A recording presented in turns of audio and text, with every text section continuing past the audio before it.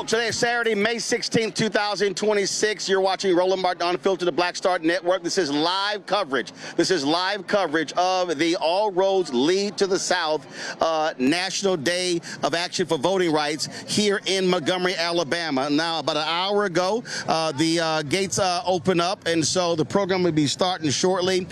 More than 5,000 people have registered. We've got more than 150 buses coming from all over the country. Not only that, there are nearly 80 satellite events happening all across the nation, as well as people are gathering. Today is voting day in places. In Louisiana, they're voting today. They're going to the ballot today in Louisiana. Of course, primary in Georgia starts on Tuesday. All of this is a result of the Supreme Court's Louisiana versus Calais decision that completely is decimating black political power all across the South. Republicans in Alabama, this state, in Mississippi, in Tennessee, in Florida, all across South Carolina, North Carolina already gerrymandered, Missouri already wiped out a black seat, Congressman Emanuel Cleaver. Of course, this all started when Donald Trump asked Republicans in Texas to get him 5 seats, wiped out 2 black seats in that state. That led to California responding. Also on Friday, the Supreme Court ruled they blocked Virginia, their appeal, where the voters in Virginia voted for them to change their map to a 10-to-1 map. And so what we are seeing is a war take place when it comes to voting. Republicans are saying it's partisan gerrymandering, but the reality is this is an absolute attack on the rights of black voters, to disenfranchise them.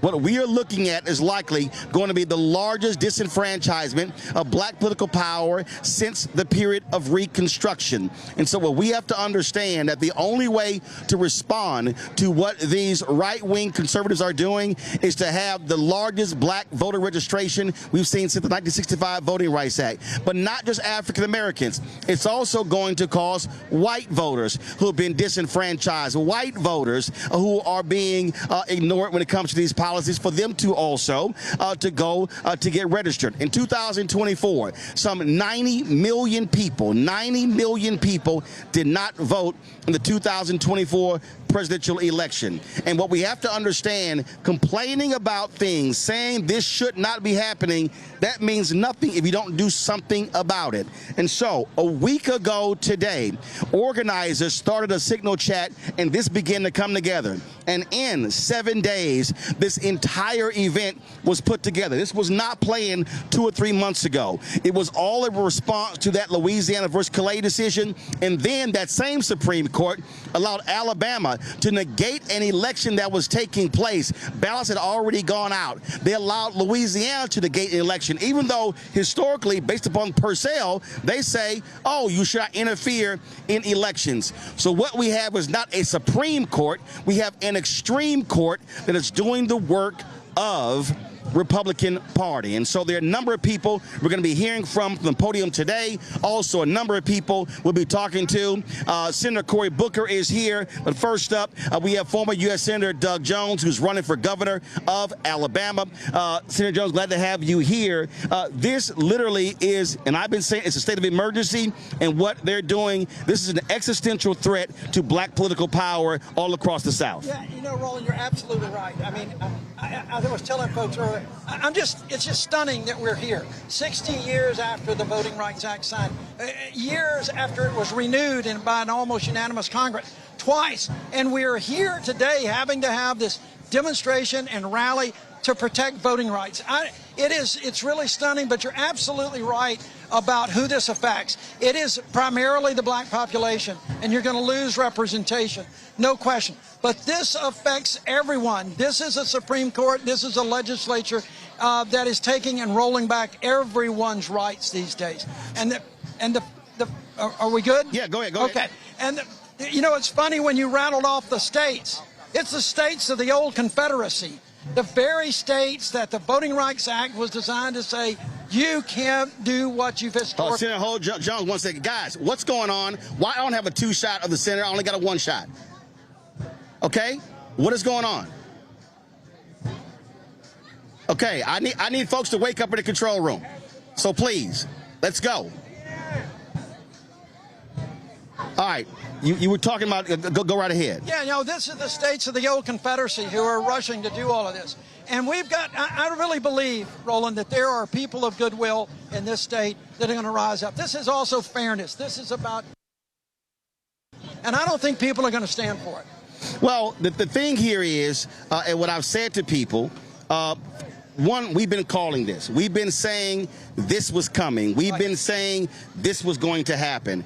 And a lot of people, a lot of folk didn't believe it. Right. A lot of folk were like, well, we're not sure. And I'm saying it absolutely is going to happen. Actually, we're going to do this here. Okay, we're having a slight technical issue, and I see the delay there. And so let me do this here. I'm going to go to commercial break. Control room, if y'all could go ahead and go to commercial break. Then we're going to come back. We're going to make sure that we get the signal straight as we're live here from Montgomery.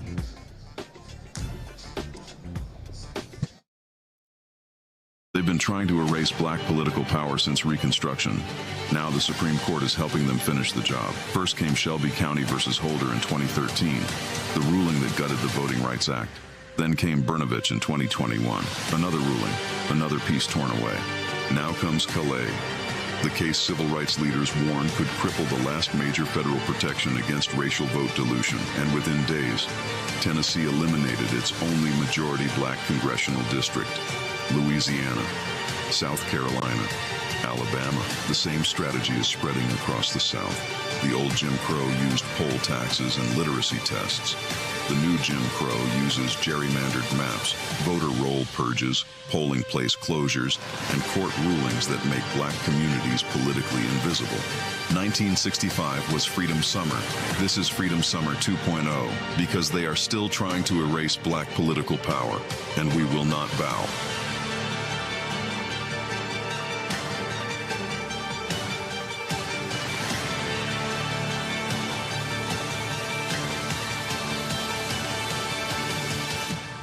Folks, we've been predicting this day was going to happen. We have talked about the consistent attack on African Americans and voting rights and black political power. Well, the right-wing Supreme Court today, in a 6-3 decision, determined the Louisiana versus Cali case that actually is going to have a major impact on congressional seats, state rep seats, state senate seats, county commissioner seats, city council seats, where race was used in the creation. It's like you have rights on paper, but no remedy in fact. The court has made it incredibly difficult.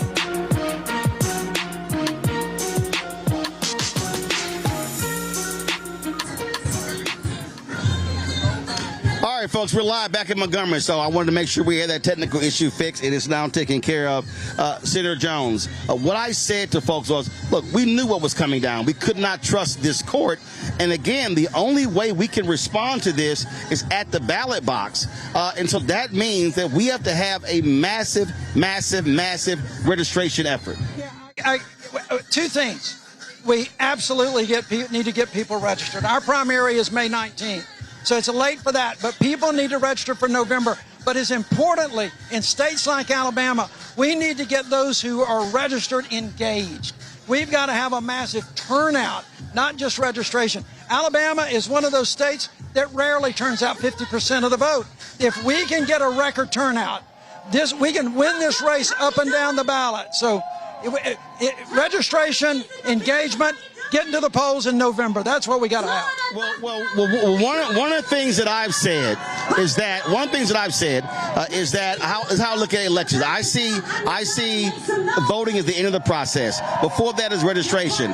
Before that is really enlightening, engaging, and informing people, walking them through, connecting the dots, trying to get them to understand what's at stake. Look, so many people, Roland, have not lived in the society of Jim Crow. Nobody understands. They think they take your vote for granted. And so it's easy to say, my vote doesn't count in Alabama. This proves your vote counts. This proves you've got to use your vote as your voice. And the more voices we can get out there, the more changes we can make so that we can stop this and move Alabama, the South, and the nation forward. So, again, the primary in Alabama is when? Primary is Tuesday, May 19th, this coming Tuesday. And so then, as soon as that is over, it is then completely focused on registering folks for November and then driving them to the polls. Because when you look at the numbers, the votes are there. The numbers are there. 100%. Look, when I ran in 2020 and I lost my re-election, I still got 920,000 votes. That's enough to win any governor's race in history of Alabama. So those votes are there. Those votes are there, and I believe, Roland, that they are growing. I think the independence in a state like Alabama has grown because people are just not happy with what they see, the direction of the state, the direction of the country. Okay. All right. Well, Senator Jones, listen, I keep telling folks it's all hands on deck. Absolutely. Absolutely. Thanks for everybody coming out here. Find another one wherever you can. Let's get people engaged. Get them out to vote. Vote like your life depends on it, because it does. All right, we appreciate it. Thanks a lot. All right, brother. All right, thank you very much, folks.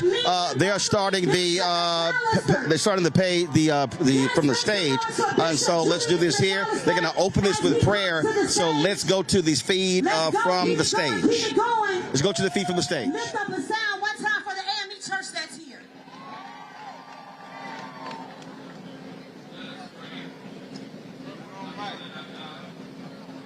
Gather at this moment in salvific history at the Alabama State Capitol, mindful that generations before us marched, prayed, cried, bled, and even died, so that democracy might live and justice might roll down like waters, and righteousness like a mighty stream. We pray now for the state of Alabama and for this nation. Touch every elected official. Move in the hearts of every judge.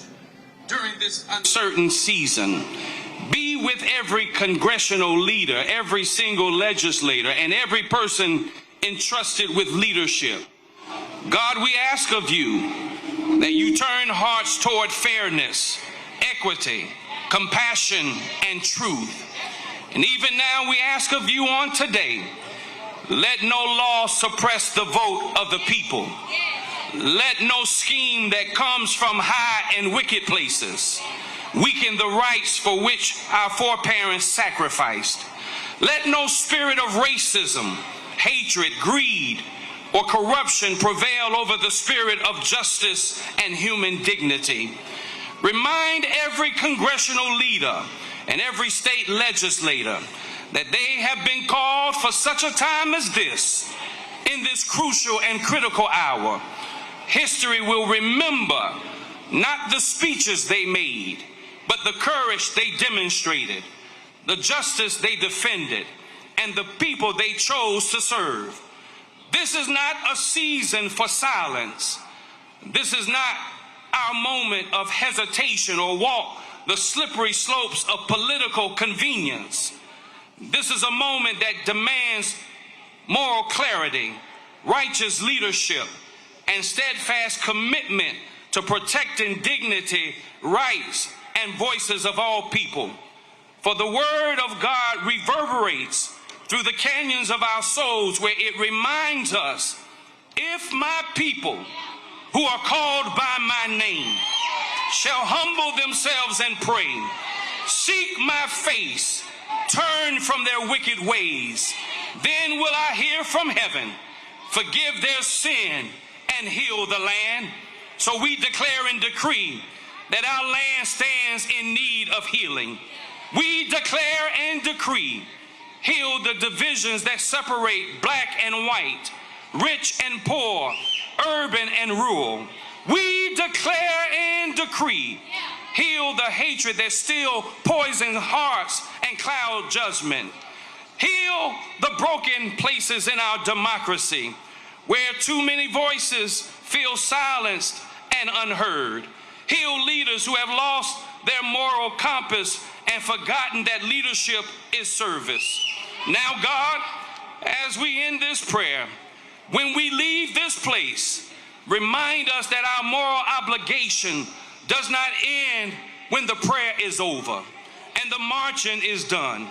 Let this march stir within us a deeper commitment to organize, mobilize, and stand together for justice.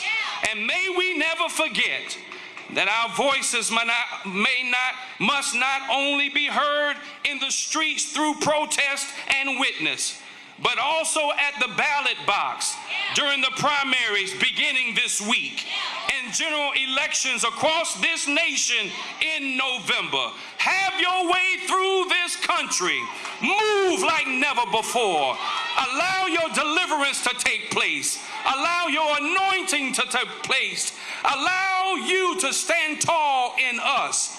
And when you do, not if you do, we'll be careful to give you the praise, the honor, and the glory. For it is in Jesus' name we pray. And all of God's people made a joyful noise unto the Lord by saying amen. Amen. Say it one more time. Now say it like you really mean it. Now let the church say amen, amen. So listen, we should all officially at this point feel welcome, but just in case, do me a favor, look at the person next to you and say, welcome to All Roads Lead to the South. Now we heard Bishop, today is about justice, say justice. Today is about freedom, say freedom. Today is about righteousness, say righteousness. Today is about representation, say representation. Today is about victory. Now if you got the victory, I need you to shout like you got it. Because look, y'all, it's something about when believers, when activists, with organizers, with coalitions get into one place on one accord. I just got word 160 organizations are represented on today. More than 3,000 people are registered. There are nearly 100 satellite events that are happening all across the country. Because we know what happens in Alabama also impacts what? Louisiana and Georgia and Mississippi and so on. And so I need you to lean a little bit. I need you to lean a little bit because justice is leaning in our direction. And I'm excited to introduce this next person. Y'all make some noise for Bishop William Murphy.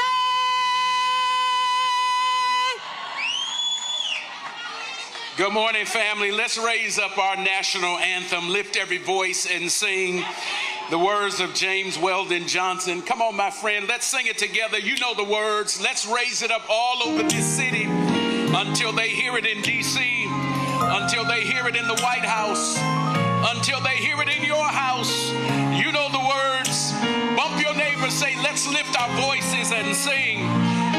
Are you ready, family? Here we go. Everybody sing. Lift every voice and sing till earth and heaven ring. Ring with the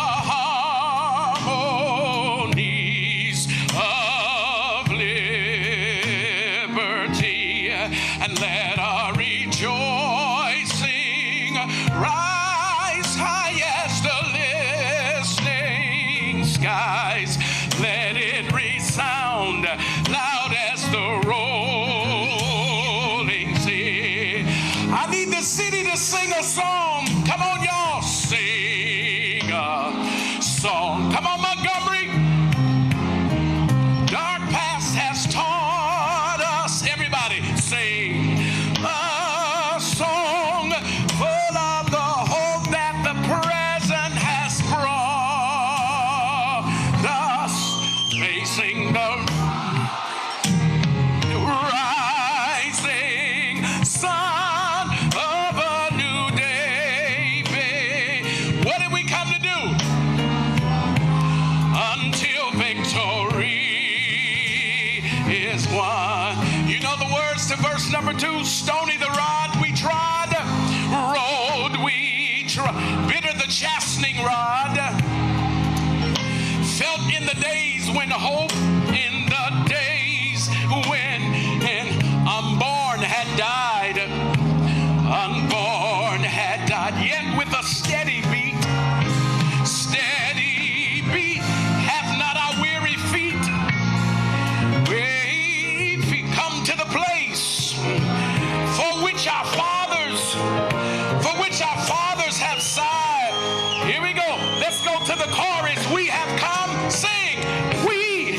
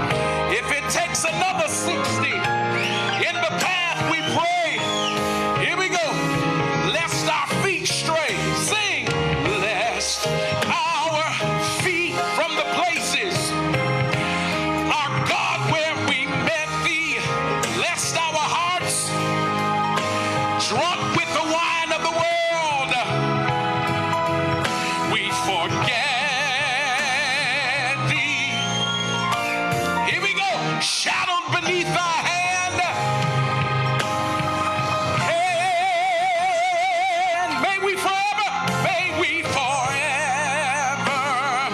true to our God, true to our native land, native land. Will you clap your hands and give the Lord praise? How y'all feeling? Y'all still feeling good?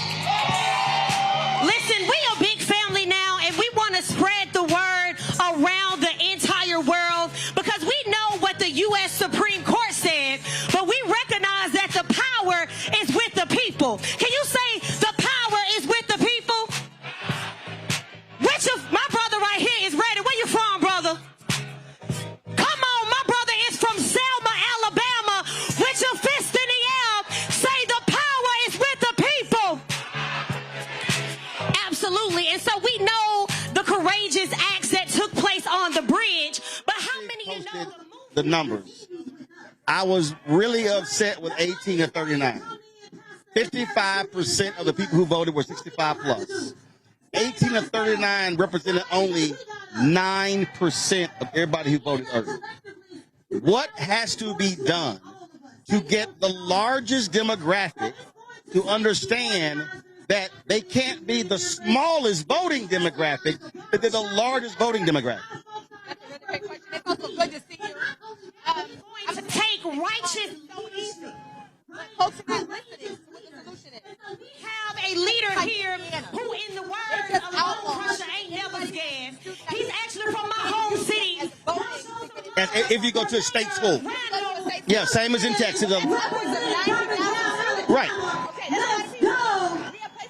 Carolina, where our students on the campus are experiencing redistricting, and they can't even have the same ballot box in the state. Look, look. I got it. And you got to be able to have ballot boxes on campus so that students can easily participate. We got to make it so that campuses right now are afraid to even engage in politics because they think it's political. Nonpartisan voter registration is not a political issue. Now, that's the folks who are in college. Yes. What about those folks who are not in college? So that's the first level, because and also you said interim. I'm the executive director now. Okay, well you didn't tell me. So number two, I didn't tell you that. I didn't say that. Yeah, tag off interim. I'm the executive director. But here's what we got to do for young folks. We got to stop trying to use celebrities and elected officials who are scaring us about what could happen if we don't vote and start telling us what they're going to promise us so that people turn out to vote.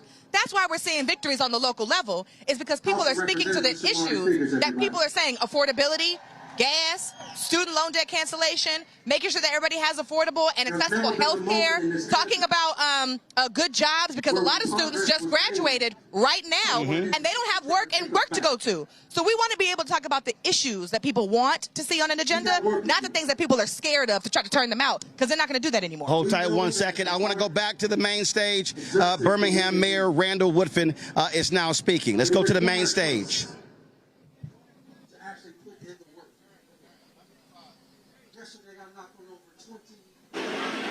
Doors.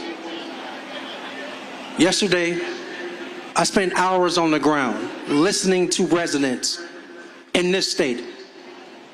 And what they require of us in this moment is to not take it lying down. It requires us to organize.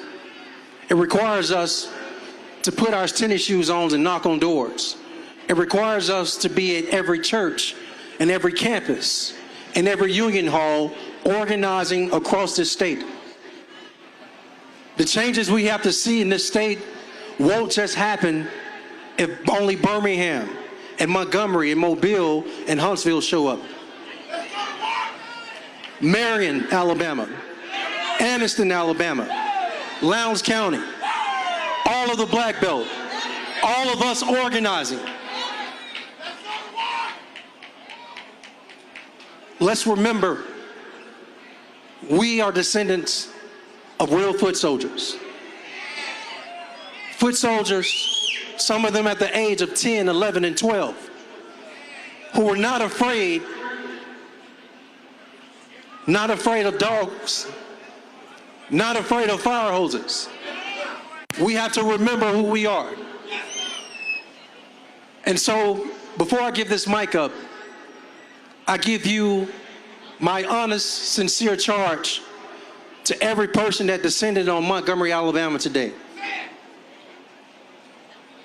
This race, this fight we're in is more than about May 19th. This fight is more than about the first Tuesday of November of 2026.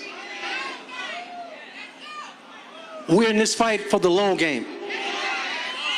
And that requires you to not give up.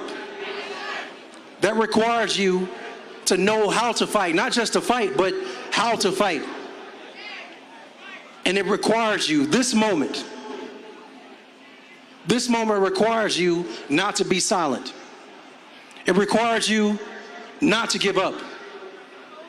And to not only have hope, but to turn that into something tangible.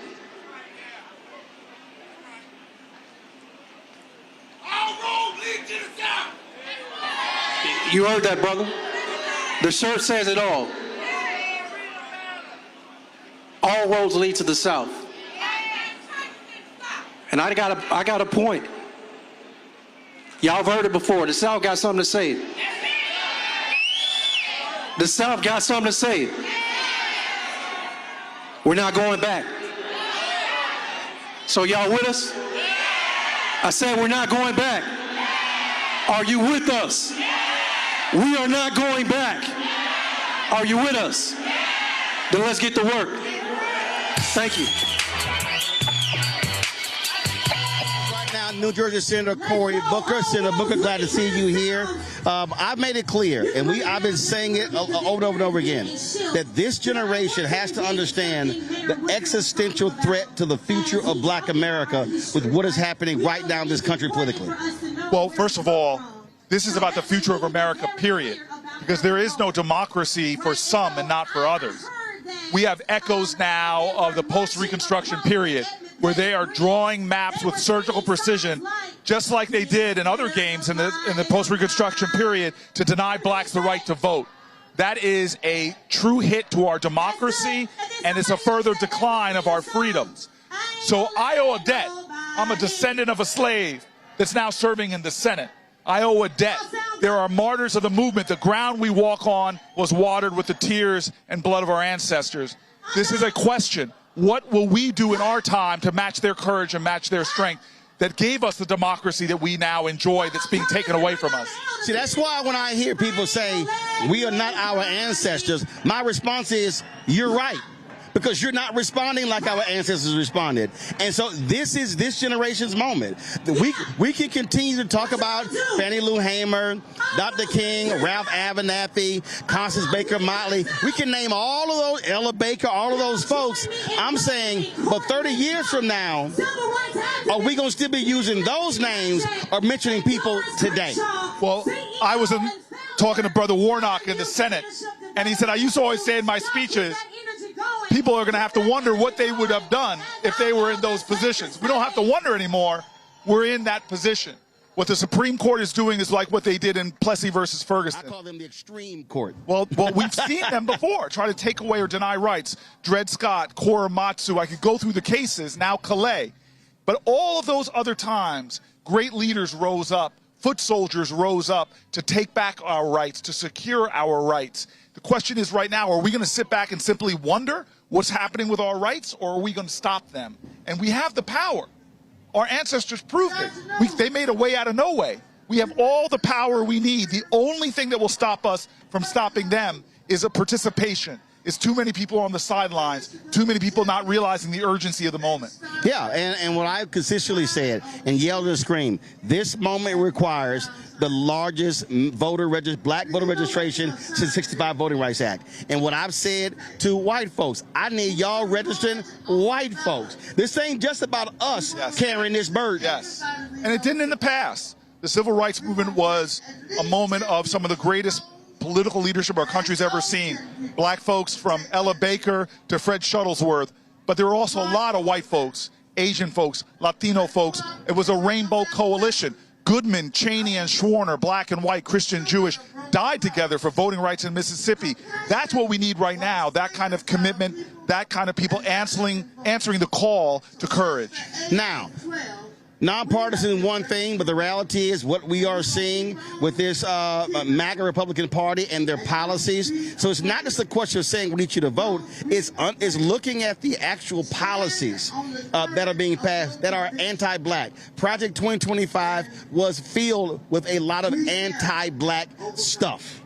Look, Stephen Miller, Donald Trump, they're saying the quiet part out loud. As soon as they got in, they fired not only qualified African Americans, but some of the most qualified people that have ever held positions, from the Congressional Library, the Library of Congress, all the way to leaders in our military. They've been targeting African Americans. They've been trying to do everything they can to cut off research for black maternal mortality. They're doing everything they can to make this not a level playing field, not a meritocracy, but to stop African American equality. And now the Supreme Court, comprised of people he put on it, that would do his bidding, that would do things like this. They're advancing that call. All of these are signs of a democracy in decline. When you're so afraid of black voters, when you're so afraid of fair elections, that you're going to do everything you can to rig the map to stop black people from participating, then you know that we have the power. And now we have to respond with the power of the people that I still believe is greater than the people in power. And the thing is, this is called All Roads Lead to the South, because even if we look 4 years ahead, 2030 census, blue states are projected to lose 11 to 14 congressional seats. Those are coming to southern states. So if there is this is absolutely a moment where, frankly, Democrats, if you want to be in the future, they're going to have to massively invest in southern states. But the thing is not just, and this is, and I'll be very specific, what I've been saying to these white consultants, stop thinking it's all television. If you do not put money on the ground, on the streets, in communities, with activists, touching people, and not September, October, no, it has to be January, February, March, April, May, year round, because you got to educate folks on the issues. We live and breathe this stuff. The average person doesn't. Okay. You've been actually saying this a long time. I don't mean to use this metaphor in any way about you being sick, but you've been the canary in the coal mine, chirping away and showing signs that there's a problem far before we saw it. When you don't cultivate your democracy in times that you think are good, you will lose your democracy when things are bad. And so that's the problem. We have been taking places for granted. The Democratic Party hasn't been investing like they should in Mississippi, in Alabama, in Louisiana. Oh, those are red states. No. Give it up on Florida. Oh. So I think this, though, is not a left-right movement. Our democracy, our democratic rights are intrinsically tied to one another's rights. As James Baldwin said, when they came after Angela Davis, he said, if they come for you in the morning, they're going to come for me at night. So every other group in America, if you think this is just happening to black folks, you have no understanding of how fascism works. You didn't watch what happened over in Hungary when they started taking away rights and all the people that got hurt. But what happened in Hungary can be an instruction to us, because even with them doing all these things to rig it so Viktor Orban could stay in office, they had record turnout, massive, that swept him out of office and restored their democracy, or going towards restoring their democracy. So that's what we have to know right now. We can do this, but we got to do it.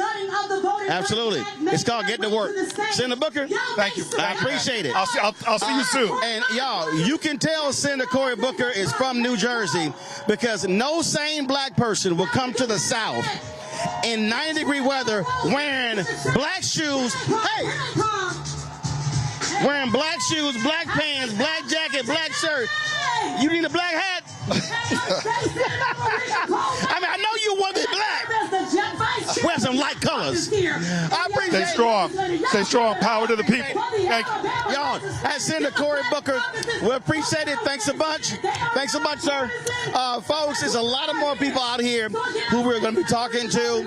They're making some introductions on the main stage. Go back to the main stage. Wondered what you would do in the movement. If you ever wondered what you marched, if you ever wondered at all, we have a medical emergency, y'all. We got a medical emergency. We need medical care right here in the front. Medics to the front. Right to the front. Hurry up. We got a medical emergency. Medics to the front. Medics to the front. We got a medical emergency. We got to make time for this. It is hot out here. Let's clear it. Let's clear for medics. Here we go. Let's make room for the medics to come on in. You all put your hands out to this sister right here in the front. Right here, we believe in Jesus. We believe today that she will be healed. It is hot out here, but we know with the masses here, God will bring the water, the cool, whatever we need to heal and cool her. All of my believers in the house, please put your hands this way. Put your hands this way. We got to take care of our seniors here. This is someone who actually marched the streets and walked so we can stand here and do this today. Y'all give it up for her. Y'all put your praying hands together. All right, come on, medics. They're going to bring her over. That's Miss B. Come on, Miss B. Williams. That's for praying folks. Her name is B. Williams from Georgia. B. Williams from Georgia. Where my Georgia legislators? We got to help. My Georgia legislators are here right now, here with us. All right, Miss B, we got you covered in the blood of Jesus right now. She is covered.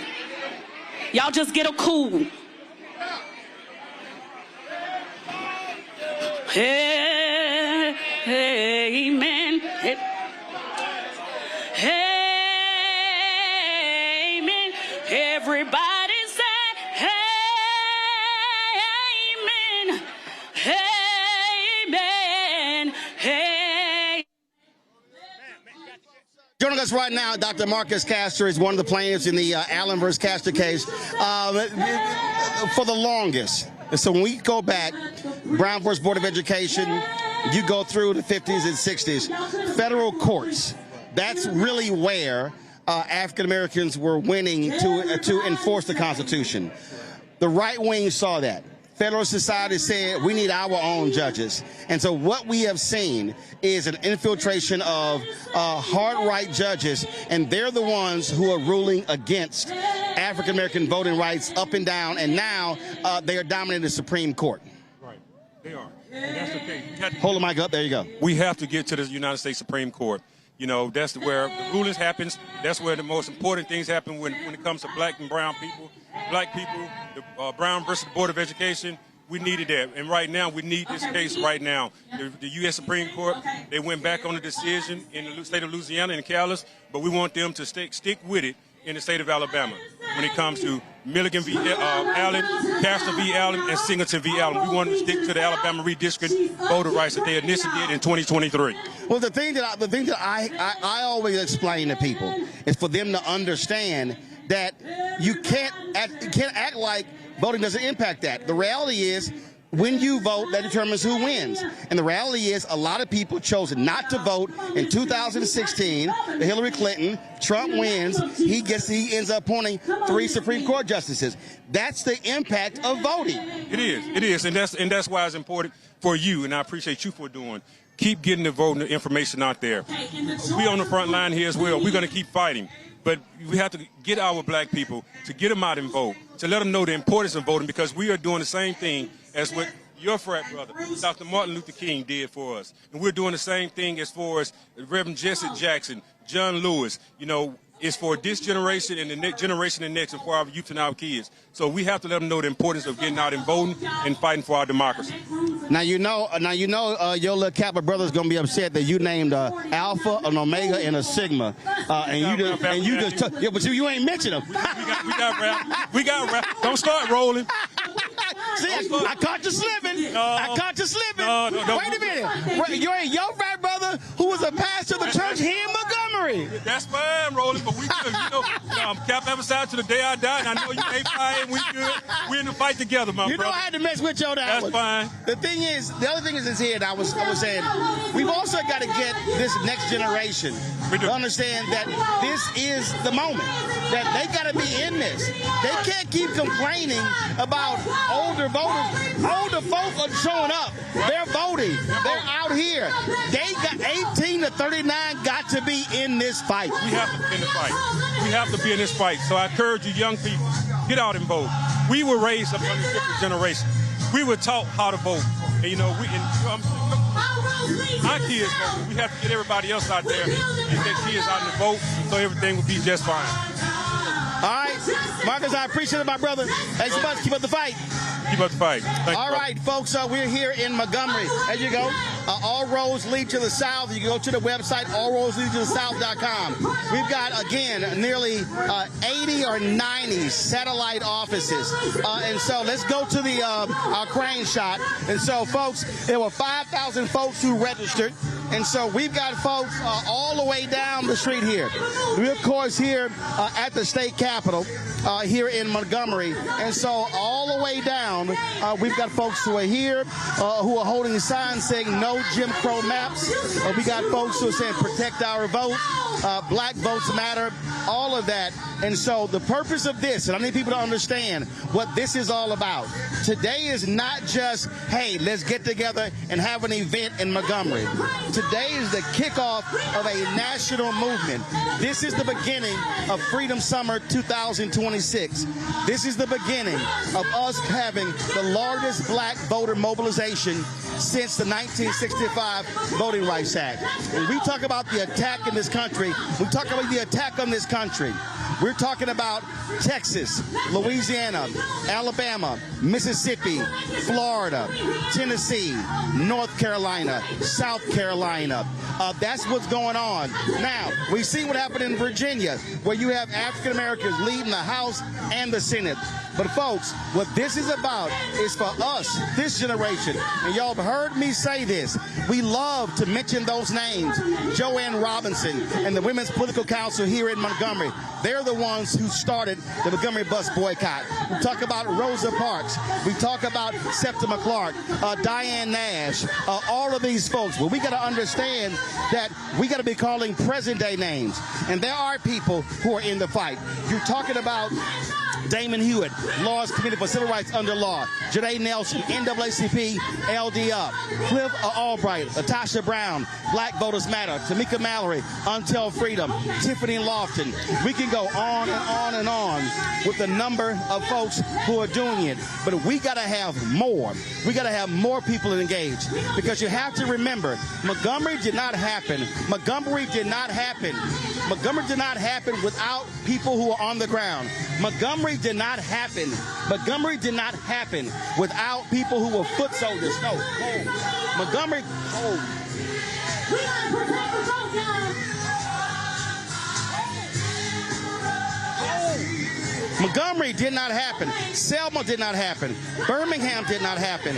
Albany did not happen. All of these places did not happen unless there were regular, ordinary people who were on the streets, who were showing up, people who risked their jobs, people who risked their lives to do what's right.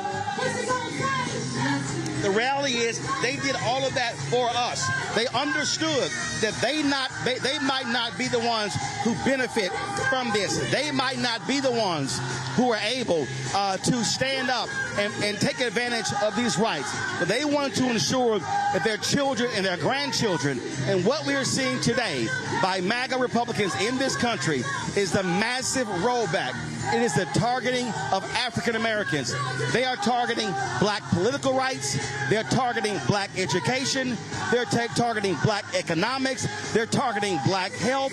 They're targeting every aspect of black America. They cannot stand the success of the black political infrastructure in the last 60 years. And so it is a complete undermining of what we have fought for. It is a complete undermining of everything that we have died for. And so we cannot take this for granted. And I know there are people out there, and I hear y'all, we all say, well, nothing has changed. That's not true. People say, well, I haven't seen this. Well, guess what? You got to fight for that. You got to put something on the line for that. You can't just say, well, I'm not going to vote till I see it. Let me tell you right now, you are guaranteed never to see it if you don't vote. You are guaranteed to never see it if you sit elections out.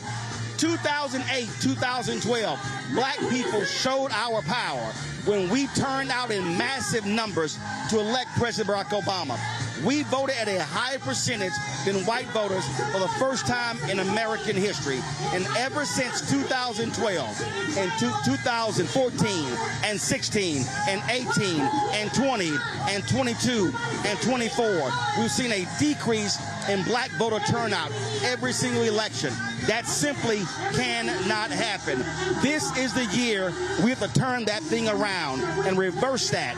We've got to get our black turnout above 60, 70, 80%. And where there are African Americans, what we've got to have, again, our people turning out in massive, massive numbers. That is what is required. And so that is what is necessary. And so what's happening right now, again, we have a medical emergency right in front of the stage. A person is being tended to. And so people got to understand it is hot out here. And so what we have to do is stay as cool as we possibly can. And that's our requirement. So that's what's going on. So we're waiting for the next round of speakers to come on out here. I see Tennessee State Representative Justin Jones over here. He's here. We're going to try to grab him to come over here. And so we have some other folks as well. You see many of those speakers that are on stage. And so we want to be able to talk to more of them. Again, I see Montgomery Mayor Stephen Reed, who's here, so we'll be chatting with him a little bit later as well. And so let's go to the main stage, of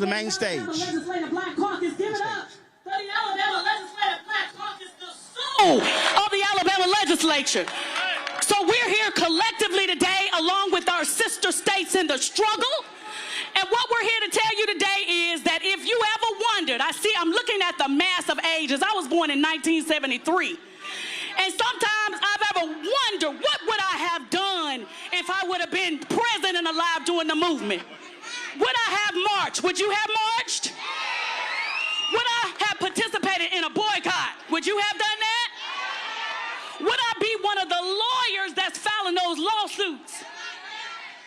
Would I be a freedom singer, singing and moaning for the movement like my grandfather? We're here to tell you, you don't have to wonder anymore. You don't have to wonder anymore. This is our time right now, and we are fired up and ready to go. So when I say fired up, you say ready to go. Fired up! Fired up! Fired up! Fired up! All right, ladies and gentlemen, I'll give you now the chair of the Alabama Legislative Caucus from Mobile, Alabama, Representative Napoleon Bracey. Power to the people! Let's go! My name is Napoleon Bracey Jr., and I'm the chair of the Alabama Legislative Black Caucus. And guess what? We saw this coming. A lot of y'all on your way here today, you passed the first White House of the Confederacy on your way here today. We knew they would do what they're doing, and they have the nerve to tell us that they could better represent us than we can represent ourselves. But let me tell you what we get when they represent us. We get racist ass maps when they represent us. Let me tell you what else we get when they represent us. We get poor education. We get our hospitals closing. We don't expand Medicaid. They bust up our unions. We have a low minimum wage. All of these things is because they tried to represent us. But let me tell you one thing before I go.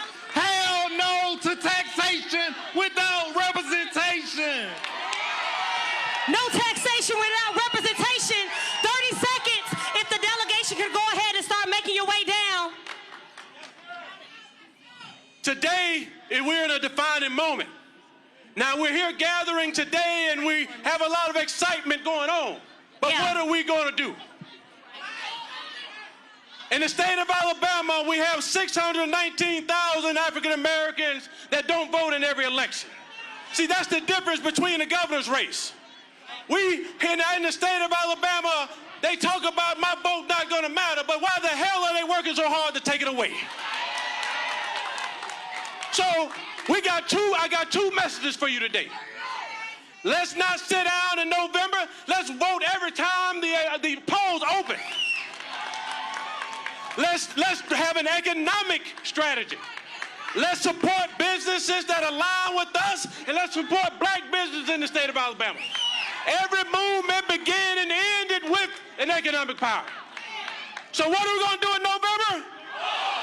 vote. Thank you and God bless you. Hello, hello, hello. Montgomery, make some noise. I am the one, the only state representative, Wonderland Gavan. And let me just tell you before they take the microphone, I need you all to understand that we are standing on holy ground. Say holy. Holy. Holy. We are standing on the ground that black hands helped to build. Say holy. Holy. Holy. Holy. We are standing in a place where our ancestors once stood. Say holy. Holy. And we are standing in a place that we will not allow them to take us back. Say we are not going back. We're not going back. We're not going back. We're not going back. We're not going back. We're not going back. Make I am some State noise. Representative Wonderland Lily Gavan, and I did approve this message. Let's go. Make some noise if you're not going back. Speaking of not going back, we are moving forward. Cities like Montgomery are moving forward in an incredible way. Y'all show some love for the mayor of this great city. Come on, Mayor Stephen Reed. Let's go. Say we're not going back. Say we're not going back. When voting rights are under attack, what do? Stand up. We fight back. Let's go if you're ready to fight back. Listen, we have millions of folks who are watching y'all. Look around and say, all eyes once again are on the South. Because we know the South has always been the battleground. But what I love about the South is we always meet the moment. Because we ain't never been scared. We always stand up. We always fight back. We always come together. And we always win, ain't that right? All right, we're going to keep it going. Mayor Reed, we waiting on you, Doug. Let's go. Montgomery, y'all show him some love. How you doing? How's everybody?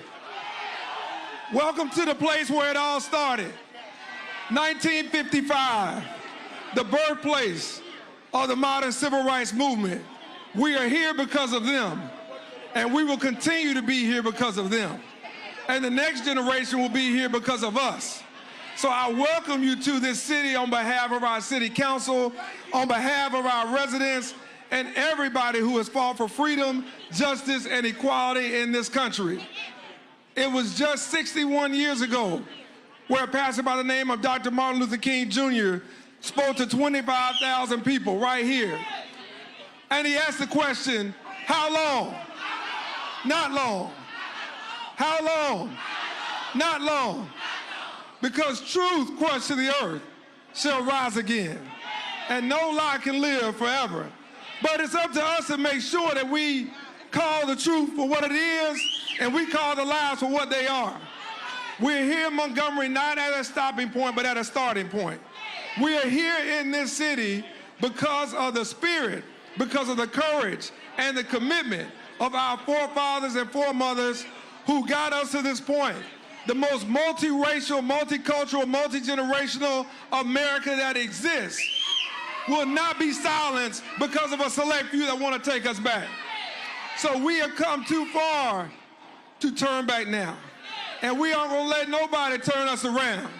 And so we're here with the spirit of those who have led, those who have bled, those who have fought, those who have kneeled, those who have pushed back, those who have sat in, those who have stood up, and those who have spoken out. So I welcome you to this city where history is always on top of our minds, where we are living history, but we have to make sure that we don't just end right here today. This has to go through Tuesday, primary day.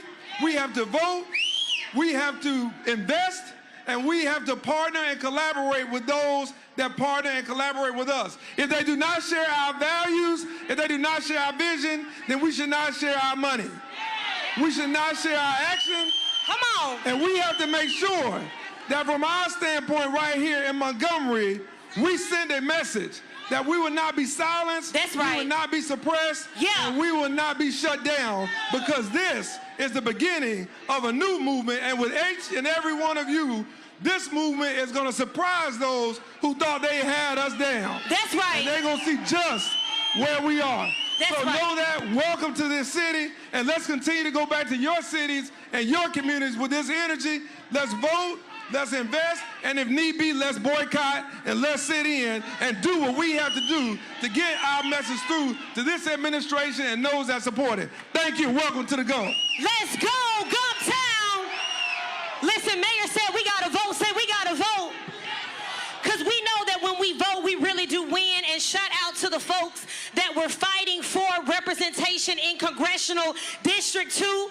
Black folks, all folks showed out, and we were able to get equitable representation. Now, while the Supreme Courts and the courts are trying to erase our voice, they're trying to silence our voices, we ain't gonna let them. Look at your neighbor and say, we ain't gonna let them. And so here to talk a little bit more about the Allen versus Milligan case, I have a few plaintiffs. Y'all show some love for Kadita Stone along with Evan Milligan. Let's go. Yeah. We actually Shalila Dowdy. We got three of them. How y'all doing? Everybody say 1, 2, 1, 2. Yeah, I like the energy. Kadita, set us off. Yeah, so as y'all know, we proved in court that Alabama was racist in their maps, and we were able to win a 2nd congressional district, and the news that we found out of what they've done now is absolutely wrong. And as you know, our governor called a special session last week, but let me tell you what she ain't talk about. So she ain't talk about expanding Medicaid for everyday Alabamians. Mind you, we 1 in 3 states that don't have Medicaid expansion. Okay, she ain't talk about those rural hospitals that are closing, that's causing people in Alabama to drive an hour away to receive medical care, okay? She ain't talk about she ain't talk about why we got the highest power bills in the Southeast. We can fix that. We can fix that. She ain't talk about why we're the third highest state in the nation for maternal mortality rates for black women. She ain't talk about that. She ain't talk about why 50,000 Alabamians just lost SNAP benefits 2 days ago. She didn't talk about none of that, okay? And you know what? She also didn't talk about Lowndes County.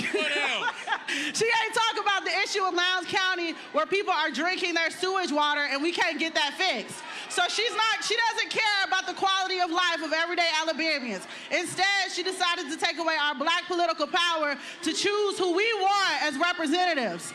And one thing I know to be true is that when we do not have a seat at the table, we are on the menu. So let's get out and do what we gotta do. When we fight,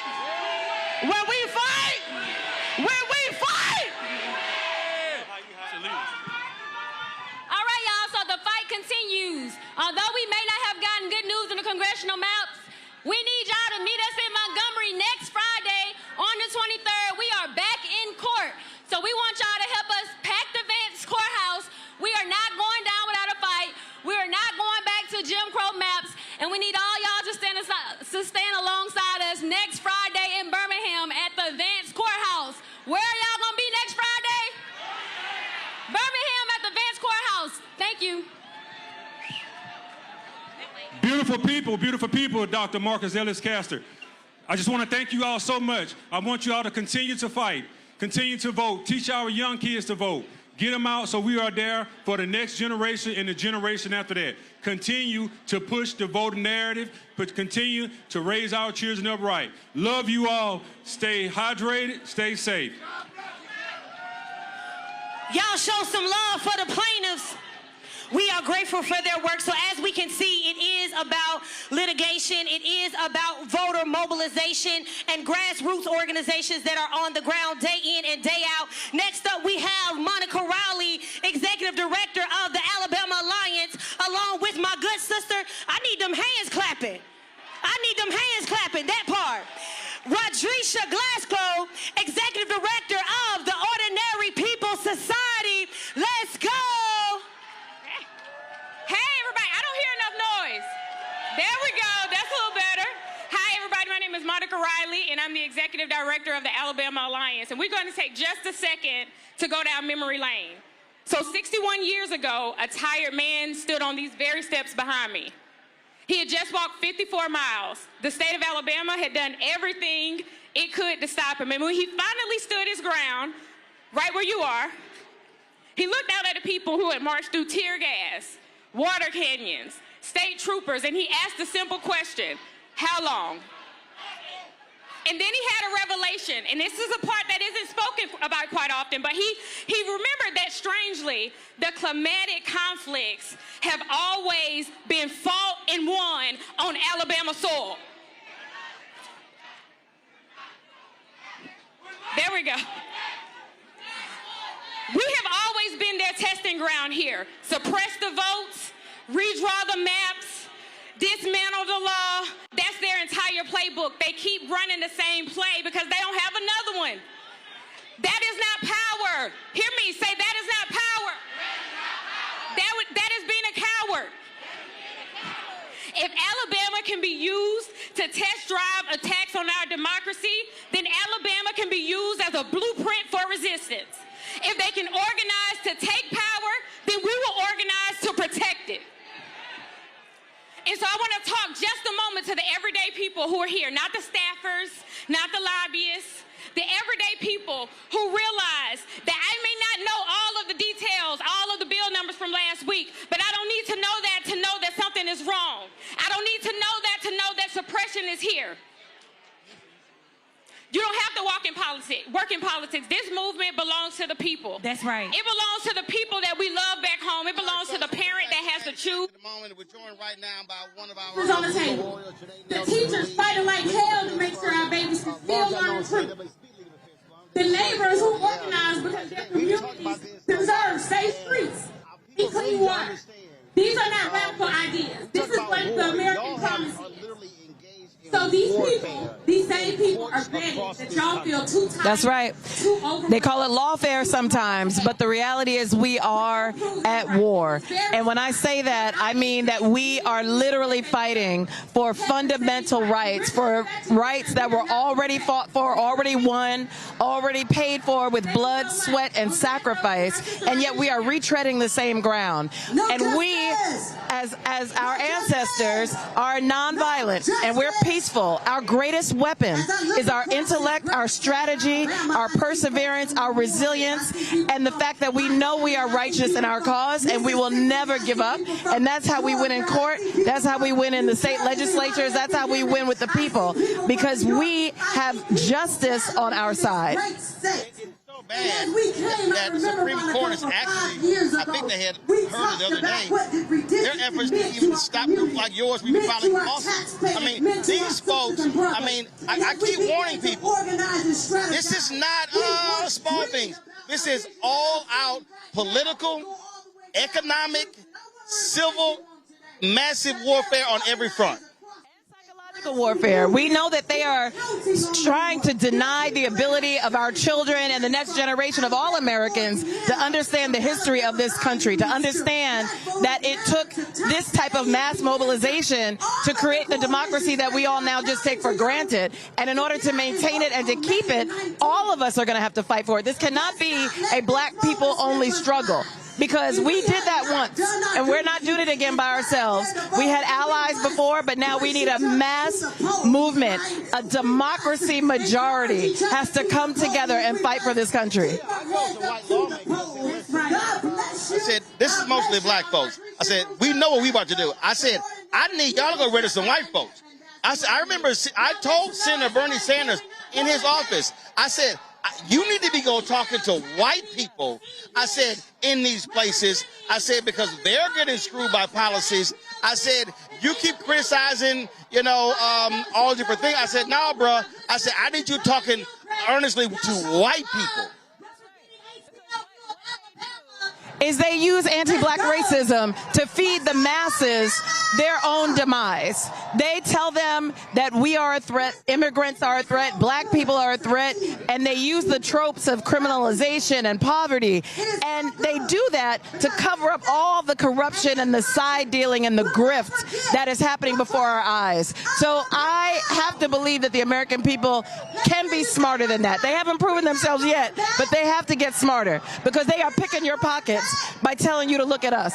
Also, we're looking at, I mean, what is utterly illogical to watch. I call them an extreme court.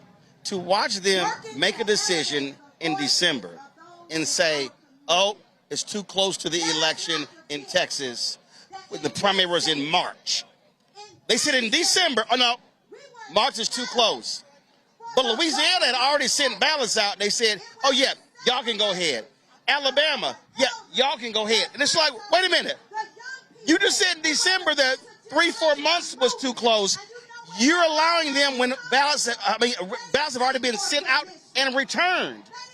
Like, that is inexplicable. It is inexplicable. And people are always asking me to try to make sense of it, right? Like, what's the reasoning? What's the rationale? What's the logic? There is none. And I have to say that I defend the courts. I believe that they are still a powerful vehicle for change. But when they act up, when they are indefensible, I will be the first one to tell you. And right now, the Supreme Court's antics around voting are absolutely indefensible. This is an activist court. I love this idea of an extreme court because they are the extreme Supremes right now. That conservative majority is extremist. Yes. We can do whatever we want. For now. For now. Because what they've done is they've awakened a sleeping giant. Because the people understand when they've been hoodwinked. They understand when their institutions have abandoned them. And we are now commemorating the 250th anniversary of the Declaration of Independence. And that very document tells us that when your government stands in the way of your life, liberty, and pursuit of happiness, you, the people, have the right to change it. And that's what our job is this November. Well, I tell everybody, this is all hands on deck. Everybody has a role to play, and that's where we got to be right now.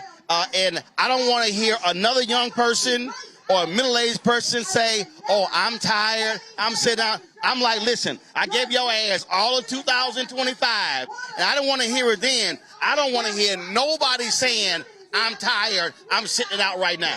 No, I hear you. I hear you. I do understand how people can feel frustrated with politics, right? How they can feel like it's not really delivering for them. But LDF is a nonpartisan organization. We believe in people's power, and the most powerful tool that every one of us has is the right to vote. And you can exercise it any way you want. But when someone tries to take it away, that should tell you how valuable it is. When they're trying to use all these tricks in the courts, in the legislatures, to keep you from your vote, you know you have something that is precious. And for you to let it go and sit and rot is on you. Absolutely. We can't afford it. Absolutely. Janae Nelson, we appreciate it. Thanks a lot. Thank you, Roland. All right, thanks a bunch. Always good to see you. All right, folks, you can go ahead and take off. Grab your water with you. I'm going to bring in, we got a lot of folks waiting. Congressman Stephen Horsford of Nevada. He's also in one of the places. We're going to sit here, and also we're going to have Mayor Stephen Reed of Montgomery step on up right now.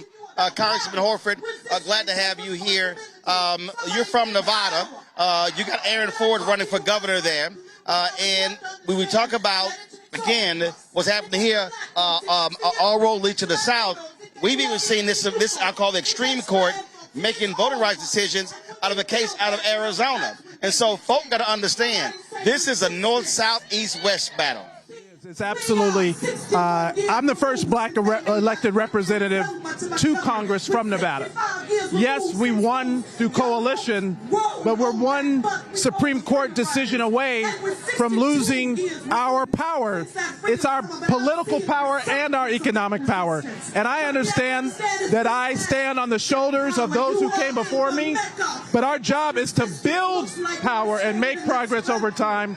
And this Supreme Court, the corrupt administration, Republicans who are capitulating, are trying to take us backwards at a moment we're not going back. Well, and the thing is, when I keep saying it's all hands on deck, it's literally all hands on deck. We need everybody fully engaged. So that is why this march is so important, because they want us to believe we're powerless. They want to tell us to believe that there's nothing that we can't do. There is a lot that we can do. We can organize in this moment. We can register at this moment. We can show up in this moment. There are forces who want to take us back. They're the same forces who are trying to take us back economically. But our power is in our representation, not in them choosing our representatives, but in the people being able to choose it. And that is why we have to organize in this moment and organize to turn out the biggest black turnout ever. It has to be too big to rig because they want to steal this election, but we can't let them do that. And the people, the black communities all over the country will show up in numbers the likes the other side has never seen. Absolutely, Congressman Horsford. I appreciate it. Thanks so much. We're going to go back to the main stage. Rukia Lumumba is speaking, and then we're going to come back here to talk to Mayor Stephen Reed. So let's go to the main stage. And more than a battleground. Y'all know that. Mississippi has been the testing ground for American democracy itself. Every major fight for voting rights in this country carries the fingerprints of black Mississippians who raised their jobs, who risked their safety, who risked their lives to make democracy real. From Fannie Lou Hamer in Sunflower County to Medgar Evers organizing across the state, to Hollis Watkins organizing grassroots organizations in the Delta. Mississippi forced this nation to confront the truth. The Voting Rights Act did not emerge because America suddenly found its conscience.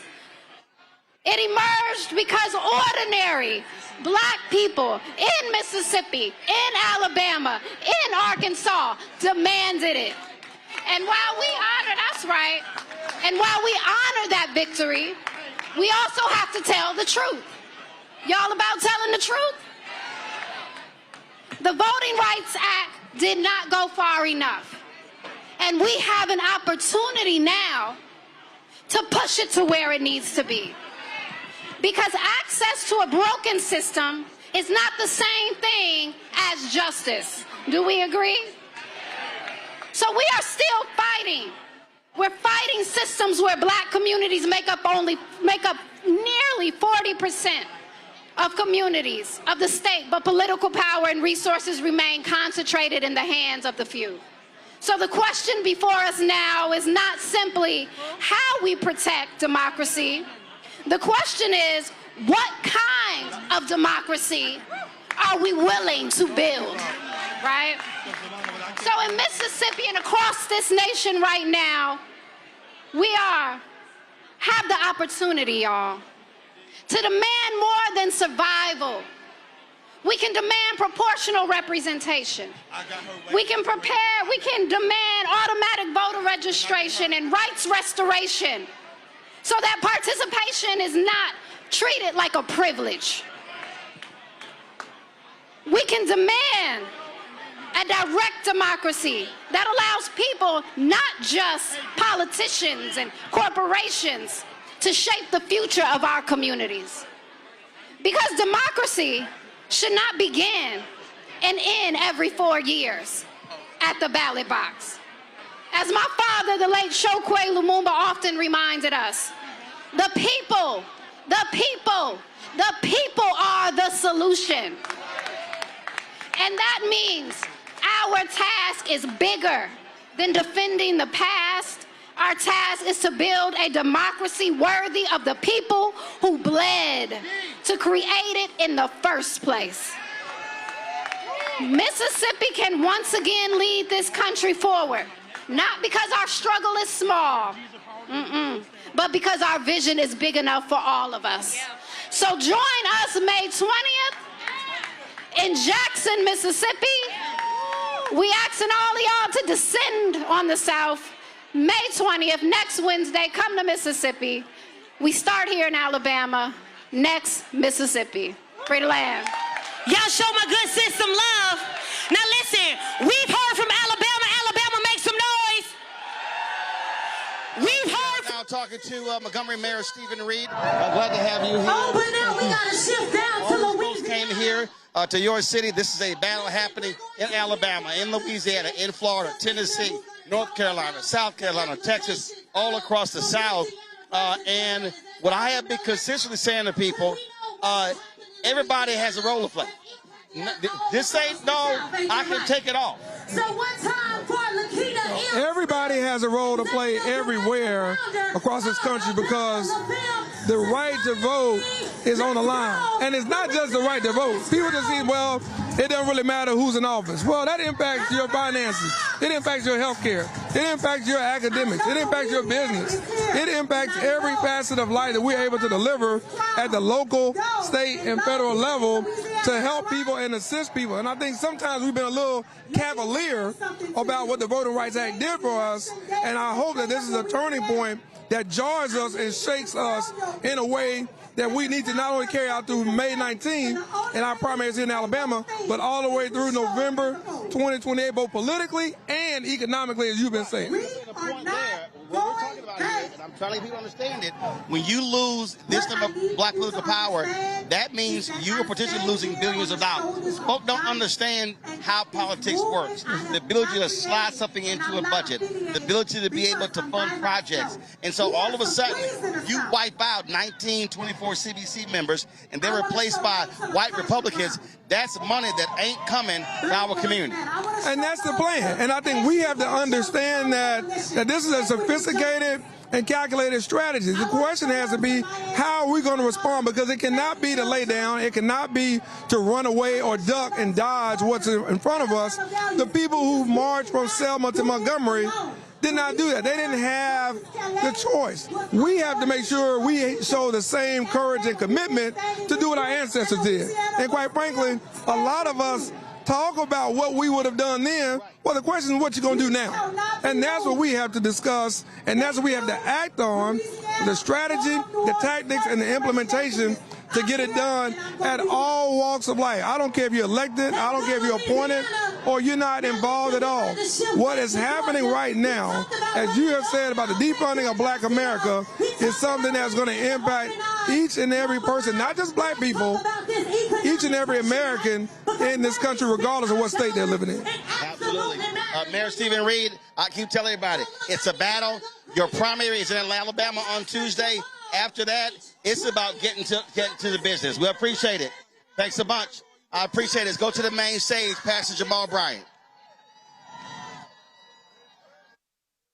The road was going to be easy, but I don't believe God's brought us this far to leave us now.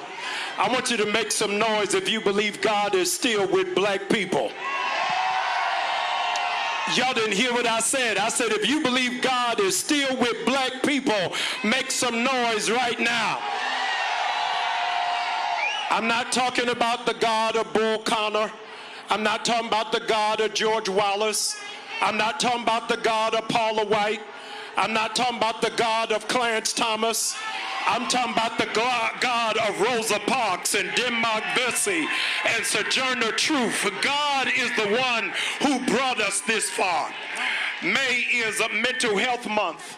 In 1850, Dr. Samuel Cartwright made up a disease called drapetopia. And he said drapetopia is a mental illness for black people who are enslaved and try to run away to be free.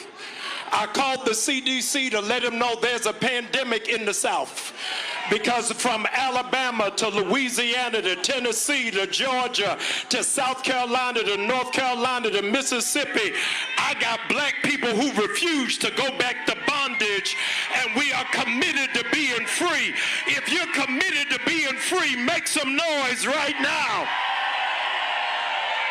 Today is the death of the Confederacy. Y'all didn't hear what I said. Today is the death of the Confederacy.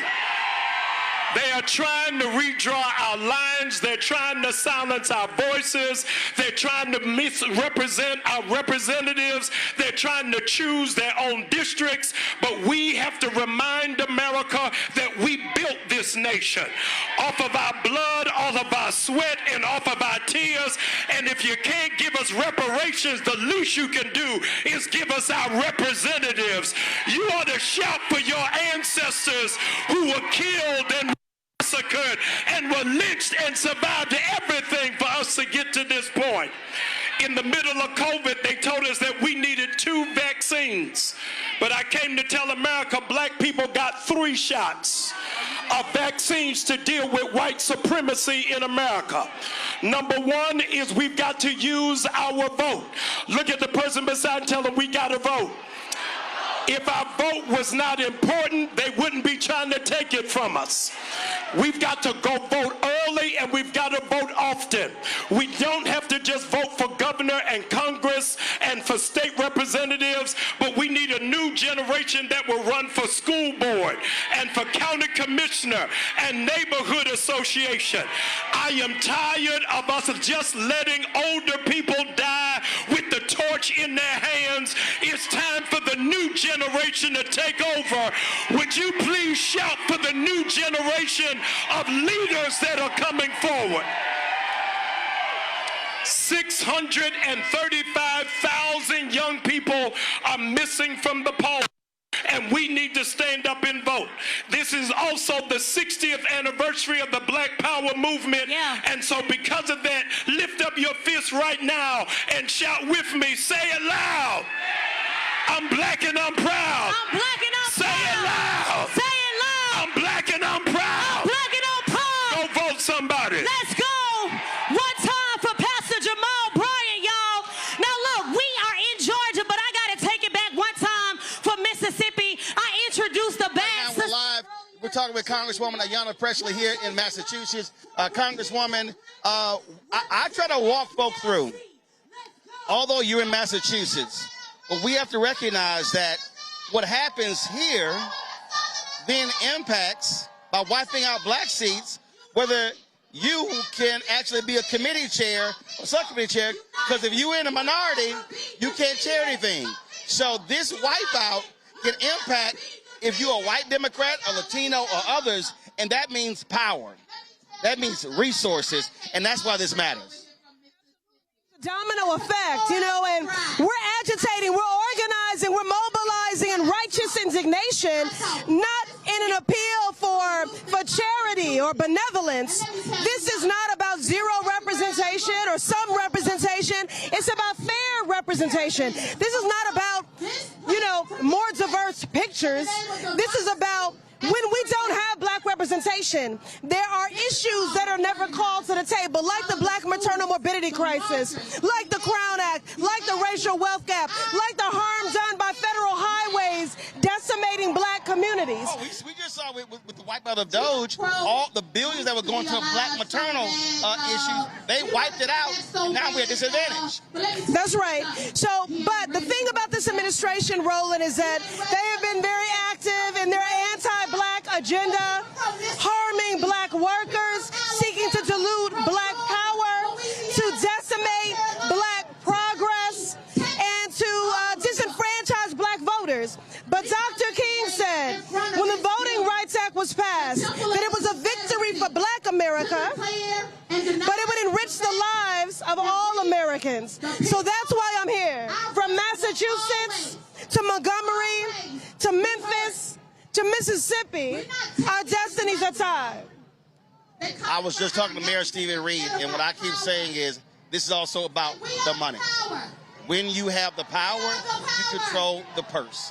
And so by wiping out black political power, that means wiping out black economic power. Absolutely. It's all about power, Roland, and the recognition that we as a black people are very powerful. We are the supermajority, and that drives them crazy because they have been trying to erase black people and deny us our full citizenship and rights since the Civil War. They cannot get over it. There's a through line from the 3/5 Southern Compromise to the Louisiana-Calais decision. It is all connected, all of it. So all roads lead to the South. As goes the South, so goes the nation. Y'all need to pull up because this is about our power. This is about our votes. This is about our economic power. This is about our very existence. Absolutely. Congresswoman Pressley, we appreciate it. Thank you, Roland. Thanks a bunch. We appreciate you. I appreciate it. Support black press, independent black press. There we go. All right, folks, let's go back to the main stage. Let's go. We just step from side to side.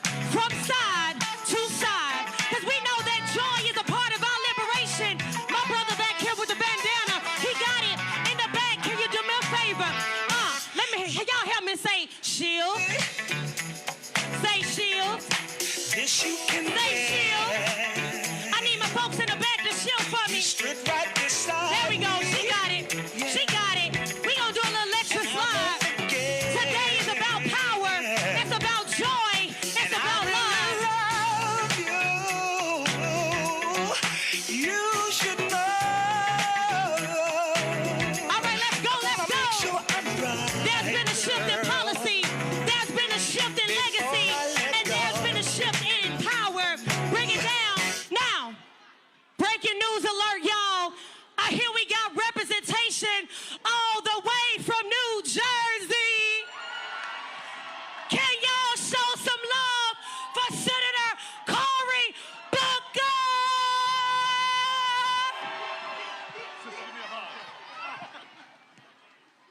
All right, Montgomery. Now, what is a northern boy doing here? It's because all roads right now. Let me hear you say it again, all roads. I am a young man that remembers where I came from. We all must remember now that this is sacred civic soil that we are standing on. They told our ancestors that democracy could not grow here, but with their hands and their toiling in hot sun and dark nights, they planted the seeds of the fruit we now enjoy. We are here on sacred soil to remember those who fought for us, struggled for us, endured for us, never gave up on us. We are our ancestors' wildest dreams. We are the answer to the prayers of those who came before. But we also stand here with the understanding that the freedoms we inherited from our ancestors, they're not possessions for us to hold. They are rights that we hold in trust, that we were given to be stewards of. You see, a lot of people are drinking deeply from wells of freedom and liberty that they did not dig. They're eating from banquet tables prepared for them by their ancestors, sitting back, getting dumb, fat, and happy and comfortable. This is one of those moments where we understand that our blessings come with obligation. There is no liberation without obligation.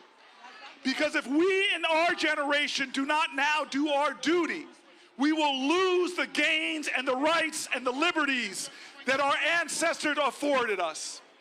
Now is our generation's time to prove worthy of the blessings. Now is our generation's time to respond to the assaults. You see, we have seen this before, where some people in black robes try to deny or take away our rights.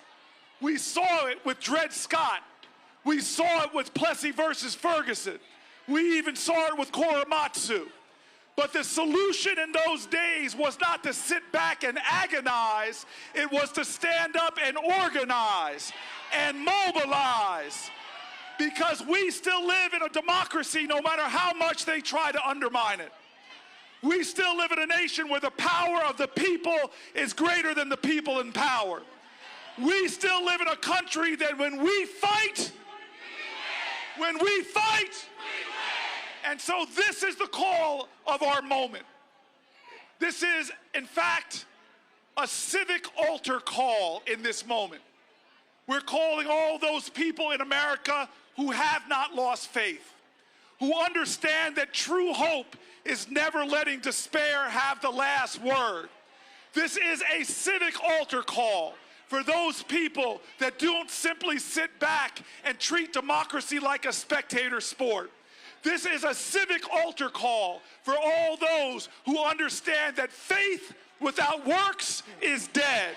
This is a civic altar call for all those people like me that understand and were taught that weeping may endure through the night, but we will bring on the joy tomorrow. You see, Martin Luther King said it. He said it's not going to be long, but I'm going to tell you. I'm going to tell you right now. Yeah. He talked about the arc of the moral universe. We must bend it towards justice. That's right. So we are here today, but tomorrow we need to go out and organize. That's right. Tomorrow we must prove worthy. Tomorrow we must do the work to answer the altar call and say collectively, here I am, here I stand. Yeah. Take someone's hand and say like our ancestors did and make it true. We shall overcome. Thank you. Let's go. Y'all show some love for Senator Booker. As he said, it's not just about what we do today, but it's also about what we do tomorrow. Amen? Listen, he said it's an altar call. I think the clarion call was made, and it seems like the call has been answered. And it has been answered, as you can see, not just in New Jersey, but also in Georgia. So join me in welcoming Eric Polk, Chief of Staff for Pro-Georgia. Y'all make some noise.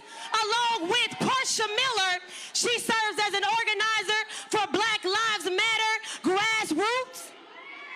We got Christopher Bruce, Policy Director of ACLU of Georgia. Yeah. Y'all show some love for Georgia as they come. Yeah. Say you can't stop the revolution. Say you can't stop the revolution. Say you can't stop the revolution. Voting rights is the solution. Say you can't stop the revolution. Yeah, yeah. Let's jump in there. You can't stop the revolution. Yeah. Say you can't stop the revolution. Yeah. Voting rights is the solution. Voting rights is the solution. No justice. No peace. What up, Alabama? It feel good to be home. When I fight for your rights and y'all see me all over this country, just know I take my people with me. We are the most humble, the most self-servant, the most hospitable. But we do not take a fight laying down because we will fight on our backs. They are trying to take us back. That's right. They started in Tennessee. They started in South Carolina. They started in Louisiana, and now they're trying to come to Georgia. But Georgia, I'm going to tell y'all something. The South got something to say. So meet us at the Capitol, June 17th, special session. Because what do we want? Voter rights. What do we want? When do we want it? What do we want? When do we want it? Now, if we don't get it, if we don't get it, shut it down. If we don't get it, shut it down. If we don't get it, if we don't get it, shut it down. We about to shut it down. Let's go. Black Lives Matter Grassroots. Next up, we have Christopher Bruce, Policy Director of ACLU of Georgia. Hello, Alabama. Hello, hello, hello. Alabama, what's going on?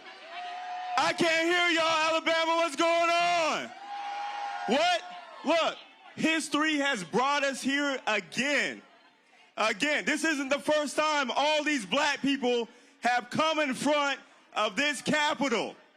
Last time they were coming for your rights. And what happened? When we fight, we what? When we fight, we what? When we fight, we what? Look, there are people in this country who are trying to silence your vote, right? Now, they try to silence your vote, which means they try to silence your voice. When they're trying to gerrymander your lives, that's gerrymandering your future. What are we going to do about it? We're going to fight. What are we going to do about it?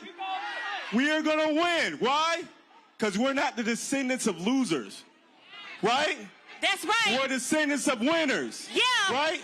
I've never heard of black history or losing history. Black history is the history of people who've been empowered to change this nation. Okay? I come from Atlanta. You know what they say? Atlanta influences everything? Hey, you black people influence everything. Especially this nation right here. Yeah, we got about 15 more seconds. There you go. Yeah. So while the court blew a hole in our voting rights, okay, while they open the door across the South for attacks against black people. Preacher, how you feel it? They're up here. They're not attacking. Yeah. They're going to win. Yeah. Okay? So let's go. I'll see y'all on the finish line. That part. Let's go. Let's go. Now, with 30 seconds left, I got a state representative here from Georgia. Make it real quick. Don't make it long, but make it strong. We just want you all to know that Alabama, we come from Georgia to support you. Let me hear Georgia in the house. Yeah. That's right. We come to support you, and we know that you will support us when they call us back in on June the 17th. We are all in this together. That's right. Peace. Peace and love. Thank y'all so much. Show some love for Georgia. Now, we know that they have a special session coming up, so it's going to be important that we are continuing to support each other because voting is a part of the strategy, but also, you know, flipping over tables also got to be a part of the strategy. Will you agree? I'm reminded of two words, good trouble. Say good trouble.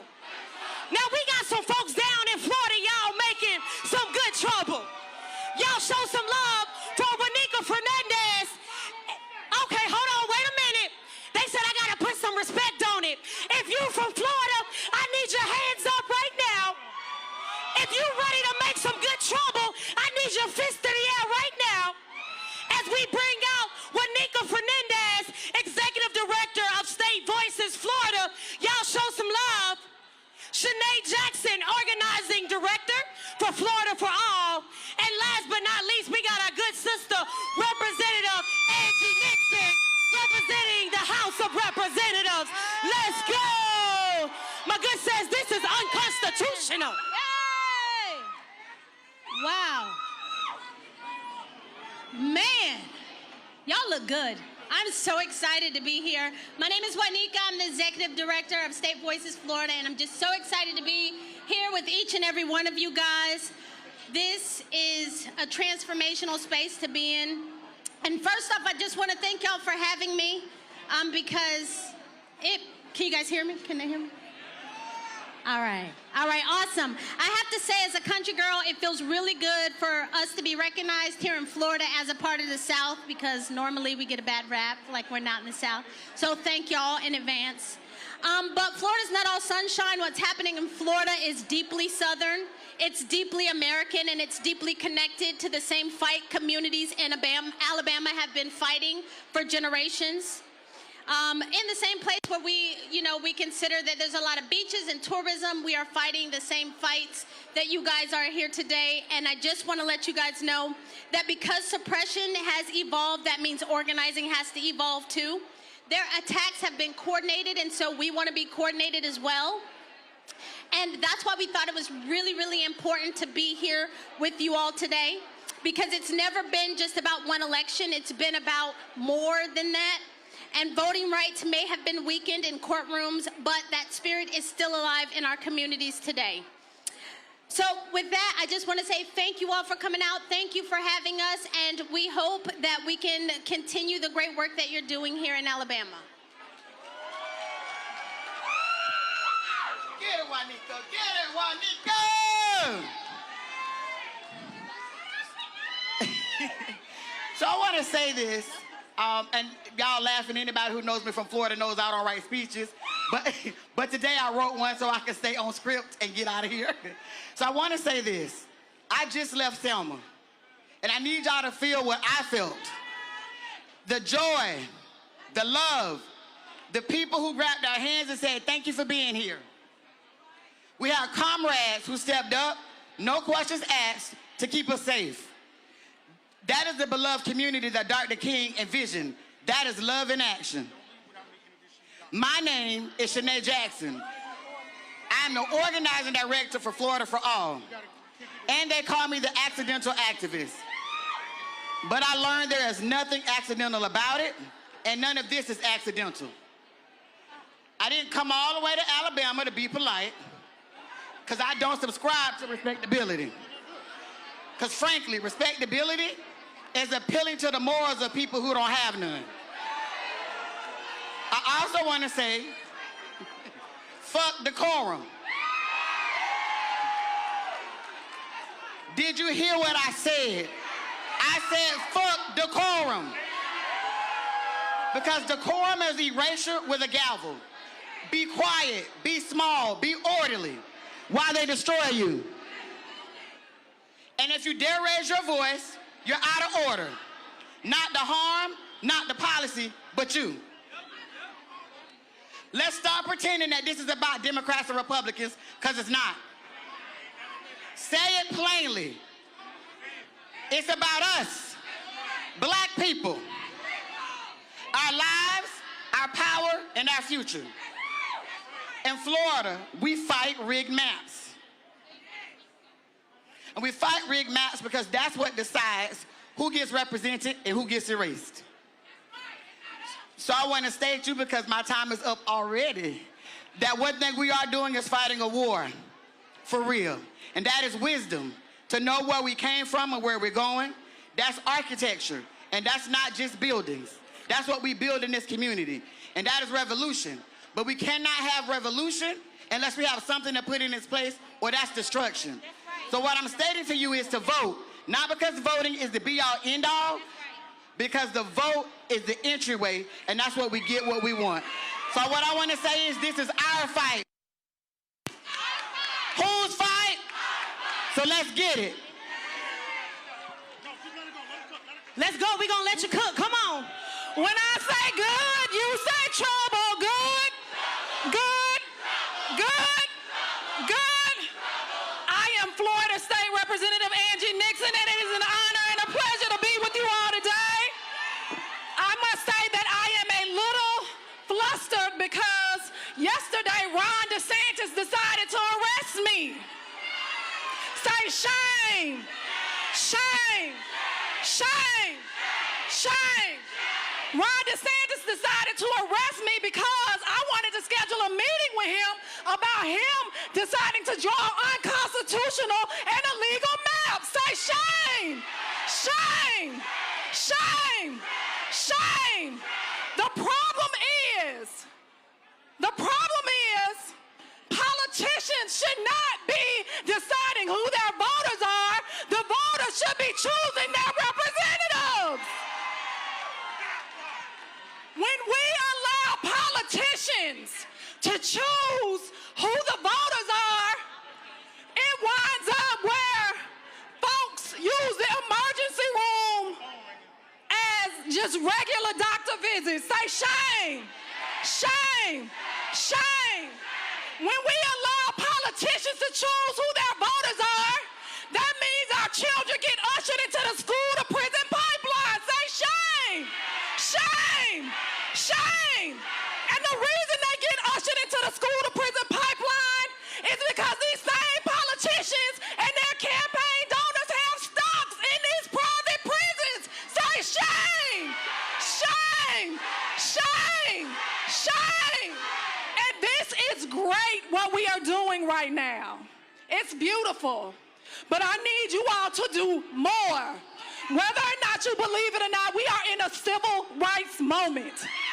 And you need to decide what you want your grandkids to think about you, what you want your grandkids and your great-grandkids to say how you showed up in this moment. Are they going to tell you, are they going to say that you put your head down in the sand and let whatever happened to you happen? Or are they going to say that you locked arms? Yep. And you were accomplices in this fight? And I'm going to end on this note. It is our duty to fight for our freedom. It is our duty to win. We must love and protect one another. We have nothing to lose but our chains. Our chains are bigotry. Our chains are these rigged maps. Our chains are the school-to-prison pipeline. Our chains are the fact that they want to spend $2 billion on a war we didn't ask for. And our people are dying. Those are our chains. It is our duty to fight for our freedom. Yeah. It is our duty to win. Yeah. We must love and protect one another. We have nothing to lose. We have nothing to lose. We have nothing to lose. We have absolutely nothing to lose but our chains. I'm State Representative Angie Nixon. That's right. Fight win. That's right. Say we have nothing to lose but our chains. Listen, this is a political revival, but it's also a spiritual revival. Rally, day of action for voting rights. We have been talking about this for a considerable amount of time.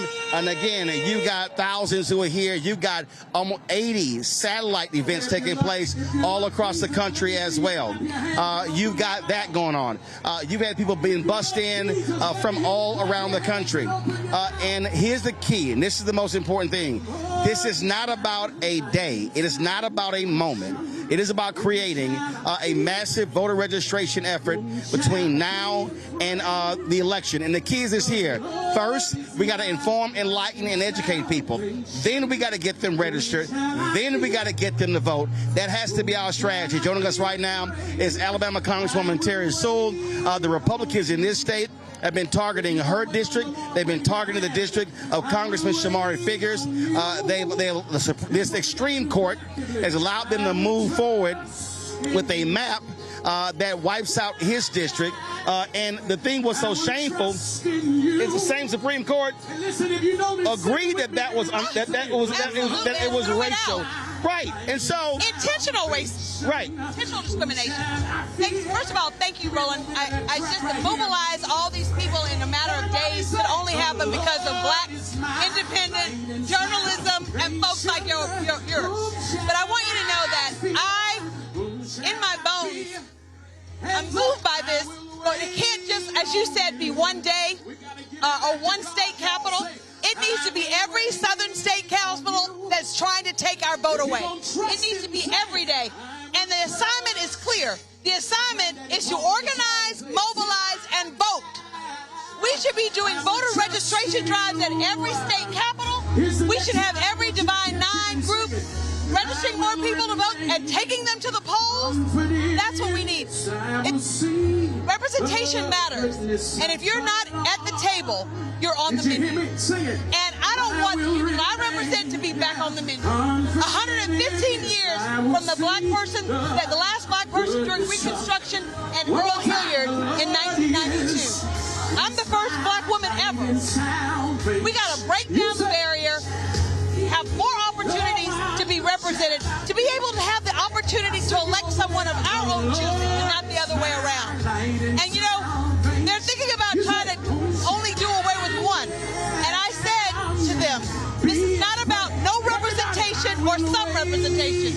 This is about fair representation. And 2 seats is fair representation. And the thing that I have been saying for our people is that they can be stopped, but it requires a massive mobilization, and you have to make them pay at the ballot box. Absolutely. And, you know, I think that's what they're scared of. The browning of America is real, and they're exerting all of their power while they have power. And this Supreme Court is complicit. 6-3, I mean, the fact that the Supreme Court 2 years ago in 2023 in the Milligan decision gave us our seat, upheld Section 2, and now all of a sudden they're throwing that map out and they're allowing Alabama to use the very same map that they were going to use back then. It's crazy. Well, and the thing is, here's other things here. You got your sign right here. It said, vote like your life depends on it. Of course, featuring Congressman John Lewis. And this is what I've been saying to young voters.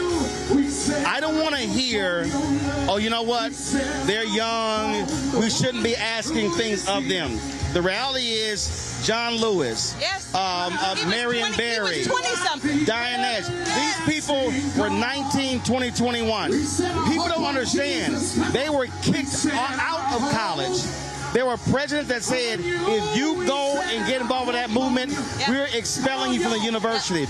These people put it on the line. So I don't want to hear somebody who's young say, oh, I can't get involved. No, yes, you can. And I also don't want to hear anyone who says, I feel powerless. My vote doesn't count.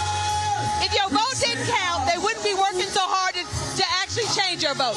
And here's the thing, when you don't vote, that's a vote. You're voting for someone else to decide your fate. So we need people to vote. We need them to vote in numbers that they've never seen. And I think the only way we can get there is that those that are not registered to vote register, and those that have the ability to vote, please turn out. But the thing turn out and vote. But the thing is, though, we've shown we can do it.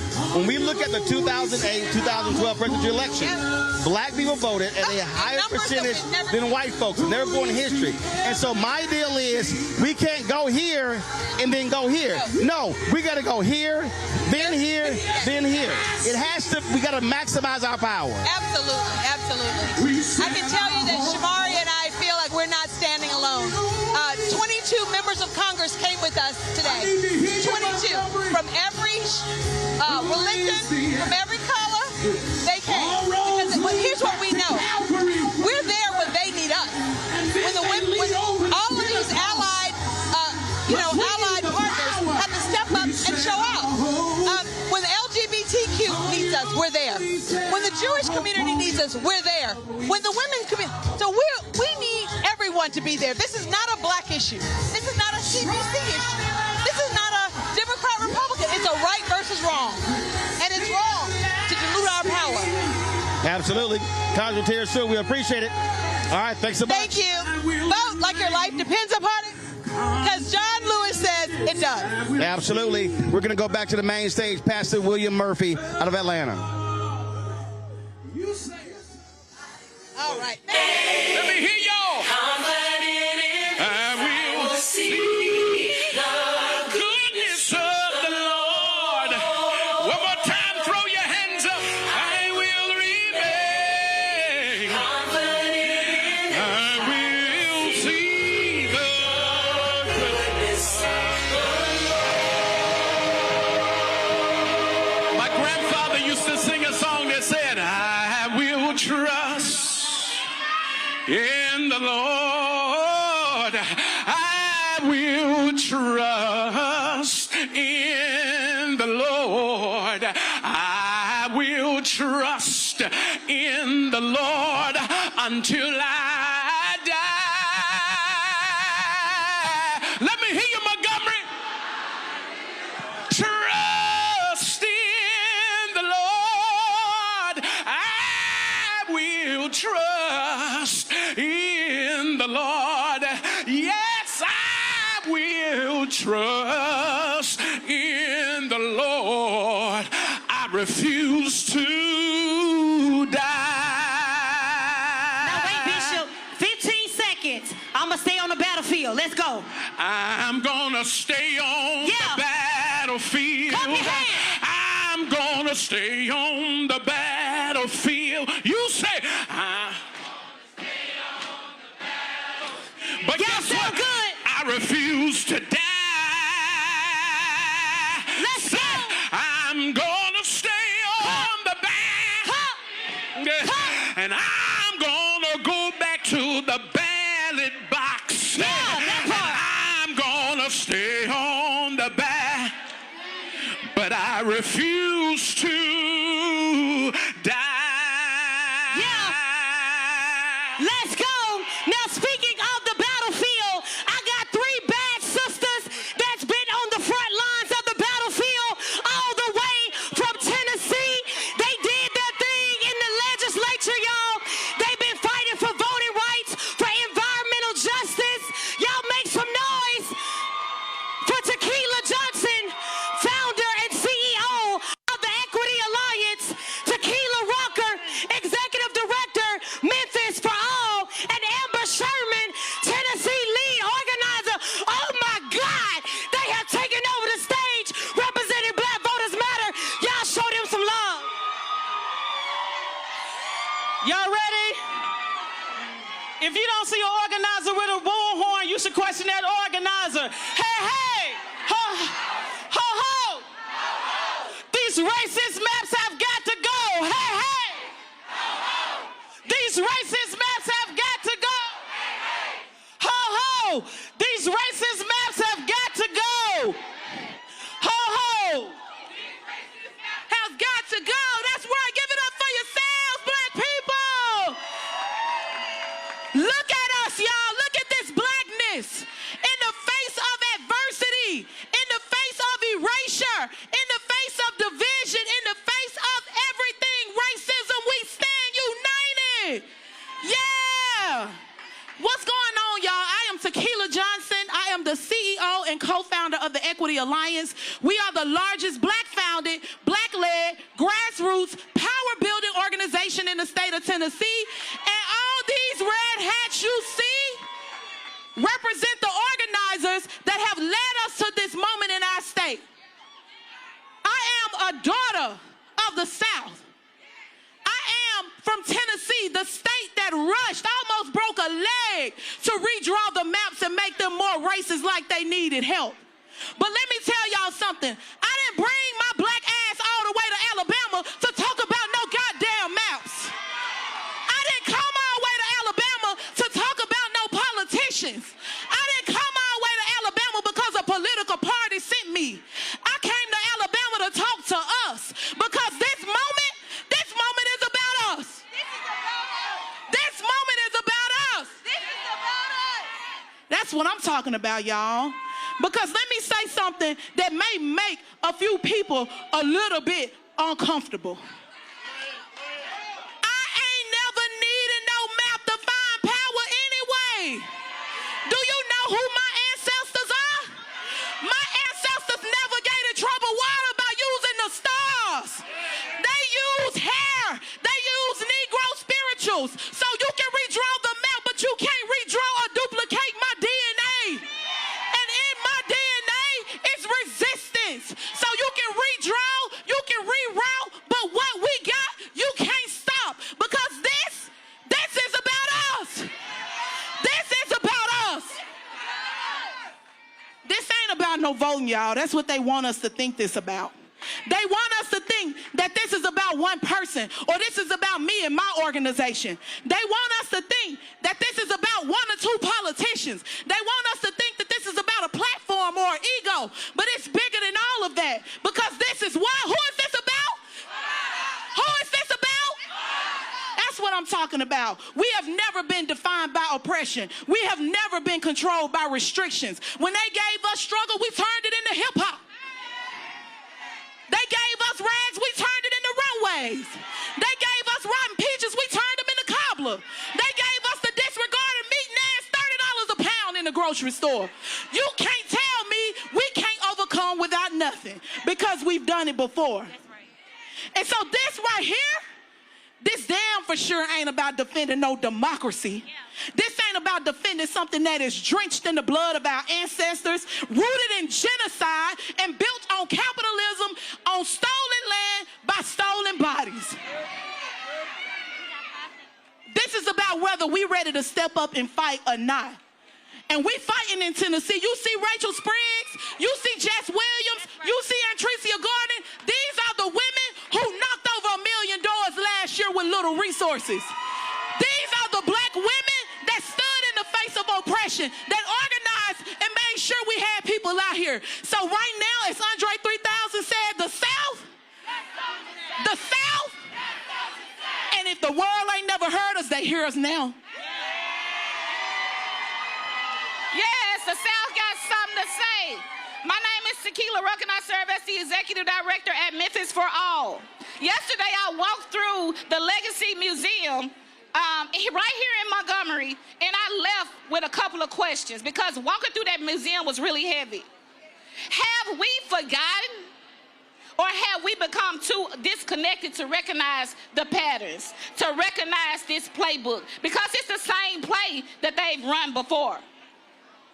After slavery ended and black people began building political power during Reconstruction, backlash came quickly. Laws were rewritten. Political systems were reshaped and structures of racial control were built to maintain political power, all of which we see happening today. I need us to be honest with ourselves for a minute because many of us, those systems never disappeared. They evolved. For a long time, many of us convinced ourselves that some of the darkest parts of our history were behind us, but they're not. We right here today, witnessing, being reminded that systems built on division, racial hierarchy, and control do not simply disappear when they go unchallenged. They disappear when we show up and we conquer them. And today, as we still showing up to fight for our voting rights, what is evident that this has never been about voting only. This has always been about power. Power over a people. Power over resources. Power over communities in historically black districts and neighborhoods. Power over our voices that have the ability to speak life or death in communities through our votes. Our vote is our voice. And it's our time to show up and continue this fight.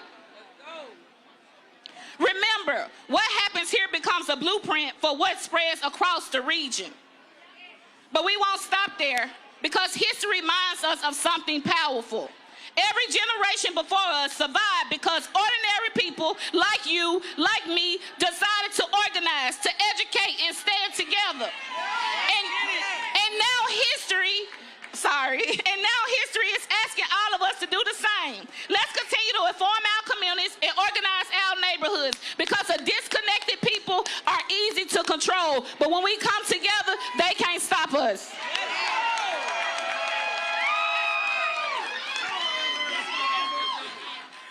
What's up, y'all? My name is Amber Sherman. I'm the Tennessee lead organizer for Black Voters Matter. And I just want to talk about the goal of us actually coming here. So the goal of us mobilizing in Montgomery is for us, for our people, to leave activated. And so I want to talk about what our next steps should be. It's time to tap into our ancestral playbook.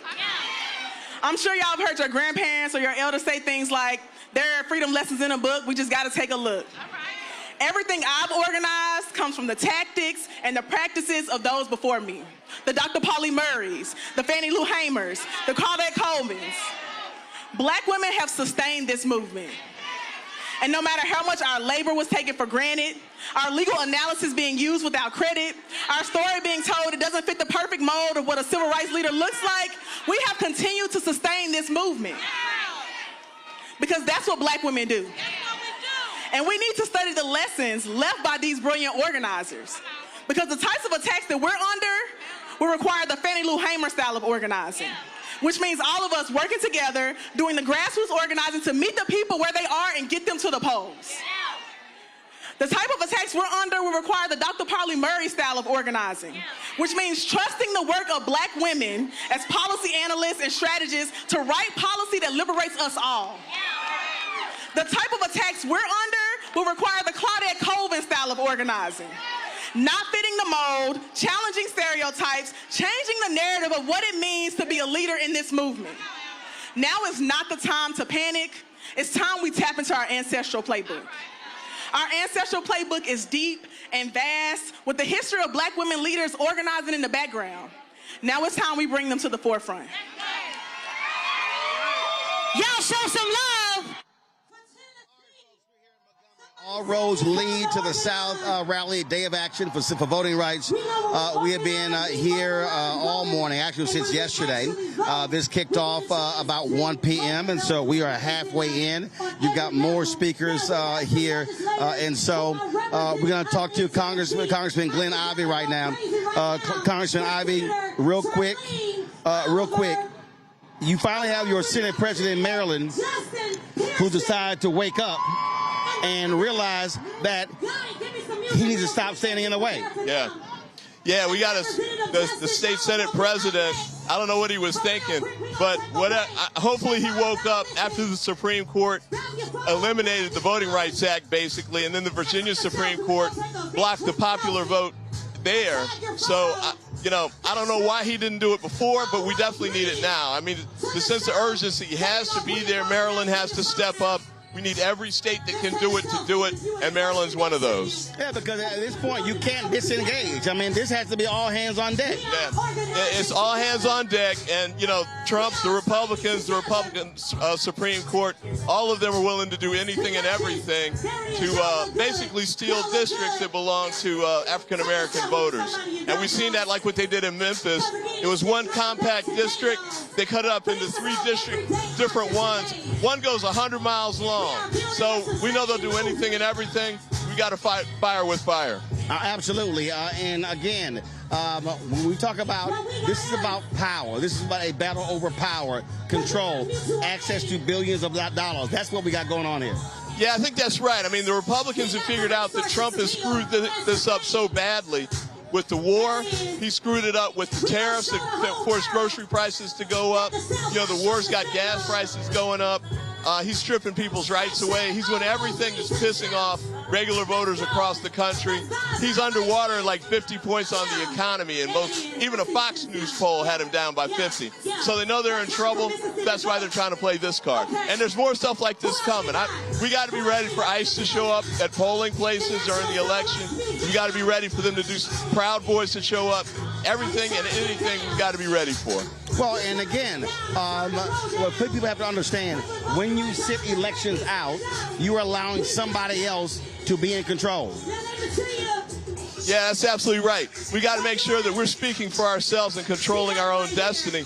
The Republicans understand that they can continue to control the Senate, the House, the White House, and the Supreme Court. They can keep doing all the things that have been driving the country in the wrong direction. The only way we can really turn it around is we regain power over at least one of those.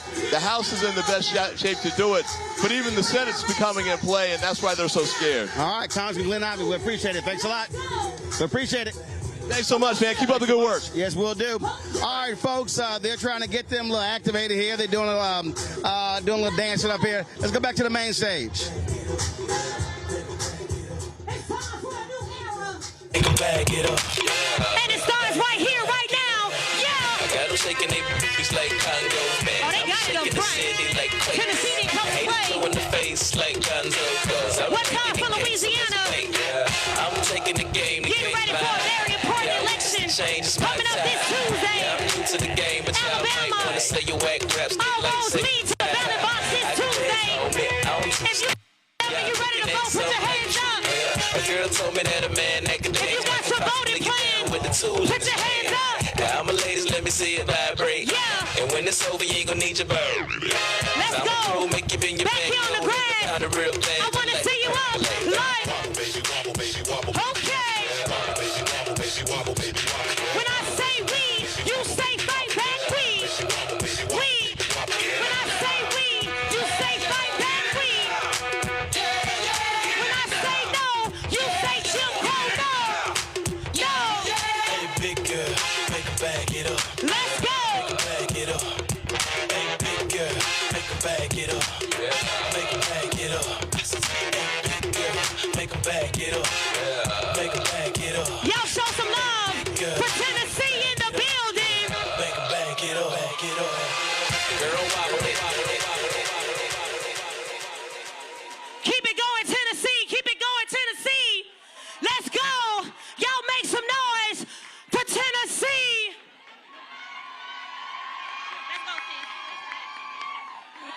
What's up, Alabama? I am Tennessee State Senator Charlene Oliver. And if you don't know by now, you need to know that I stand on business, baby. Come on, where my brothers at? This is your Tennessee delegation. We are Tennessee fighters. Now, let me tell you a little something about the Tennessee legislature and how it works. It doesn't. And that's why I stood on business on the Senate floor and stood on my desk with a sign that says, no Jim Crow 2.0. Because I needed those racist legislators to know we're not going back. Not on my watch, not on Justin Pearson's watch, not on Justin Jones' watch. Now, we are in an era of a new civil rights era. They are trying to take us back to a time where we couldn't vote, or where they didn't have people like us in the legislature. But once again, we're not going back. And why did I stand on my desk? I stood on my desk for my ancestors. I stood on my desk for Fannie Lou Hamer. I stood on my desk for Gloria Richardson, Ella Baker, Ida B. Wells. I stood on my desk for the people who got us here. I stand on my desk for my children, for your children. So let me tell you a little something else. We need to fight with all we got.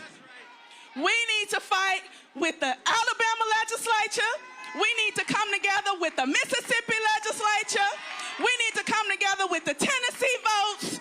We coming together with Georgia, with South Carolina. We gonna pack a big punch in November, and we gonna punch them in the mouth with our votes. What you need to understand is they may draw some racist maps, but we are the South. This is our South. The South belongs to us. The South got something to say, and we gonna speak real loud and clear in November. That's right. Now, what you also need to know is we need to invest in people like Pearson, people like Charlene Oliver, because we are standing on the front lines. We are the front lines of the resistance. So it's time to build a new South with fighters like us in Tennessee, in Georgia, South Carolina, Florida, Mississippi, Alabama. The time is now, guys. Give it up for Senator Charlene Oliver. God bless extraordinary black women who stand on business, who fight for our freedoms, for equality, and for justice. Give black women a round of applause. You saw our folk Tequila and Rachel and Tequila and Amber, LJ. We have a movement because black women refuse to bow down. Black women refuse to quit. Black women refuse to give in. I'm Representative Justin J. Pearson, a candidate for the U.S. Congress in Memphis, Tennessee. And y'all, we are still here. We are here because a white supremacist dictator known as President Donald Trump thought he could silence us. We are here because they thought they could divide us into black and white, rich and poor, southern and northern. They thought they could stop a movement. You can rig a map, but you can't rig a movement. We are here because our ancestors marched on these streets, in these halls, in this building for us to be here. We are here because they did not quit on the western coast of Africa through the Middle Passage on any cotton and tobacco field. They didn't quit at the bottom of any lynching tree. They didn't quit when mass incarceration took us from our families, or a crack epidemic criminalized us while the President of the United States poisoned us. They didn't quit, and we are still here because of it. And we ain't going nowhere. This moment and this time requires each of our collective action for transformation.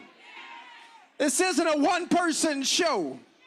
This ain't about your ego and the amount of followers and influences you got.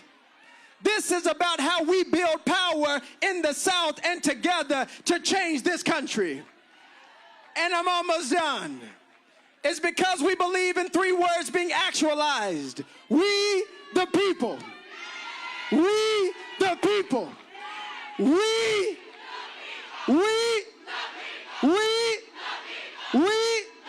the people who believe in democracy. We, the people who will not bow down. We, who will not quit. We, who will fight until justice rolls down like waters and righteousness like an ever-flowing stream. Let's get to work. Let's go. Once again, y'all show some love for Representative Pearson. But I got one more. The other week, y'all, we saw this brother burn a photo of the Confederate flag. Because no justice, no peace. We'll shut it all down. There he is. Y'all show some love for Representative Justin Jones. Let's go. Power to the people. Power to the people. Power to the people. Last week we walked into the Tennessee Capitol in 2026, and when we walked out, it was pre-1965. We walked out of a Capitol Klan rally with Chief Grand Wizard Cameron Sexton and Governor Bill Lee.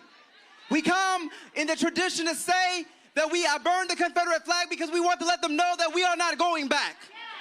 and that we will burn this Confederacy down.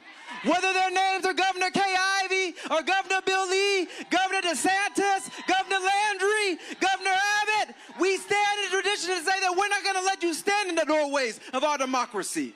That we are sick and tired of being sick and tired. That they're waging war on black folks in the South. But we know how to stand up and fight back. That we come as the children of Fred Shuttlesworth and Diane Nash and John Lewis to say that if they come for one of us, they're coming for all of us.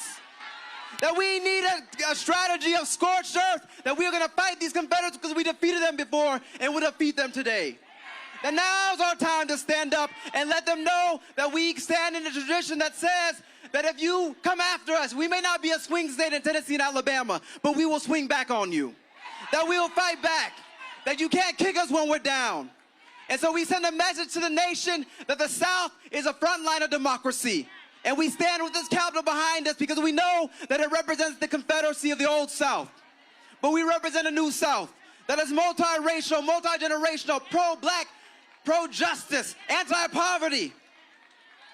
And so we come here today with a very simple message to the governors of Alabama and Tennessee and Mississippi. We will see you in the streets. We'll see you outside. We'll see you at the ballot box because we're voting you the hell out of here. You mess with the wrong people. You know who taught us and who trained us. And it's time to turn up the heat. I know it's hot out here, but it's time to turn up the heat of justice and burn this Confederacy down. Power to the people. Power to the people. Power to the people. Thank you. Let's go. Look, my brother said you might try to see one of us, but look around. You can't see all of us. So just lock arms with the next person sitting beside you, standing beside you, and say power to the people. The people united will never be defeated. Y'all show some love for Representative Jones. Let's go. Y'all got it. Y'all got it. Y'all got it. Now, as we're locking up, as we're locking in, we got to show some love for the members of Congress that are representing us every single day, that are doing their big one right here from Alabama. Show some love for Congresswoman Terry Sewell and Congressman Shamari Figures. Keep it going, along with other members of Congress. And big shout out to the Congressional Black Caucus.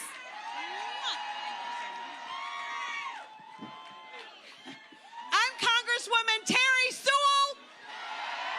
And I'm Congressman Shamari Figures. And we say, welcome to Alabama, where we are showing up and showing out. Today is not a protest, it's a call to action. And we need y'all to act. We are joined here by our colleagues from the members of Congress from Washington, D.C. Yes, I'll introduce some of our friends that are here with, well, all of our friends that are here with us. But we first have our Democratic whip, Catherine Clark from Massachusetts. We have the great Joyce Beatty from Cleveland, Ohio, or Columbus, Ohio. Columbus, Ohio. We have Melanie Stansberry all the way from New Mexico. We have our former Congressional Black Caucus Chairman, Stephen Horsford from Las Vegas, Nevada. We have the great Sarah Jacobs from San Diego, California. We have Maxine Dexter from Oregon. Tim Kennedy from Buffalo, New York. Glenn Ivey from Maryland, PG County, Maryland. And Congressman Gabe Amo, you would never guess his state, Rhode Island. We come from every part of the United States to say, it's time to show up and show out, not just in one state capital, not just for one election, but we need you to step up and show out in every one of these state legislators that are trying to dilute our vote. It's unacceptable. I think all of you know that. It's not about some representation or no representation. It's about fair representation. I say fair, you say representation. Fair. Fair. And in Alabama, where there are 7 seats and we are 28% of the vote, African Americans, that means 2 seats. What do I say? 2, you say seats. 2. 2. And we will settle for nothing less. Look, we are not going back. Listen, it is not lost on me at all that the reason thousands of people showed up here in Montgomery, Alabama, in the district that I have the privilege to represent, the birthplace of the civil rights movement, the home of we're not taking this anymore. It is not lost on me that you guys are here to have my back, that you guys are here to have Congresswoman Terry Sewell's back. We don't forget that. We won't forget that. Every single day we go to fight, we go to bat for you guys with the support of everyone here on this stage. We call Alabama home. We know what we've been through. People tell us that we are not who we once were. That is true. But we certainly are where we need to be. We're not going back. Not going back.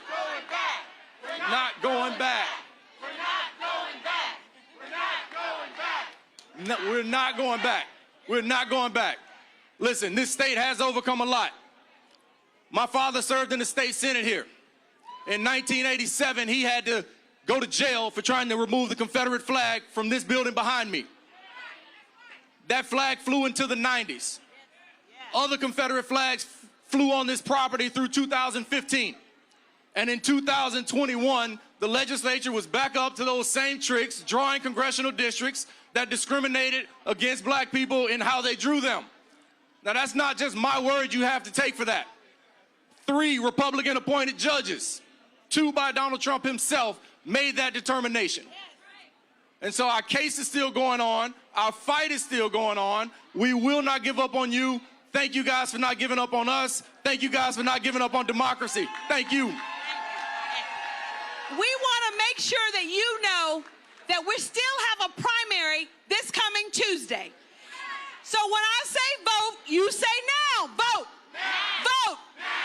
It is so important that your assignment, your mission from today is to get out and organize and mobilize and register people to vote.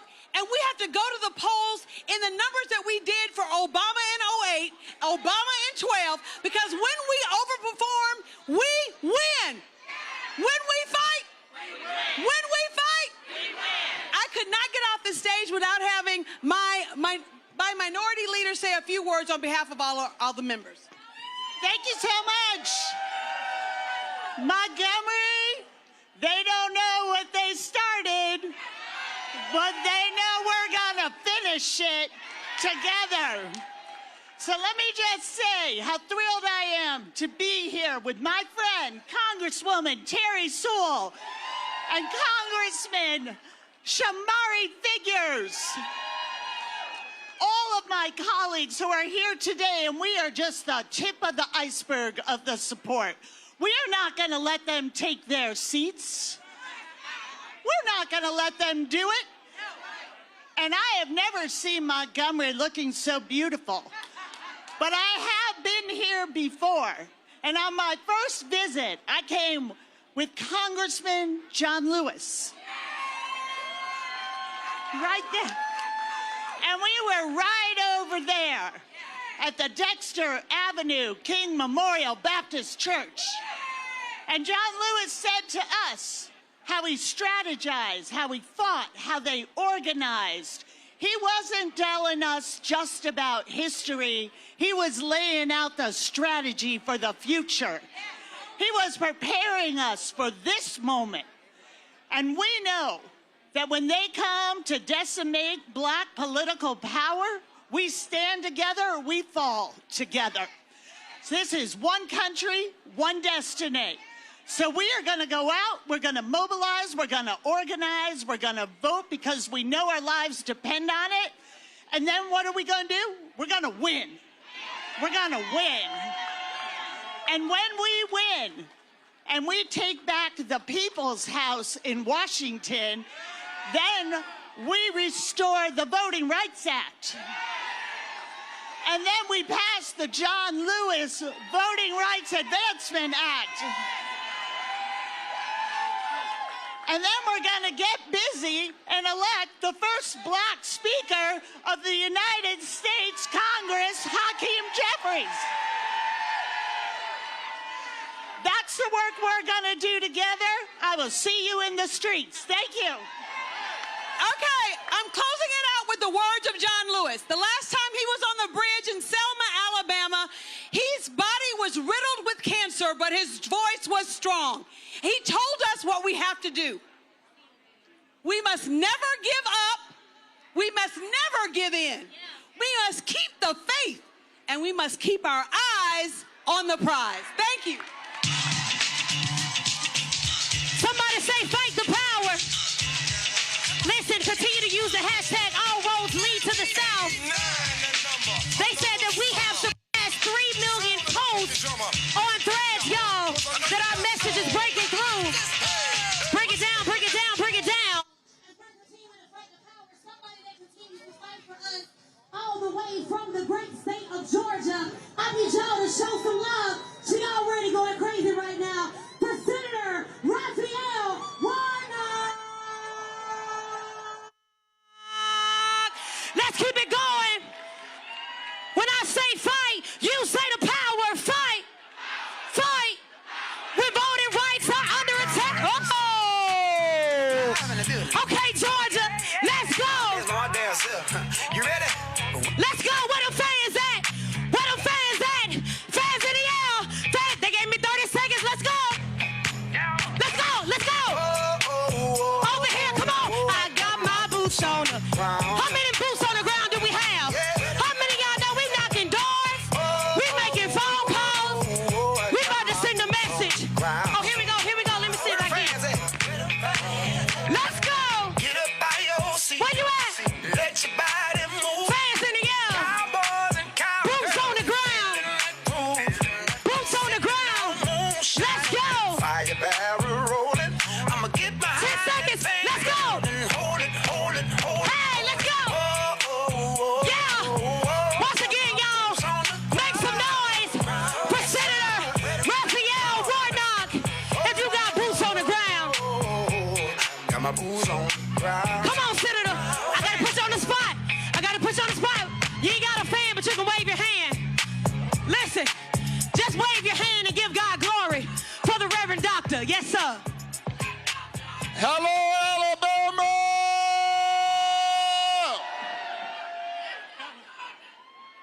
Are y'all ready for this fight? Are you ready to use your voice? Are you ready to vote like you've never voted before because your lives depend on it? It's great to be here back in the great state of Alabama, a state where I was licensed and ordained in a real sense began my ministry here, although I'm from Georgia. Can I be honest with you? As important as this moment is, I wrestled a little bit about coming here today. Hear me out. And it's because I'm a pastor, I'm a United States Senator, but the job I like the most and the title that I'm most honored by is Dad. And I've got a 9-year-old and a 7-year-old at home, a daughter and a son, and I hated leaving them again. Parents understand. But then I began to think about it. I said, I've got to be away from them in order to fight for them. Because the sad irony of this moment is that my 9-year-old daughter and my 7-year-old son, thanks to the awful decision of these political hacks on the Supreme Court, my 9-year-old and my 7-year-old now have less voter protection than their dad did growing up at their age. And that makes me angry enough to show up again and again and again and again. Are you ready to fight? And so I know that this is a tough moment. But I drove by Alabama to tell you that the light shines in the darkness. It's dark, but the light shines in the darkness. and the darkness overcometh it not. We know what they are up to. The same folk who cut $1 trillion out of Medicaid, the same folk who knocked 15 million Americans off of their health care, the same folk who doubled the health care prices of 22 million Americans, the same folk who stole your doctors are now trying to doctor the lines so you cannot hold them accountable. But we've got something for them. Come November, we're going to show up like we've never showed up before. I often say that a vote is a kind of prayer for the world we desire for ourselves and our children. And our prayers are strongest when we pray together. Voting is about praying not with your lips, but with your legs. It's about putting your body in the struggle the way my parishioner John Lewis did, the way Martin Luther King Jr. did, the way Rosa Parks did. And because they gave so much, my alpha brother, Senator Raphael Warnock, but I got another alpha brother, Reverend Dr. Frederick D. Haynes III, who's here. He got to catch a flight, so we got to get him real quick here. You run through the primary, you run the general for Congress, and when we talk about this voter mobilization, if there is a moment in this generation for the black church to prove its worth for our people, this is now. Exactly, and Roland, for me, what you said about 70% should be our minimum going into November. 70% of eligible black voters. If the black church mobilizes itself, we got 70% in the black church. And so right now, because every Sunday we have a captive audience, my thing is, you're not a member of Friendship West if you don't have both a membership card and a voter registration card. There you go. And if every church would make that their mantra, Doc, 70% would be something we could easy. So when I was there in January, y'all had the MLK Teach-In, which was a training deal. I told Mayor Stephen Reed of Montgomery, every week that needs to be happening. Yeah. So in every city, every week, and the churches can just jump. They ain't got to do it by themselves. Say, we going to take this week. Y'all take next week, take next week. So when people need to get educated on politics, that's where we have to do it. That's it, that's it. And so, as you know, what's going on right now in Beaumont, because Pastor Danielle Ayers and Minister Edwin Robertson are taking it around the state of Texas. And today, they're doing a teach-in in Beaumont. So we're taking it throughout the whole state. The thing is, we got to show up when we go there, because I understand there was under 100 in Beaumont last night.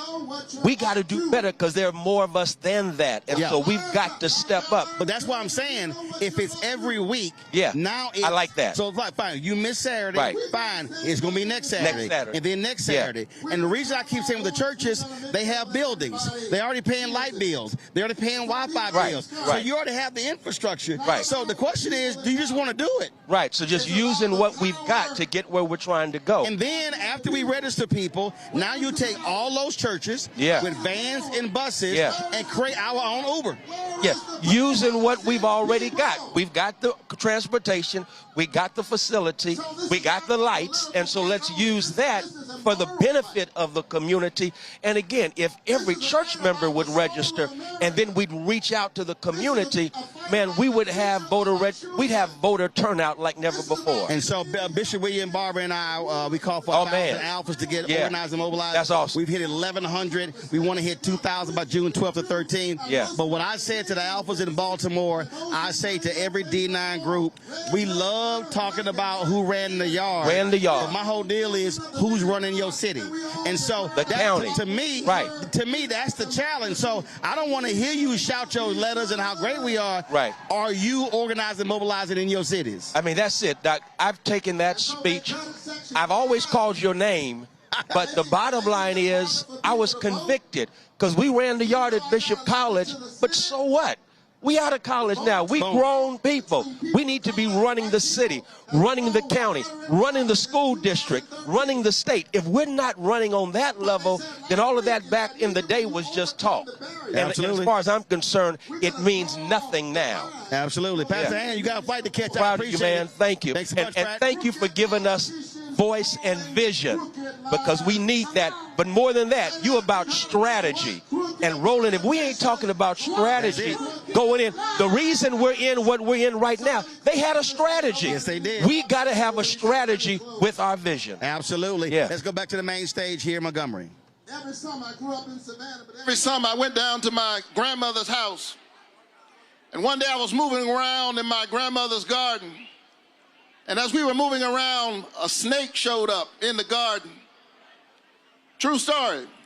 And my grandmother, Lucinda Brooks from Waycross, Georgia, she wasn't impressed with that snake. She just took an axe and in no time flat, chopped his head off. The snake that had been moving, when she chopped off his head, it began to move even more vigorously. And it frightened me because I was a little boy. I didn't understand that that snake was moving vigorously, not because it was living, but because it was dying. Come on. They know that the old order is dying. Yeah. And we're going to march together. We're going to vote together. Yeah. We're going to fight together. Yeah. We're going to stand together until we win. God bless you. Yes, sir. Keep the faith and keep looking up. Come on, y'all show some love for Senator Warnock. Now listen, he talked about death, so we got to talk about the resurrection, because we recognize that the resurrection is here. Why? Because the power is here. Why? Because the people are here. Y'all make some noise.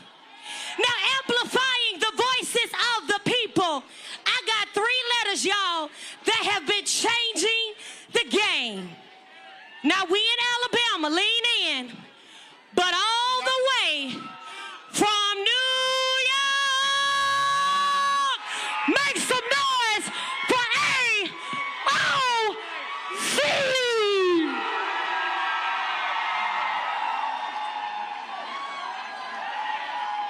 How's it going, Montgomery? Fix all these microphones here. There's a lot of them. I love you too. One second. How are we all doing today?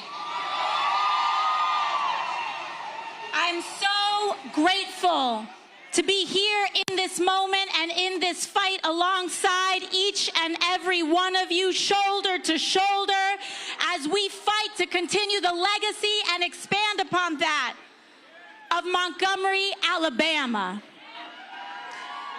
I was with Senator Warnock last Sunday, and we were at Ebenezer Church in Atlanta. And after his beautiful sermon, Senator Warnock took me to the original Ebenezer that Martin Luther King Jr. had preached at and had organized in. And we sat inside that sanctuary. And what had struck me was how small it was. And Senator Warnock turned to me and he said, this sanctuary only fit 300 people. And he said, Congresswoman, can you believe that this sanctuary of just 300 people changed the world? Those 300 congregants at Ebenezer Baptist Church turned into those congregants at Dexter Avenue Baptist Church right behind us here today. And from Dr. King's work right here on Dexter Avenue, we saw the launch of the Montgomery bus boycotts. And it was right here in Montgomery where we saw some of the most cruel repression in the history of America, where we also saw the highest angels of American history rise to create our democracy. Because it wasn't until the Voting Rights Act of that was passed that we even had a democracy in this country. There was no democracy in America until every human being born here was guaranteed and protected the right to vote. But we know what happened after those bus boycotts. And we know what happened. on the trail to make sure that we got that legislation passed. Because with every expansion, there is an attempt at regression. This Supreme Court, under Justice Roberts, is part of that long history of regression and repression in America. But they do not triumph, Montgomery. You triumph, Montgomery. And I am here today because I want to make sure that we all understand that Montgomery is not alone, that you all are not alone. And for all of those watching today, when they ask, what do we do in this moment? I feel helpless. What action can I take? It is time for the North to pull up to the South. It is time for New York to pull up to Alabama. It is time for all of us to come to Georgia, to Louisiana, to Tennessee, to Mississippi, and let them know exactly what they have uncorked with this injustice. They think they can draw us out of power. They do not know the sleeping giant that they just awakened. Because it is not a coincidence, and our whole country must understand that it was not until voting rights were ratified in this country that we got the Great Society. Because when Black Americans have the right to vote and that vote is protected, our schools get funded. When voting rights are protected, health care gets expanded. When voting rights are protected, our country moves forward. In Montgomery, that's what they're actually afraid of. They're afraid of us coming together. They're afraid of us protecting one another. Alabama is the crucible. Georgia is the crucible. Tennessee, Louisiana, Mississippi is the crucible. So if you are not from here, it is time to pull up. Because what they thought was the final blow is actually just the opening silo. And with that, I want to introduce to you all my sister from Boston, Massachusetts. The heritage of what is greatest in our country. Sister. All right, folks, joining us right now is Congresswoman Joyce Beatty. Congresswoman Ayanna Preston speaking. I've already interviewed her, so we're good. Congresswoman Beatty from Ohio. I was explaining to people earlier, when we talk about when you remove Black Power, you're removing access to money. You sit on the House Financial Services Committee. And when we talk about being on that committee, if y'all are in the majority, then you're chairing subcommittees. Then Congresswoman Maxine Waters is chairing the committee. You're controlling the flow of money. So we're talking about billions of dollars that can be impacted. It's so important for us to vote so we can take back that power. Right there. There you go. It is important for us to vote so we can take back that power. Think about it. The Financial Services is one of 4 of the most powerful committees. You would have Maxine Waters as chair. You would have me chairing diversity, inclusion, or financial banking, which means the 20-some Black banks that we have as MDIs, that can be leveraged with votes that help them get more dollars into Black banks, which primarily serves underserved constituents. When you think about one of the #1 issues, housing, it would allow us to pass housing legislation that would help people have home ownership, which is one of the greatest ways for us to have access to wealth. And that's why they're trying to suppress the vote. See, and now you take that. Then you extend that to housing. Then you extend it to education. Then you extend it to health. And so for folk, they gotta understand. So this is not like, oh, we just want to have somebody Black in office. No. But it drives me crazy when these people say, oh, the CBC ain't doing this, the CBC ain't doing that. I'm like, you don't even understand how a member may not even pass a bill, but they can have something added, something removed, a word changed. The impact of being at the table is huge. When you think of the John R. Lewis Voting Rights Act, it was the Congressional Black Caucus that put it forward. It was the Congressional Black Caucus that got it passed in the House. So if we now can get our 4 senators and increase the numbers there, we can get it through. If we vote, we can have a Hakeem Jeffries, who was powerful on the Judiciary Committee before being in leadership, to make a difference. We have Bobby Scott, brilliant lawyer, to be chairing when we vote and take back the House of our Education Committee. So blacks would be in control of major committees. Benny Thompson could go right back to be over Homeland Security, a black man. We could have a black woman over agriculture. So those are the kinds of things that the public needs to know, that we're traveling the state. I'm from Ohio, but just in the last 48 hours, I've gone from Ohio to Washington to Birmingham to Selma and here in Montgomery on my way to Louisiana. And when we talk about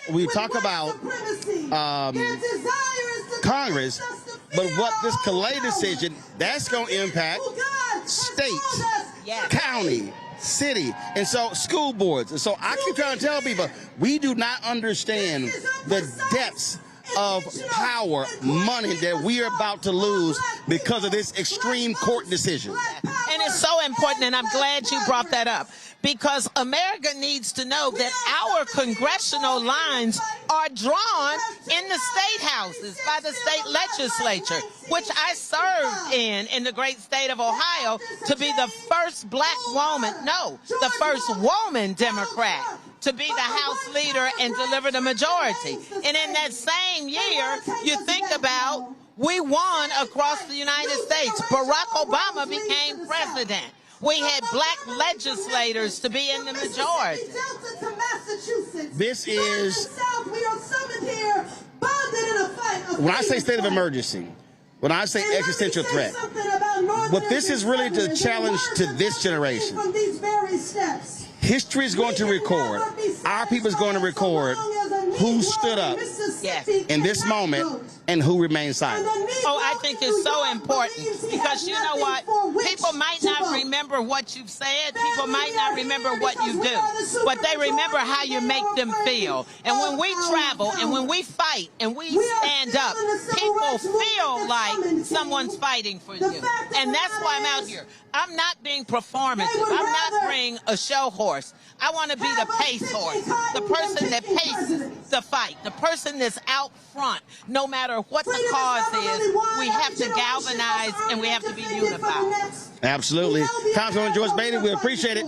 Thank you. Thanks a bunch. Thank you. Folks, let's go back to the stage with Congresswoman Ayanna Pressley from Massachusetts.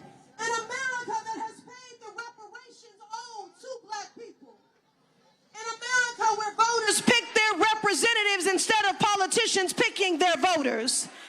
An America where the black leadership and power of Shamari figures and Terry Sewell is recognized not as a threat, but embraced as essential. Family, a more just America is possible, but only if we organize for it, only if we fight for it, only if we vote for it, and we will.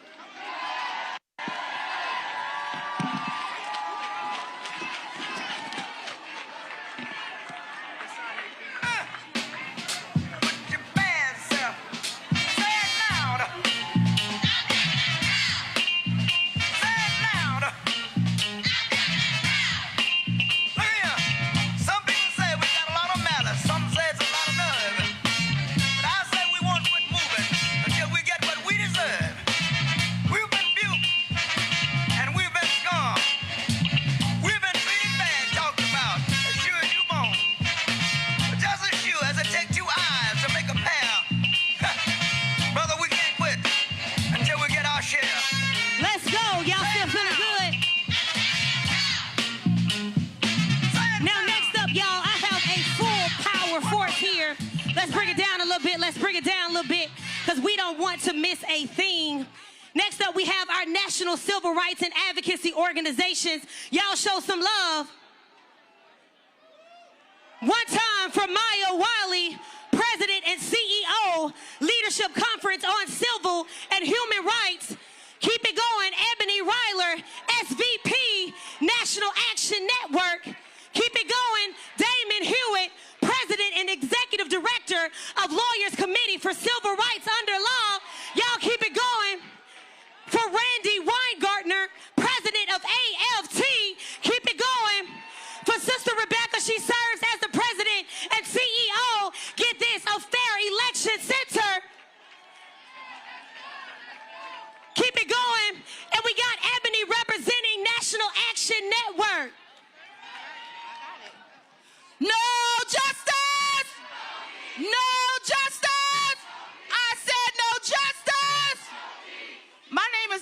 Riley, Senior Vice President of National Action Network, founded by Reverend Al Sharpton, and I'm here joined by my colleagues. Thank you for the organizers bringing us here together today. At a time when collective action is necessary, we did not come here to be polite about what was fought for. We came here to defend it. And let me say this clearly. When they target black voters, when they target black communities, when they target black women, they are targeting progress in America. That is why we cannot afford division, distraction, or silence in this hour. In this summer of activation, organizations will continue organizing across this country. And in that same spirit, we will gather in Washington, D.C.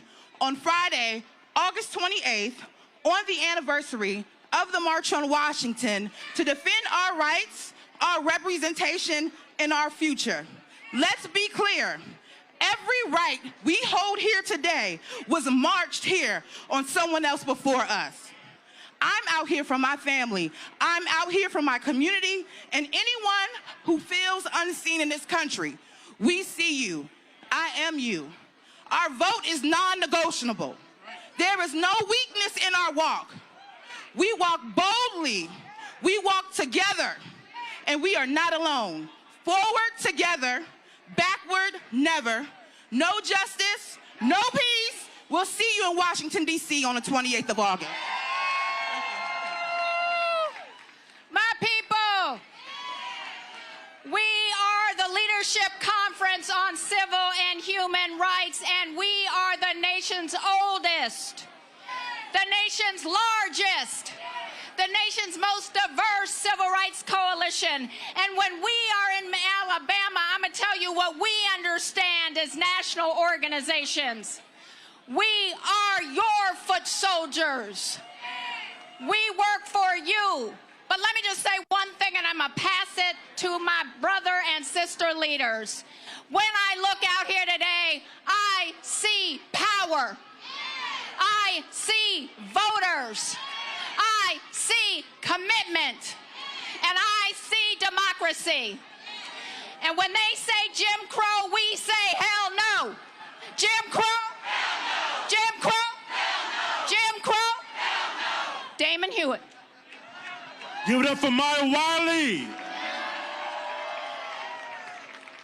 My name is Damon Hewitt, president of the Lawyers Committee for Civil Rights and the Law, an organization that was founded in a moment like this, 9 days after Medgar Evers was assassinated in the driveway of his own home, 9 days after George Wallace in this state stood at the schoolhouse door to block not just desegregation, but to block our opportunity.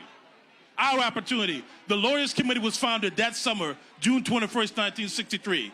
And ever since then, we've been telling the story and fighting the fight. We are so proud to be here in Montgomery. Ain't our first time, it won't be our last. I'm a son of the South. See, I come from Louisiana. It's a state that gives you a gumbo. Sometimes it tastes good, sometimes it's nasty. Louisiana gave us down in Brazil. But Louisiana also gave us David Duke, the former Grand Wizard of the KKK.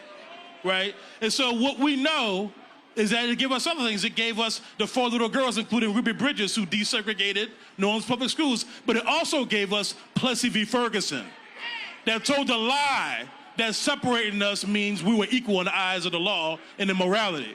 Well, right now, the Supreme Court is telling a whole nother lie.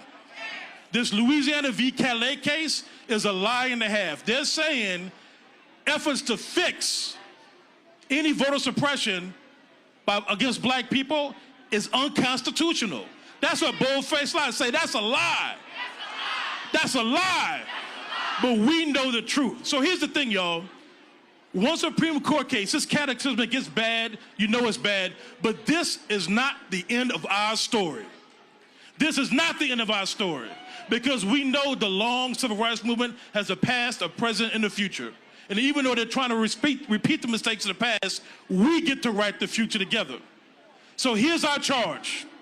Scripture says that for me and my house, we will serve the Lord.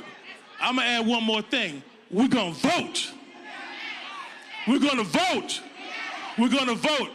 And every step of the way, the Lawyers Committee and the Election Protection Coalition, hundreds of organizations, including here in Alabama, Louisiana, all throughout the South and Midwest and West Coast and Northeast, The Election Protection Coalition will be here to defend your vote every step of the way. Say 1-866, say our vote. 866, our vote. 866, our vote. They're changing the laws, they're changing the rules, they're changing the laws, but they cannot change our will and our heart. Together we will win. 866, our vote. I'm going to pass it to my good sister, Randy Weingarten, AFT. So you got all these civil rights leaders here, and you had all the Congress people here, and you had all the people who are trying to change the South here, and now you have the teachers and the nurses and the labor movement. I'm here, I'm putting away my speech. I'm Randy Weingarten, I'm the head of the AFT, I'm here with the head, Everett Kelly of AFGE, and I'm also here with people who represent teachers and nurses all across the country. And like so many others have said to you already today, we are not turning back. But I'm a social studies teacher, so I want you to repeat the following clause with me, okay? I'm also an organizer. Not on our watch. Oh, I can't hear you. They can't hear you in there. Do it again. So, we know, and so many other people have said this already, we know that they're trying to pull the rug out from under. We know that Supreme Court case just basically tried to steal our votes and basically tried to deny fair representation. We know all of that. You've heard all of that. You live all of that. The question really is, what are we going to do about it? And that is why we have all these blue shirts here, moms, dads, all across the country.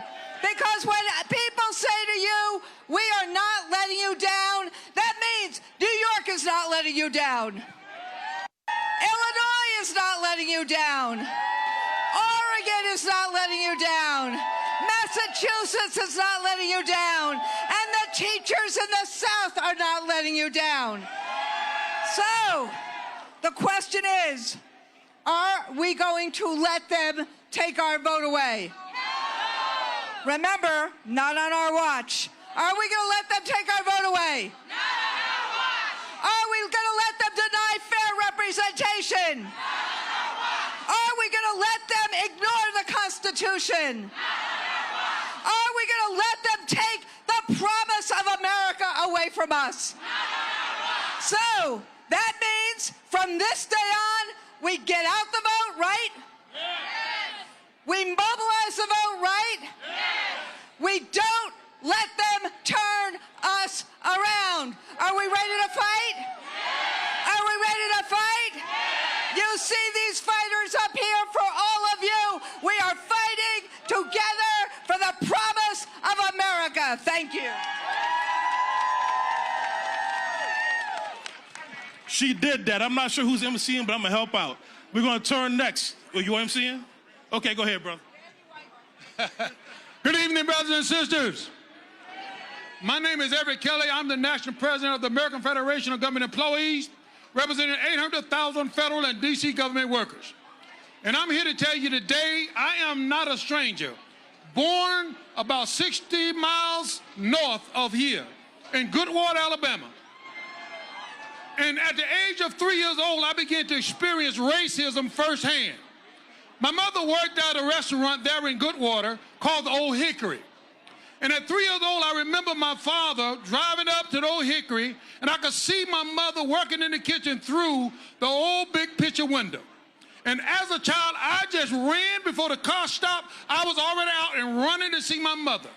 And I was stopped dead in my tracks at 3 years old saying, you can't come in this way. You got to go around to the back. And brothers and sisters, I still have flashbacks. And I'm here to tell us today that we are not going back. And so I remember 54 miles being walked by the protesters out of Selma, Alabama. And they walked so that I would never have to go to the back again. They walked so that my mother wouldn't have to guess how many marbles was in the jar in order to vote. That's why they marched. And brothers and sisters, I'm here to tell you that I see it over and over and over again.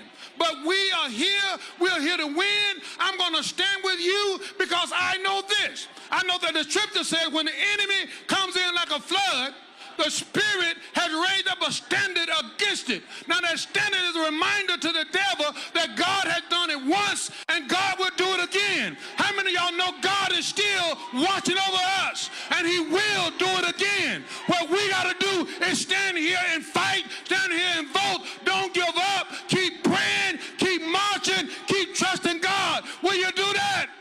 Can we fight together? If we fight together, we will win together. I love you. Thank you, Alabama. I'll always be a part of Alabama. I love you. Thank you, thank you, thank you. Powerful, brother. Powerful, powerful. Give him another hand. Next, we have my sister in justice, Rebecca Carruthers, President and CEO of the Fair Election Center. Rebecca. Thank you. It's so good to be here. And it is 85 degrees, and I'm feeling every moment of it. So I'm the president and CEO of the Fair Election Center. We do three things: defend, expand, and facilitate voting rights in this country. We do this in the courtrooms, we do this in the halls of power, and we do this on hundreds and hundreds of college campuses across the country. In fact, we are on 55 of the 107 HBCUs. We understand where we're at in this moment. If you give me just a second, I'm going to tell you a quick story about my family. My great-great-great-great-grandfather, Henry Carruthers, was enslaved, and he was born 1807 in Tennessee. He was last sold in 1847, and guess how we know this? We have the bill of sale. My story is not unique. My story is an American story. And there are so many of us like that who have that American story. My ancestor ended slavery in Pelham, Texas, and he founded a town that still exists today. There were early Juneteenth celebrations, and guess what happened at those early Juneteenth celebrations? Black men were registered to vote. After all these black men across the South got registered to vote, we had black political representation at every level of government in the South. But then Reconstruction ended. We had a Supreme Court. We had an occupant in the White House. We had some immoral state legislators. We had some white nationalist groups who forced the end of Reconstruction. And guess what? It took almost 90 years for black folks to get their rights back. 17 days ago, the Supreme Court gave us the final death knell of the Voting Rights Act. And I'm here to tell you, resurrection. I'm here to tell you we're not going to take 87 years to get our rights back. I don't know about you, but we are ready to fight. Are you ready to fight? Yeah. And guess what? This time, we have some heavenly witnesses. We have some new ancestors. Ancestor John Lewis. Ancestor Jesse Jackson. They are looking down on us as we get ready for this third Reconstruction. As we prepare for this fight, guess what we're going to do this time? We're going to finish that fight that our ancestors started. Thank you so much. Thank you, Rebecca. Next, we have a mad scientist, Norm Eisen, executive chair and co-founder of Democracy Defenders Fund. Go ahead, mad scientist. Get him. Thank you, Damon. Brothers and sisters, as I look around, I truly see that all roads lead to the South. But we're at a fork in the road. Are we gonna take that fork that curves around and goes back to the dark days of Jim Crow and the Confederacy? No! Or are we gonna take the fork in the road that leads to what Dr. King called the great wells of democracy that the founders dug deep. That's the road we're gonna take. At Democracy Defenders Fund, where I'm privileged to work with all of the wonderful members of our Democracy and Civil Rights Coalition, we have over 300 legal cases and matters defending what Dr. King called the promissory note of the Constitution and the Declaration of Independence. Yes, I will. I do it every day with my friends. Yesterday in Florida, we were fighting the power. We were in court fighting that gerrymander that is against the Florida Constitution, and we're gonna fight and win. Today we're here to fight with y'all for black and brown representation, for the voting rights of all, promissory note, and for American democracy. I treasure that democracy, and I'm extra motivated to fight because I'm the child of a Holocaust survivor, survived Auschwitz, and a Holocaust refugee who came to this country as an undocumented migrant in 1940. And they taught me the words of another Martin, Pastor Martin Niemöller. And he said in Nazi Germany that when they came for the socialists, I didn't speak out because I was not a socialist. And when they came for the union members, I didn't speak out because I didn't belong to a union. When they came for the Jews, I didn't speak out because I wasn't Jewish. And when they came for me, there was no one left to speak out. Well, we're gathered here today, friends, to speak out. We will never let that happen in the United States. We are all here for each other, and I am so proud to be here with you to continue the fight until we reach those great wells. Unfulfilled journey, the great wells of democracy that our founders dug deep. Thank you. Right. Norm Eisen. Look, we know lawyers don't always leave movement, but when movement needs a lawyer, a strategist, a legal mind, we've turned for decades to Sherrilyn Ifill, the head of the Center for Law and Democracy at the historic, the legendary Howard University School of Law. Sherrilyn Ifill. Thank you, thank you. This is going to be real quick.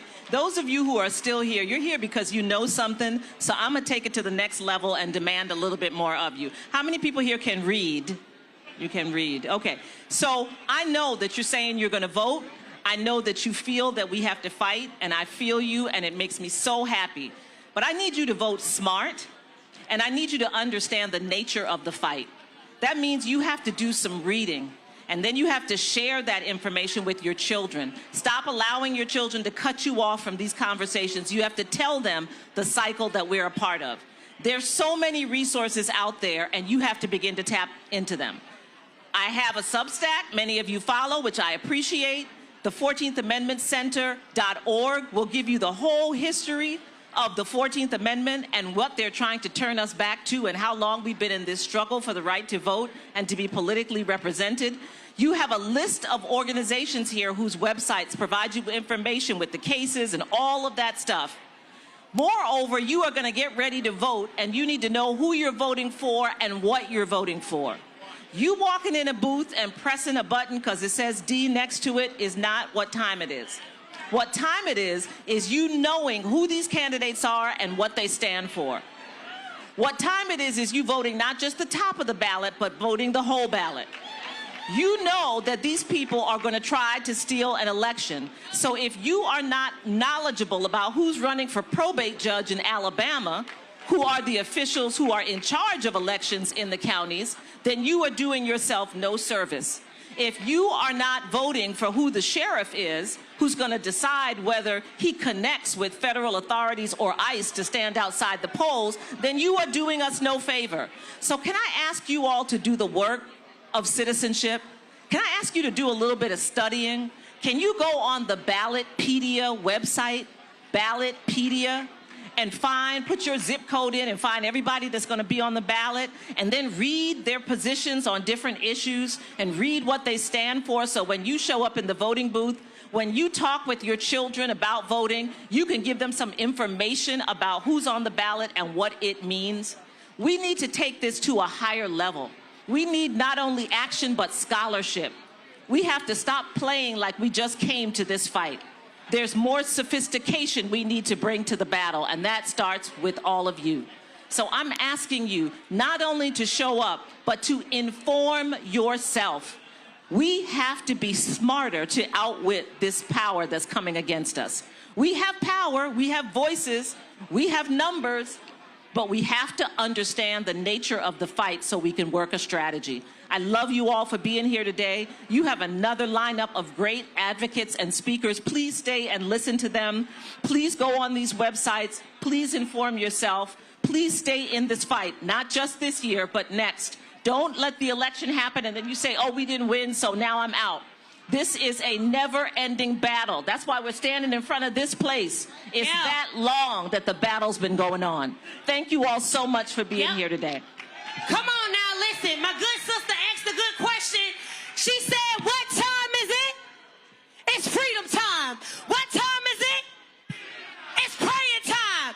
Y'all got to say it with your chest. I'm going to come on this side. What time is it? It's marching time.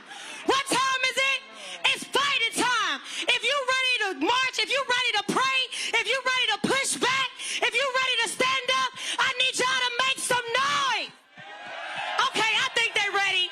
So it's time for my good brother, Young Vocals, to hit the stage. Y'all go crazy. Y'all go crazy. Grown folks say yeah. It's time. It's something about when we dance, y'all. Let's dance. Let's go. Hey. Clap your I need hands. everybody dancing out there. It's time for clean water. Montgomery, put your hands together. It's time for clean air. Let's go. It's freedom Y'all time. know the words to the song. Sing it, y'all. Say it. Say it. Let me hear you. Dance with me. This you can bear. Yep. Montgomery, you still right beside me. Yeah. And I won't forget. Montgomery, say it out. I really. Sing it out. You should know. Let me hear you sing. I want to make sure I'm Folks, Roland Martin here, Roland Martin Unfiltered here in the Black Star Network. We are live in Montgomery for the All Roads Lead to the South Day of Action, focused on voting rights. Folks have been out here since, actually some out here since 11 a.m. The gates were open at noon. And you have more than 80 satellite events taking place across the country as well. You had more than 100 buses that brought people in. 5,000 folks had registered for all of this. But here's what's most important that I need people to understand. Today is not about just a day. This is the kickoff of Freedom Summer 2026. This is the kickoff of a massive national voter registration campaign all across the South, but also all across the country. Rebecca, you're a Fair Election Center.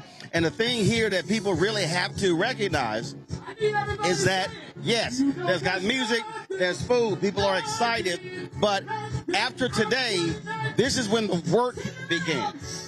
And that's the key. It is the work, it is the long slog that we now have to be engaged in.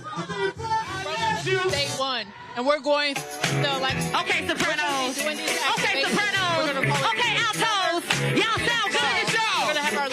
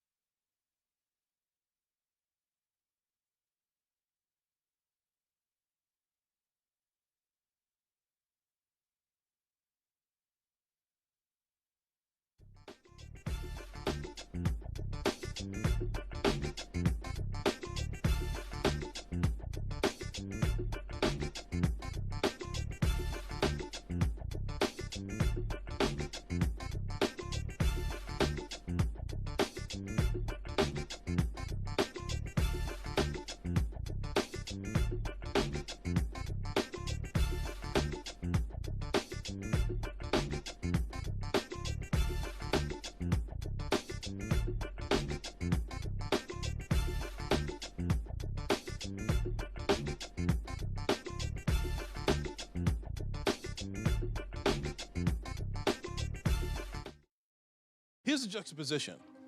Intentionally targeting Black and Latino districts in Texas and Black and Latino voters for elimination is not racial gerrymandering to this court. Yet, as you said a few minutes ago, having a remedy to a violation of Black people's rights under Section 2 is racial discrimination, is racial gerrymandering.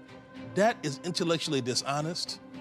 That is hypocritical at best. That this decision could be the largest wipeout of Black political power since the end of Reconstruction. That's how devastating this decision is. Since African Americans are voting overwhelmingly Democratic and Republicans are voting overwhelmingly Republican, you can have a map that discriminates against African Americans. But if you call it partisan, that your target was Democrats, the same map, according to these people, becomes legal. So that doesn't make any sense. And they want to get away with it by calling it partisan rather than racial.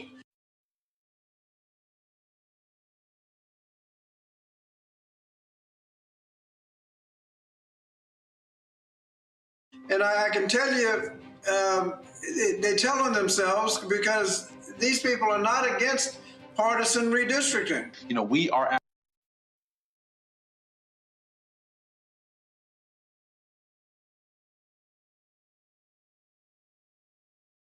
war right now. And so we need folks to dig deep. We know the economy is really tough, but we got to keep our folks in power over the next few months and into this 2026 election so that we can legislate our way out of these kind of problems around here. We can't give up now. We have to fight, if not harder, at least smarter. There are people that still, for whatever reason, are not connecting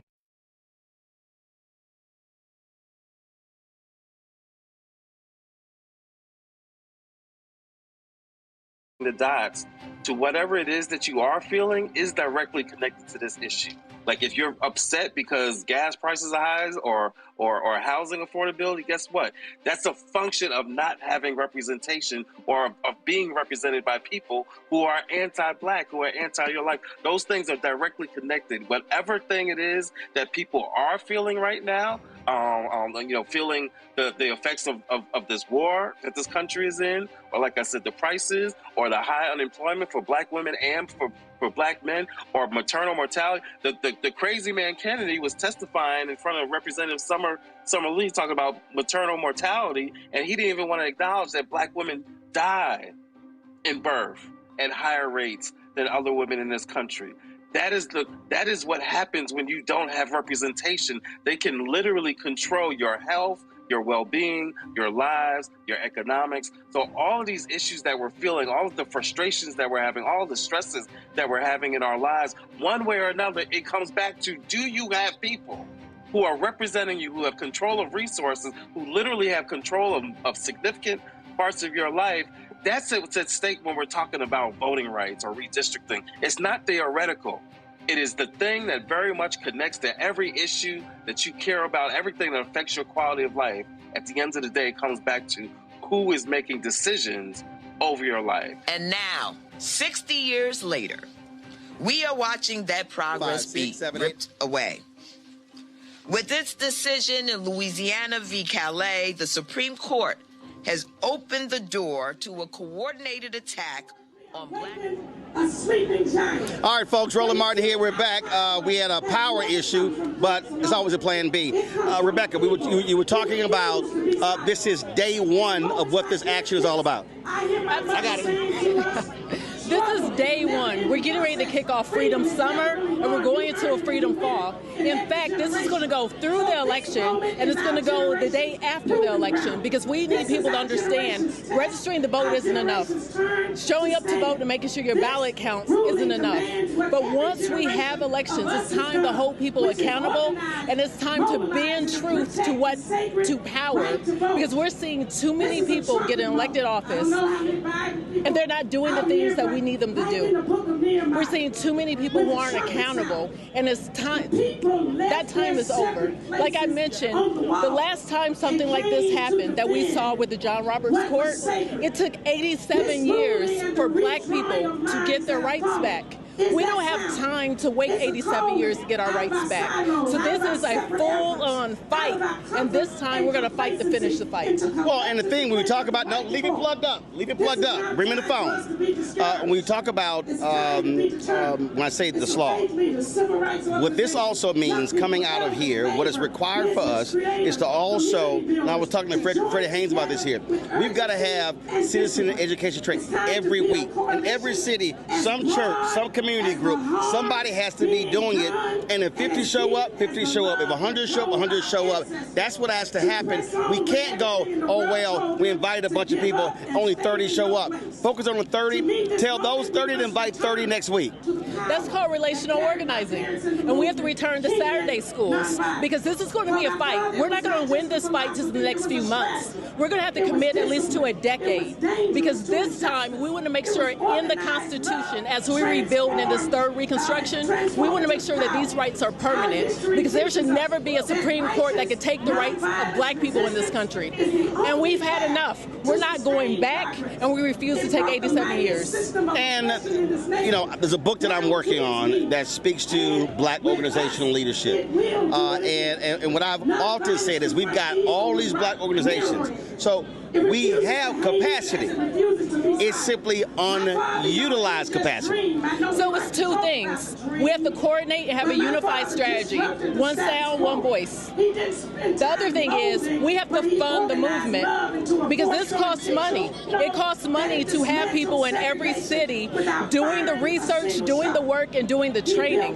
This isn't something that can be done for free. And when I think about our second Reconstruction, the Civil Rights Movement, I think about all those celebrities and athletes who funded the movement. I think about all those corporations who are willing to fund the movement. And in this day and age, it's all hands on deck. Don't be afraid of the occupant in the White House, because he's only going to be here for so long. But guess what? We're going to be here after. After that's over, we're going to be here, and we need people willing to step up and fund this movement. You know what's one of the things that's interesting, and some, you know, I try my best to ignore stupid people, but you got some fool, Alex Clark -T8H, on here who said, we want to get paid just like Roland Martin was, $350,000. Well, first of all, I got to remind y'all that was for advertising during the campaign. And I love the Negroes who complain about us getting $350,000 in advertising, but they're silent on the white folks that got $600 million. And what they also don't understand is what you just laid out. And this is not about being arrogant or cocky, but folk gotta understand, this is called infrastructure. This event, we're streaming it out to 30 to 40 other pages across the country. We got crew here. We got crew in D.C., with a crew in Selma. That costs money. And so when people say, well, man, we need folk out here working. We need folk, well, you want folk to volunteer? It has to be funded. The movement has to be funded. Look, people would spend $200 to go to a baddie brunch, right? We don't need any more baddie brunches. What we need is actually real things happening in our communities, because people are hurt. And in order to have real change, you have to have funding. That's the purpose of resources. Resources isn't for the sake of capitalism. It's for the sake of community. Right. Like, it's a little hard to take people around the country and broadcast from 8-10 cities and And We're on the move. you do that because you got to pay for gas. You got to pay for hotels and airfare. That's people don't understand. And so we are often sitting here asking our leaders to do stuff for free, but then folk want to say, well, how do we get what comes back to our community? That's what happens when you mess about your political power. You put folks in who now can bring resources back to our community. Look, I have a staff of 32. That's 32 families that are dependent on making sure I'm raising money so they can get up every day and do their jobs. Like, this isn't something that happens for free, but here's the thing. We have to be willing to invest in our community. We have to be willing to invest into a better country. Because we invest in other communities. Don't you get weary. That dollar leaves so fast, doesn't it? But it's time that we keep that dollar in our community so we can actually build a better future. Absolutely. Rebecca, always a pleasure. We appreciate it. Thanks a bunch. Hey, also, y'all, she dressed for the weather. I told Cory Booker, I said, Cory, how you come out here with black shoes, black pants, black shirt, a black jacket? I said, you ain't spend no time in the South.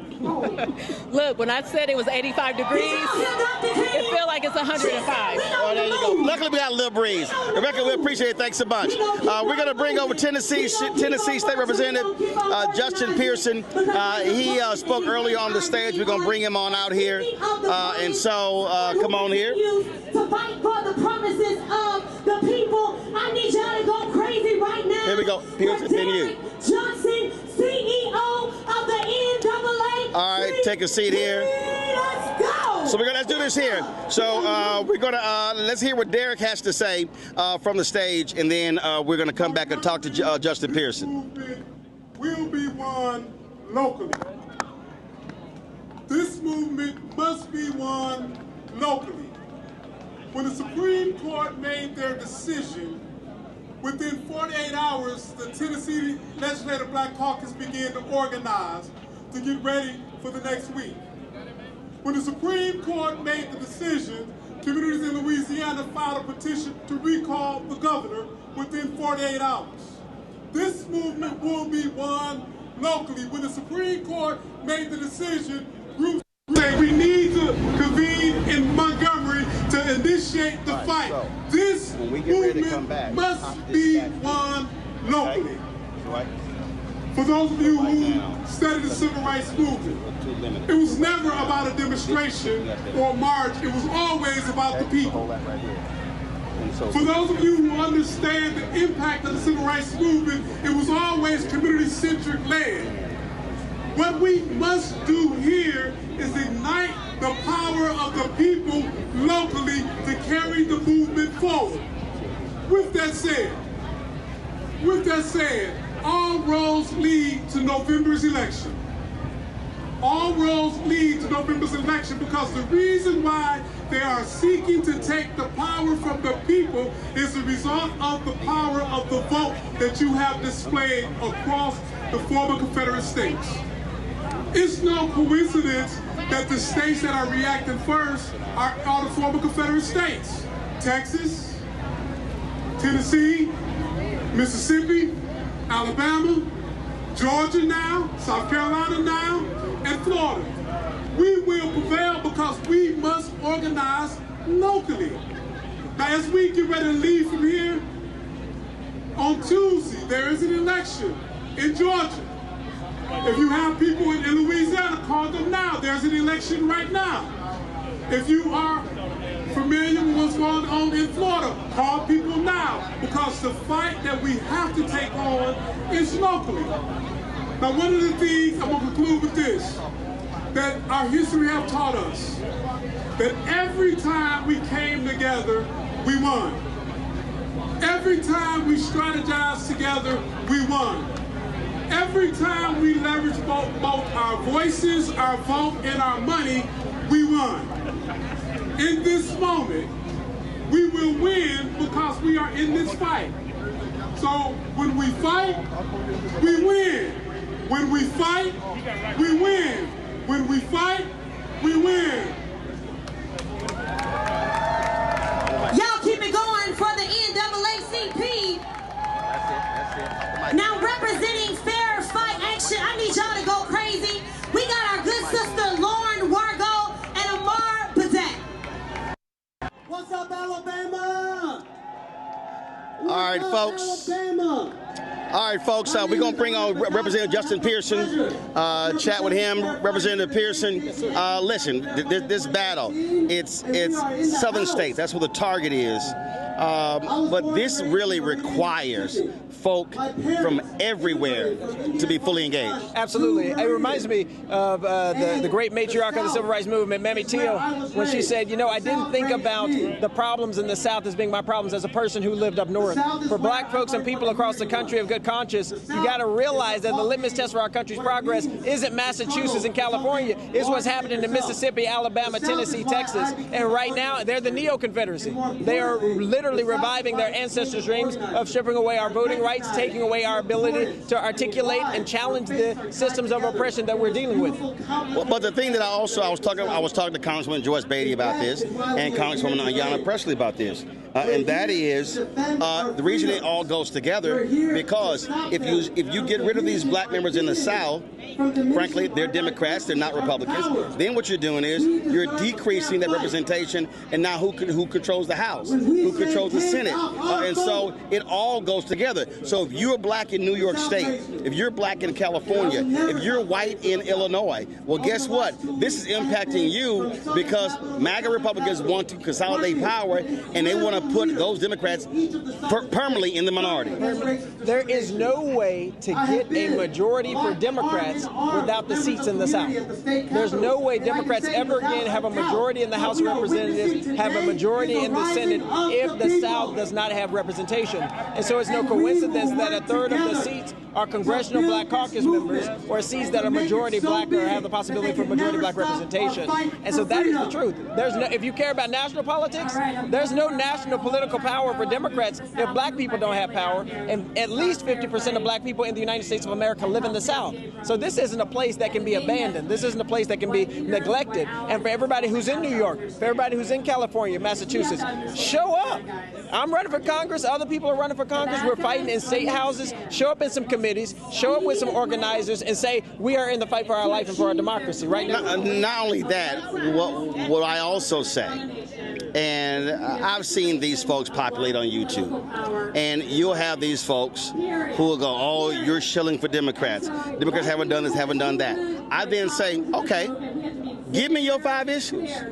My deal is very simple. Do I believe in expansive voting rights? Yes. Do I believe that we should have same-day voter registration? Yes. Do I believe in civil rights legislation? Yes. Do I believe that we should be providing contracts, federal contracts to African Americans?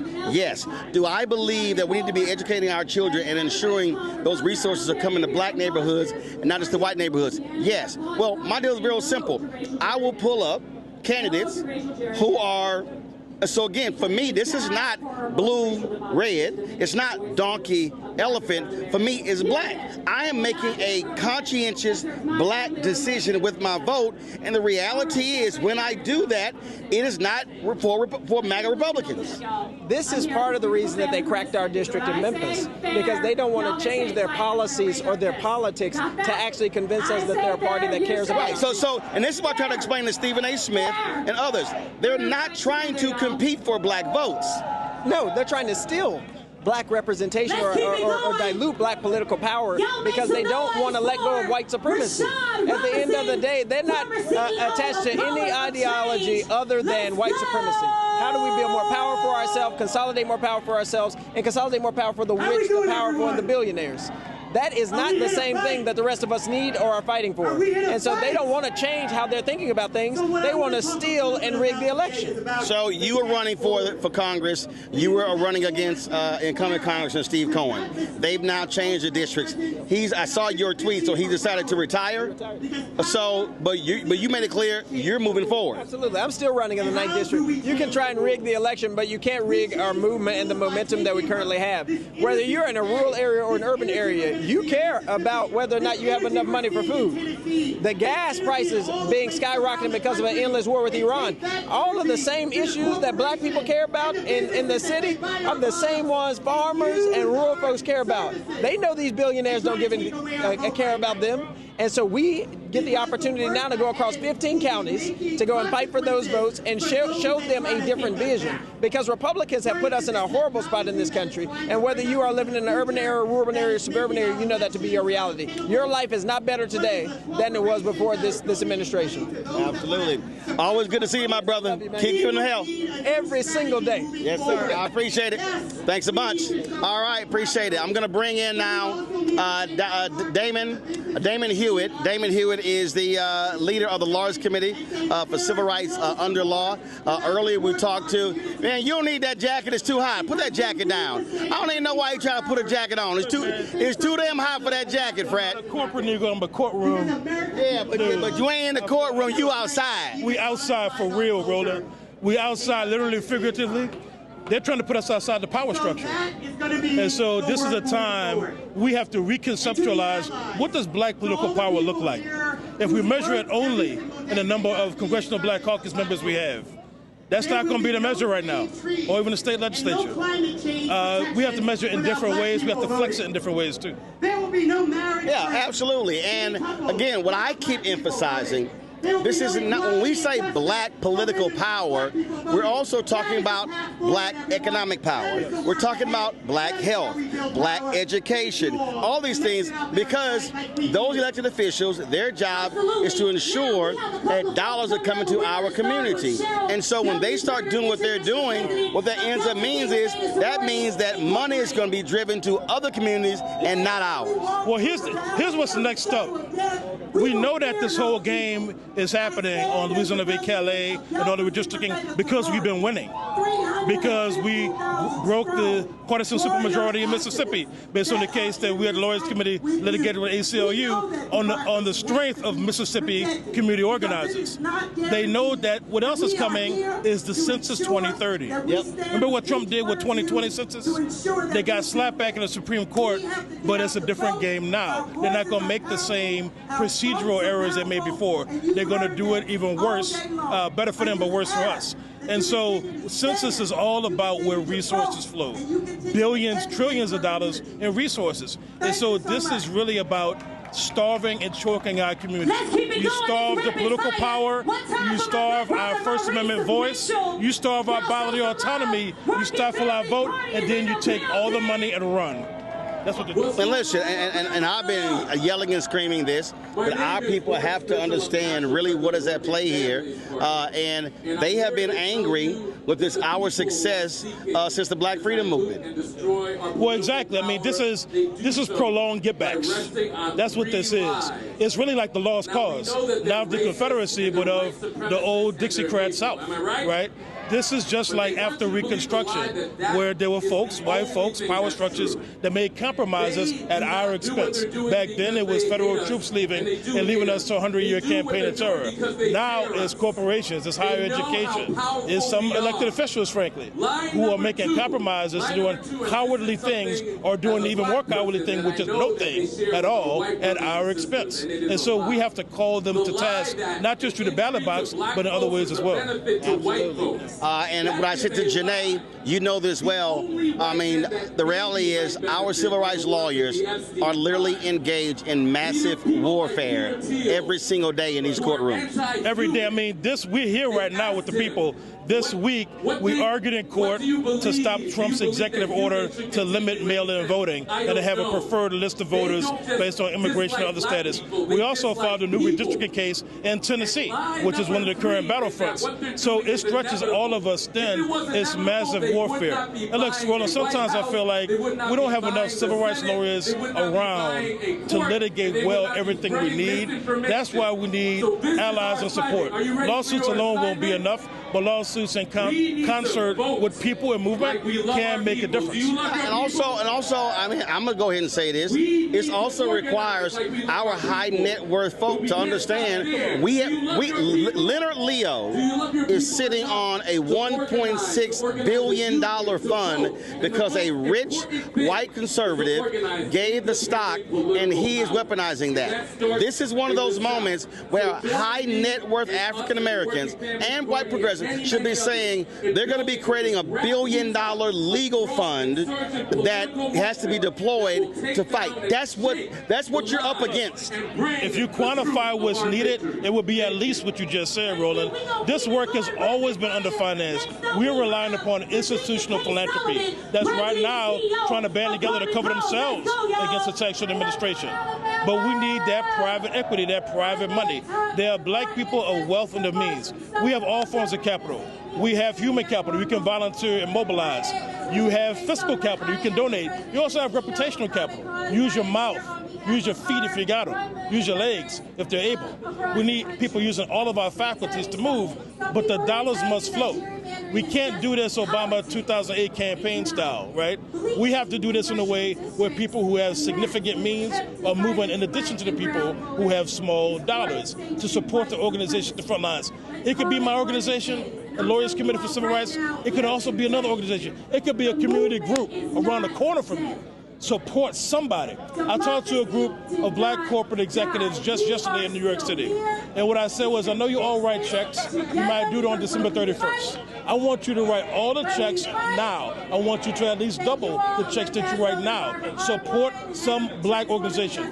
Not a black-led organization, Roland, a black organization that's focused on our people and our community. Not to the detriment of others, but to make a better way for our people and everybody in this country. Absolutely. Damien, we appreciate it, my brother. Appreciate you, man. Keep up the fight. Always, brother. Thanks so much, Frat. Again, folks, the battle continues. The battle continues. So even though the crowd here is thinning out, listen, we've got thousands of people who have been watching us across more than 30 channels on Facebook and YouTube and Instagram today. They have been all over. They have been watching. They have been commenting. And what we need you to do is also, we need you to use your power. I need all of y'all to go to allroadsleadtothesouth.com. Again, allroadsleadtothesouth.com. I need y'all to sign up. Y'all give me 1 second, it's hot. So everybody, join Carl Lewis and us in making good trouble. So I need to, listen, when you out in this heat, you got to stay hydrated. So that's what we got to do. So what I said made clear, what we have to do is, again, use our numbers. Go to allroadsleadtothesouth.com, and we need all of y'all to register. That's what we need you to do. All right, who's next? Come on, Rashad Robinson, longtime leader of Color of Change, joins us right now. Rashad, one of the things I was just talking to Damon about is that this is a moment where African Americans of means must band together and say, if Leonard Leo is sitting on a $1.6 billion fund that he is using to fight this strategy, then we've got to create that similar fund. Folks, I need our people to understand, and we are excellent at doing a lot with little. But you cannot fight any of these battles. You cannot put on these events. You cannot organize and mobilize around the country and think folk gonna do it for free. Well, the problem that we have is if this work is only funded by white foundations, that does limit the possibility of what we can actually achieve. When you think about the right wing, their funders, their billionaires, their millionaires are actually more radical sometimes than their actual activists. And what they do is they create space for them to do all sorts of things. Imagine if the folks that were funding our movements believed in reparations. How much space that would provide. So I not only agree with what you're saying, but the other thing I'll say is that for the black folks who control the people who control things like endowment funds, who control things like the pension funds in cities and blue states and blue cities. Why do we have money inside of Bill Ackman's funds?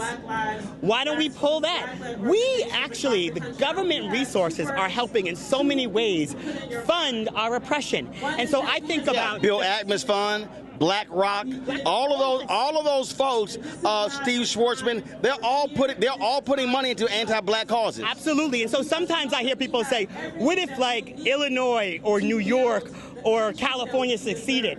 We don't actually have to go as far as secession. What if we succeeded with our money? What if the governors and the comptrollers and the state treasurers in those places started using the money around procurement? What if we started using the money to divest from companies that are putting us in harm's way? I remember back when I was taking on Facebook, I would have never been able to show up to the shareholders meeting if the New York City comptroller did not use their shares to proxy me in to actually go after that company. But let's take it a step further. And so you're absolutely right.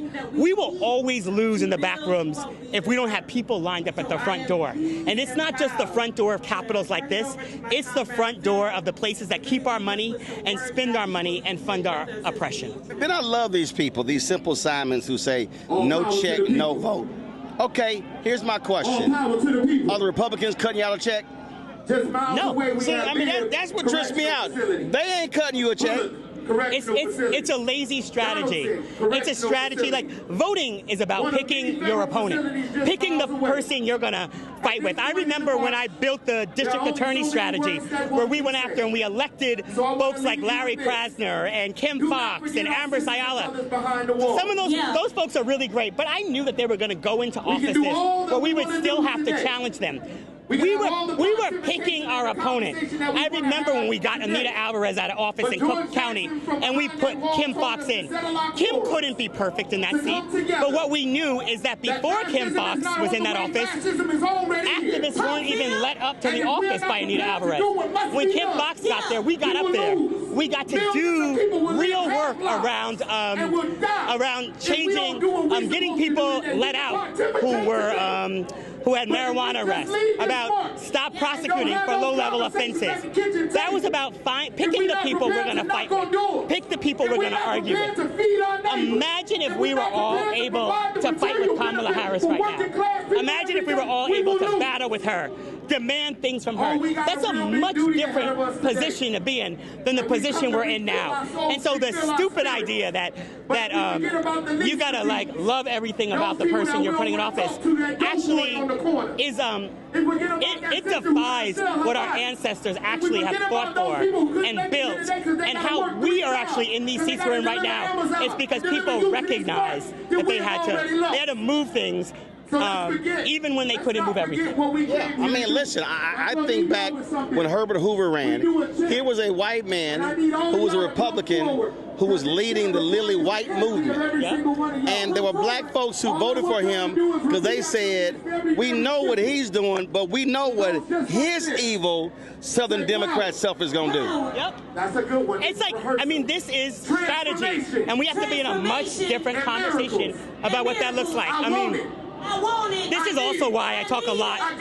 My book that comes out in July, I talk a lot about profiteering. I talk a lot about corporate power. I talk a lot about the corridors of power, whether it's like government, big tech, Hollywood. How do we have a strategy that takes on all the places that put us in harm's way? And in this era where we're not going to achieve everything through government, we're also going to have to look at how do we take on those places that make the decisions on our lives? And how do we think about power, not just as the written rules of policy, but the unwritten rules of culture? Rashad Robinson, I appreciate it, brother. Thank you, brother. I appreciate you. Thank you. I appreciate it. All right, y'all, that's Rashad Robinson there. I'm going to sit here and talk to Derek Johnson, the CEO of NAACP. So he's doing a quick interview over here. So we're going to wait on him. As I said, we're getting to the conclusion. It is a 5:03. This started a little late, so we're in the final stage of our speakers right now. And so we are going to be closing this up very soon. And so what I'm doing is, like I say, waiting on Derek Johnson to finish his interview over here before he comes over And so he's making his way over here right now. And so we'll take a few questions with him. Derek Johnson, CEO, NAACP. Derek, we had thousands that registered. Buses came from all over. And what I have been saying, day, moment, but this is the kickoff to what has to be summer, fall. Take it through November, but also beyond November. 27, getting ready for those elections in 27, the state races, the local races, then 28. And so we cannot act as if we have a breath when it comes to elections. There are elections somewhere, somehow, every year in this country that we got to be motivated and in position to impact. But you know, the system is working just like they designed it. We got to break it. We got to overwhelm it with votes so we can break what is happening. It's no coincidence that a Supreme Court decision will come down and the former Confederate states are reacting the way they are. Starting with Tennessee, Louisiana, right here in Alabama, Mississippi, Florida, now Georgia, South Carolina. We are in a moment, it's an inflection point, where we have to move away from this big national conversation and get to local communities and organize in states, because the fight is in those southern states, and the fight is where 55% of all black folks live. That's the former Confederate states. How are you positioning? You've got some 2,000 chapters. And so what is the directive that you're laying out to them to how they need to be moving? NAACP, nonpartisan, speaks to an agenda, not a party. But what is that plan of action for those massive number of chapters? Well, everything we do has to lead to November. We built out a robust database. When we convene in Jackson, Mississippi on the 20th, we will have people from all across the state. They will leave there with their assignment. Everything we need to do is about the assignment. It's not about the speech. It's about the work, the outcome. The outputs are great, but the outcome is what we're looking for. So across the southern landscape, majority of our members and units are in the South. The work that we have to do is in rural communities, in suburban communities, and in urban areas. And our job is to impact the formation of public policy, and you got to do that at the polling place. One of the things that I have said directly to white politicians, white leaders, I'm like, yo, we don't black folks. We need y'all to go talk to white folks. Y'all need to be having those conversations. I told Senator Bernie Sanders direct, I said, you need to be having the hard conversations with white people in West Virginia, Oklahoma, North Carolina, South Carolina, when it comes to the issues. I'm like, we get it. And that needs to be happening. And I think all too often, a lot of these white elected officials or organizational leaders don't really want to have that tough conversation with their own people. You know, we represent 13% of the population. We can anchor a movement because of our moral arc, but they got to do the work. At the end of the day, I don't want to see white people come to my community talk to our folks. We can talk to our folks. We need them to talk to their folks. Someone mentioned the equivalence of this was a Supreme Court decision around abortion. I say, no, how is that the case? He said, well, it encouraged white women. Well, white women voted almost 52% for Donald Trump. So we, at some point, it has to break. White supremacy cannot be the order of the day. If you're going to have a true representative democracy, other communities got to stand up in this moment. All right, then. Last point here, and that is what I've said. Everybody has a role to play. This is not, there's a lot of our folk, a lot of young folks, your brothers and sisters I heard in 2025 said, oh, we're tired, we need a break. I'm like, all right, I gave y'all 2025. I don't want to hear that break shit 26. I'm like, this is all hands on deck, everywhere. You know, there will be a catalyst moment, whether this is the spark, the Supreme Court decision spark. But we got to wake up. If you care about economics, this is important to you. If you care about education, this is important with you.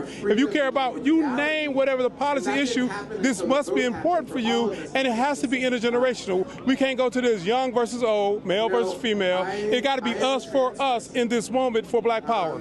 Absolutely. Derek Johnson, President, NAACP. We appreciate it. Thanks a lot. All right, thank you. All right. Take care. Folks, again, we are almost coming to the end. We still got some speakers on stage. So let's just do this here. Let's go to the stage and let's hear some of those speakers. And then we come back. We're going to talk to the State Representative Justin Jones. So we're going to go to the stage right now. epicenter of every movement that has happened in the world. Show some love for Black Women's Roundtable and Black Youth Vote! I was trying to see how long I can hold it. Hey, I'm Tamika Ramsey Brown from the great state of Michigan. Because we have people from Michigan and Mississippi, and we gonna fight for y'all like we want you to fight for Michigan. I'm Cassandra Brown, Florida Black Women's Roundtable. They are arresting our sisters in the legislature, and they are taking our seats, but we are still here. We are still here. I am Sandra Lee Williams and a member of the Black Women's Roundtable from Georgia. I represent workers. That means I am a member of labor, and I'm glad to be here, and I want you to repeat after me. When we vote, we win. I'm Christina Q from South Carolina Black Women's Roundtable, and right now Donald Trump is trying to take our maps and trying to make it more Republican, but we are going to fight back, and they're going to wake a giant that they cannot fight. And that's our people power. Hey, hey, hey, Alabama! I'm Commissioner Sheila Tyson. I represent Black Women Roundtable for the state of Alabama. I want you to know the game hadn't changed. Instead of sticking the dogs on us, they're putting...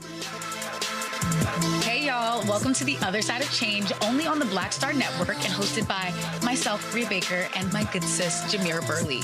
We are just two millennial women tackling everything at the intersection of politics, gender, and pop culture.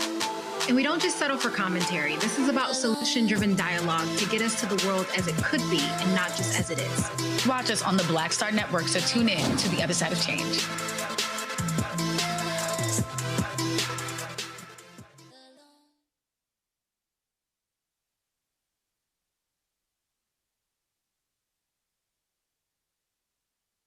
Over 1 million people from the voters registration. That's right.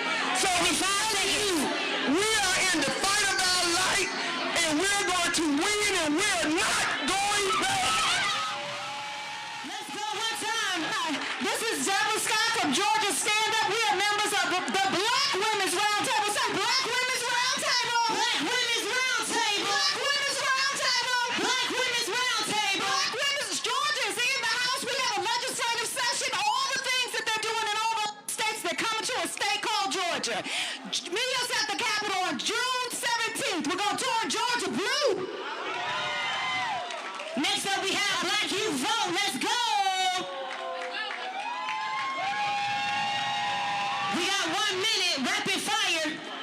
Hello, everybody. My name is Daryl Coles, National Project Coordinator for Black Youth Vote, and it's truly an honor and pleasure to be standing among you amazing fighters right now in this critical time in history. As we all know, all roads lead to the South, and that's because the South isn't just a region, it is the heartbeat of the movement, it is culture, it is political power, as you could clearly see from all the speakers that came to speak to you guys today. So I just want you guys to know that Black Youth Vote and Rise, as long as we have breath, we will make sure the South continues to lead, and we will fight for a democracy that fights for all people. And with that being said, please help me welcome Angel Purdue. Give me 30 good seconds. Hello. I just wanted to say that when we show up, we show out. And voting matters. We have to show up, and we have to gain back our power. Let's go. Next up, rapid fire, 1 minute. Give me Ashley Lee Henderson, founder of Utopian Visions. Y'all lock in. We got a few more. We gonna finish strong the same way we started. What's up, good people? I need some energy. I came a real long way. I've been out here in this heat too. How you doing, good people? Now listen, I imagine you came out here because you wanted somebody to tell you what we ought to do next, right? Y'all had a whole bunch of people tell you what color the water is that we're drowning in today, right? But how many of y'all actually want to do some meaningful work to change what's happening in this country? I'm not by myself, right? So let me tell you what my assessment is. My assessment is that these politicians are bought and paid for by multinational corporations. Do you agree with me? So I'm from the great state of Tennessee, so you know they just redistricted us just like last week, 8 days after the Calais decision, right? And because they did that, I was curious, who bought and paid for these politicians in Tennessee? And my estimation is that FedEx spent a lot of money on these politicians. You know what I'm saying? So I want you to get your phone out, get your phone out, get your phone out. And when you get your phone out, I want you to go to fixitfedex.com. Fixitfedex.com. I want you to go to fixitfedex.com because my estimation is if they bought these politicians, then through these Jim Crow maps, give me 3 whole more seconds. Then we ought to go after their bank accounts. Right? They try to take our vote, we control the economy, right? So I'm going to say fix it, you're going to say FedEx. Fix it! FedEx! Fix it! FedEx! Let's be about that work, good people. Show Ashley some love. Last rapid fire, and then we're going to hear from our core organizers of today. Somebody make some noise. All roads lead to the south if y'all still having a good time. Next up, we have William Barnes, President and CEO of the National Urban League. Y'all make some noise as he comes. All right, hey cousins, I'm so happy to be out here. My name is Tyler Litt, and I'm the National Urban League Young Professional Guest mic. Check. Check. Guest mic. Of the Birmingham Urban League, and one, I want to commend him for letting me have his time for this rapid fire. So thank you so very much for allowing me to speak in your hometown. I represent over 10,000 young professional leaders who are supporting the National Urban League and the work they are doing across the country to empower lives and change communities. There's something so surreal and beautiful about being in Montgomery. It's all about responsibility. And as a young leader, I want to say we are here today, tomorrow, to that call. We are the leaders that you have been looking for. Selma was never just about a bridge. Montgomery was never just about boycotts or a march. And justice was never meant to be temporary. So we are ready to fight and to make sure our communities are protected and empowered. History and the world are watching, and I'm more confident now than ever that we got us, we got this, and let's get to work. God bless you. Y'all give it up for it. Give it up. Let's keep it going. Now, when I say all roads, you say lead to the south. All roads, you got to say it nasty. All roads.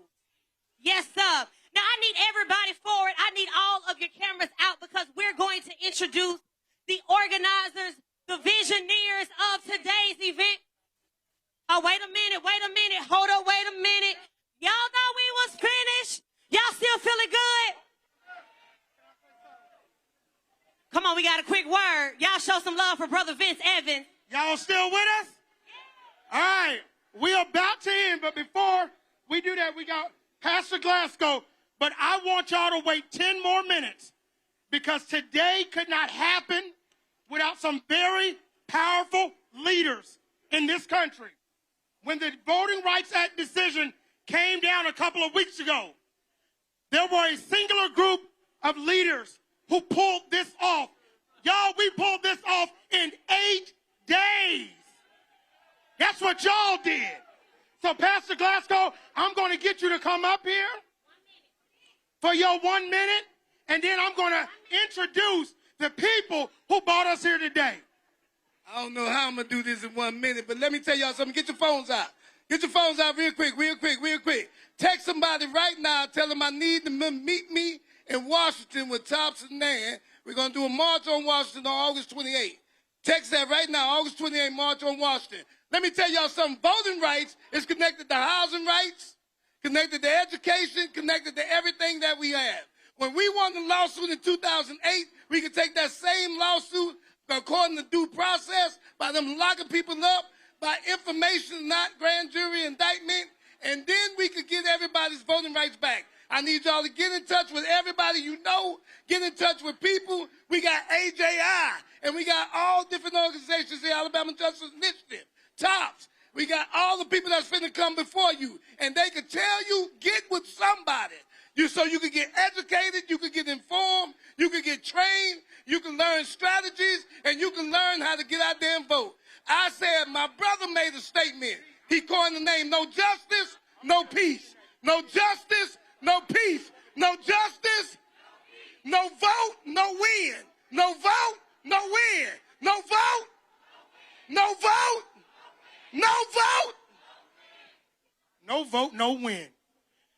Y'all, we are going to end our program with the people who brought us together. The first sister I'm going to call up is a generational leader. She leads the Legal Defense Fund that has come to this state for decades, fought for over 80 years.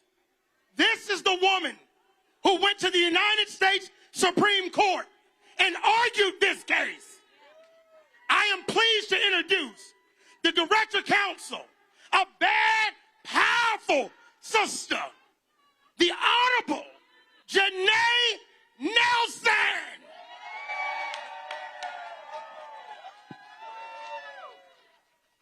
Come on, LDF, come on up. Let me first start by saying thank you for staying, for being here, and for coming out today. I'm going to try to be brief. I also want to thank our co-conspirators in conceiving of this amazing moment and getting everyone here. I want to especially shout out Dewana and Trey and all the organizers who did the work. Exceptional, exceptional. But let me say this. They say that justice moves slowly. I say sometimes it needs an accelerant. Sometimes you have to throw some gas on that flame. And what we did today did just that. We showed up and we said that that defeat in the courts does not mean a defeat in the streets. That we need to not sit on the sidelines. We need to come out, be outside, show our faces, be together. When I stood in the well of the Supreme Court with the support of an amazing staff and amplified the voices of Black Louisianans, I was trying to convince 9 justices that Black people deserve an equally weighted vote, that Black people's right to vote secures democracy for everyone. And they did not take the invitation. Shame, shame, shame, shame. But you know what? It showed us what we need to do to refound this democracy. We need court reform. We need a Supreme Court that we can rely on to do justice. We need a new democracy where D.C. is a state. We need a democracy where there is a positive right to vote. We need a John R. Lewis Voting Rights Advancement Act. We need state voting rights acts across the country like we just got passed in the state of Maryland and we introduced in Mississippi, Alabama, Louisiana. We need a revolution of democracy because our founder, 86 years ago, Thurgood Marshall, taught us one thing among many, and that is that this is our democracy. We built it by marching in Selma. Our lawyers worked to get the path secured in the courthouses to make it to Montgomery safely after Bloody Sunday. And we have been fighting for democracy every single day since.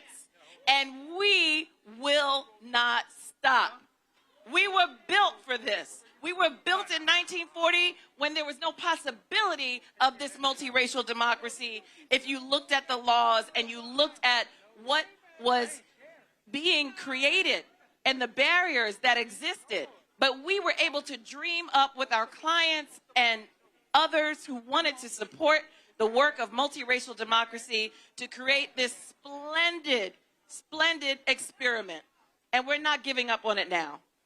So when I say this is our democracy, I want you to feel it. I'm going to say one thing as we close. We need to get real. We need to get real about what's at stake. Why do they want this power? It's not just about losing seats. What do they want to do with the power that they get? What's in store for black people when they get that power? They don't want it for nothing. They plan to do something with it, and it will be nefarious. It will set us back. It will undo progress. So we also need to get real. REAL. We need to register to vote and get everybody else registered in our orbit. We need election protection. 1-866 our vote and Black Voters on the Rise, which is what LDF does every single year, year-round, local elections, day in, day out. We need to hold our elected officials accountable. We need accountability. Know the numbers to all of your elected officials and call them when you don't like what they're doing. And finally, we need to build local power. Register, election protection, accountability, local power. Let's get real. Let's get real. Let's get united. Let's get this democracy back, because whose democracy is it? Whose democracy? Whose democracy? Our democracy! Yes, thank you. Let's go. Let's keep it going. Now listen, y'all, this next sister is the ultimate convener. She has built systems. She has opened doors, and I love that she opened them and she kept it open for many others. She covers us consistently. You saw her up here on stage. I'm talking about the leader of the Black Women's Roundtable. Let's show some love. Black Youth Vote. Let's show some love. And the National Coalition of Black Participation. Make some noise for Sister Melanie Campbell. All right. How you doing out there? Y'all are the soldiers we're looking for. Tell your neighbor, you the soldier we're looking for. Tell your neighbor. You gonna tell your neighbor? All right. So, Melanie Campbell, Black Women's Roundtable, Black Youth Vote, National Coalition. The one thing, or maybe 3 or 4 things, I want to leave with you because it's been a long day. How many of y'all believe we've come this far by faith? How many of y'all believe we built this country and we ain't going no doggone where? How many of you understand that what we need to do is a few things? 1, say it with me. Vote black. Vote black. Buy black. Be black or an ally. Be black or an ally. Put your money in black banks. Take care of black institutions. And the last thing, I want to thank my team. I want to thank my colleagues with the LDF and Black Voters Matter and the 160 organizations that came together. I want to thank a brother who's been out here with us all day long, Roland Martin, Black. Give it up, give it up, give it up. Row, Black Star Network.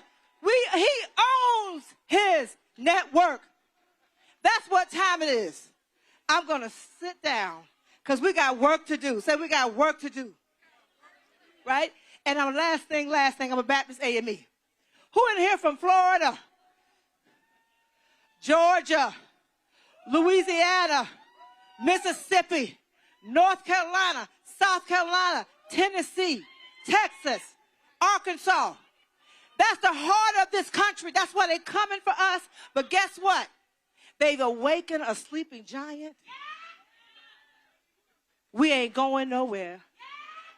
We built this country. Peace and power. Let's go. Y'all show some love. Sister Melanie Campbell. Now I need everybody to come to the front because we're going to finish the same way we started. Somebody say strong. Now, Sister Melanie said we got work to do. Look at your neighbor and say we got work to do. John 15:16 says that we will have an opportunity to bear fruit. Fruit that will remain, fruit that will outlive us, fruit that will touch generations to come. Now these next 3, one for the Father, Son, and the Holy Ghost, they have fruit, y'all, where they have invested millions of dollars into black communities, black organizations, mobilizing millions of black voters all over the country. So when I say black voters, I need you to say matter. Black voters. Black voters, y'all show some love for LaTosha Brown, Cliff Albright, and April Albright. Let's go!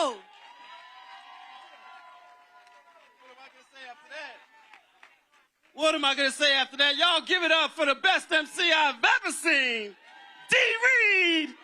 Come here, D. Reed. For those of y'all who don't know, you may have seen some protests going on in Alabama last week at the Capitol. You may have seen somebody getting dragged out of those special hearings that they were having. And as they were dragging her out, she was singing. You going to sing for us tonight? Deep in my heart, I do believe, what you believe? That we shall overcome someday. All right. D. Reed. Y'all, we're not going to talk long. For those of y'all who are old enough to, you might remember the Def Comedy Jam, and Russell Simmons used to come out, and what would he say? Thank you for coming, God bless, and good night, right?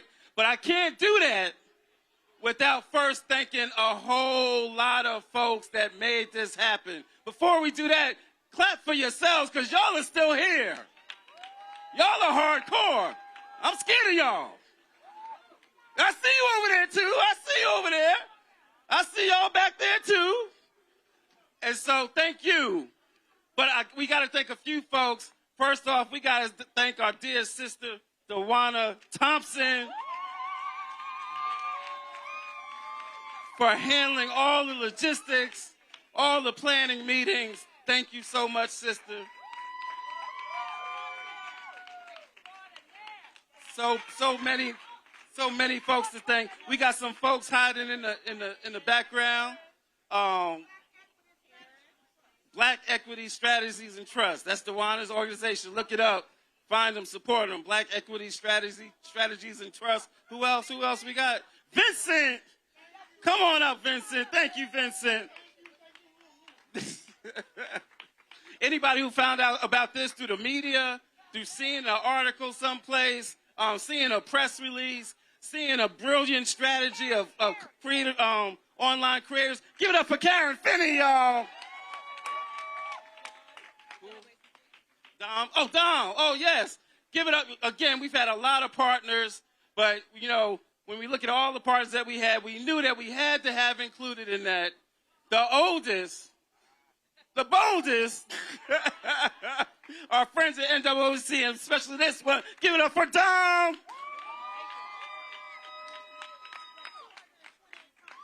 That's right. We got to give it up for the 228 partner organizations that signed up. We got to give it up for y'all. We had a lot of folks out here, but guess what? We also had over 80 satellite events all across the country. We are not alone. And all roads lead to what? All roads lead to what? And who else? Oh, our staff. Y'all, a lot of times you'll see us, you'll see me, you'll see Latasha, you might see April, but this is not an organization, Black Voters Matter, of 3 people. We've got an amazing staff. Some of them are walking out there. They still giving out stuff, giving out waters and fans and all of that. And we got some of our team that helped to plan some of the logistics behind this. Give it up for our very, very special, she's April number 1. We got 2 Aprils. We go back and forth between April number 1 and April number 2. Today, this is April number 1. And then, of course, our anchor partners, who you've already heard from. Huh? Who I think? Help me out now. All the volunteers, all the organizations, Indivisible, that was a huge help. Here. Listen, it just took an incredible amount of people to pull this together. We are sitting in a city that literally welcomed us and gave us all the resources. Y'all help me thank the city of Montgomery and Mayor Stephen Reed. We appreciate him. We want to thank our partners at the state capitol and at the state house. They did actually come together and make sure that we had what we needed. We want to thank our amazing, amazing production team that made sure that we could come together and hear everything. We had screens all the way down Dexter Avenue, y'all. We want to thank all of we absolutely got to thank Roland Martin. Y'all give it up for Roland Martin. This man made sure that we had so many networks across the country streaming this information live. We were in, I think, over 3 million people's homes today. So this is a big, big moment for all of us. And I want to thank LRY Media, all of the people who came to the voting village, because we have what? Elections on Tuesday in Georgia and Alabama. We can't come together and forget that we still got work to do. So it's still voting time, right? It's still voting time. Thank y'all. Thank you to every single person. We appreciate you. And to my daddy, who held down the stage on my behalf, Pastor Don Thompson and Janice Thompson, I love you.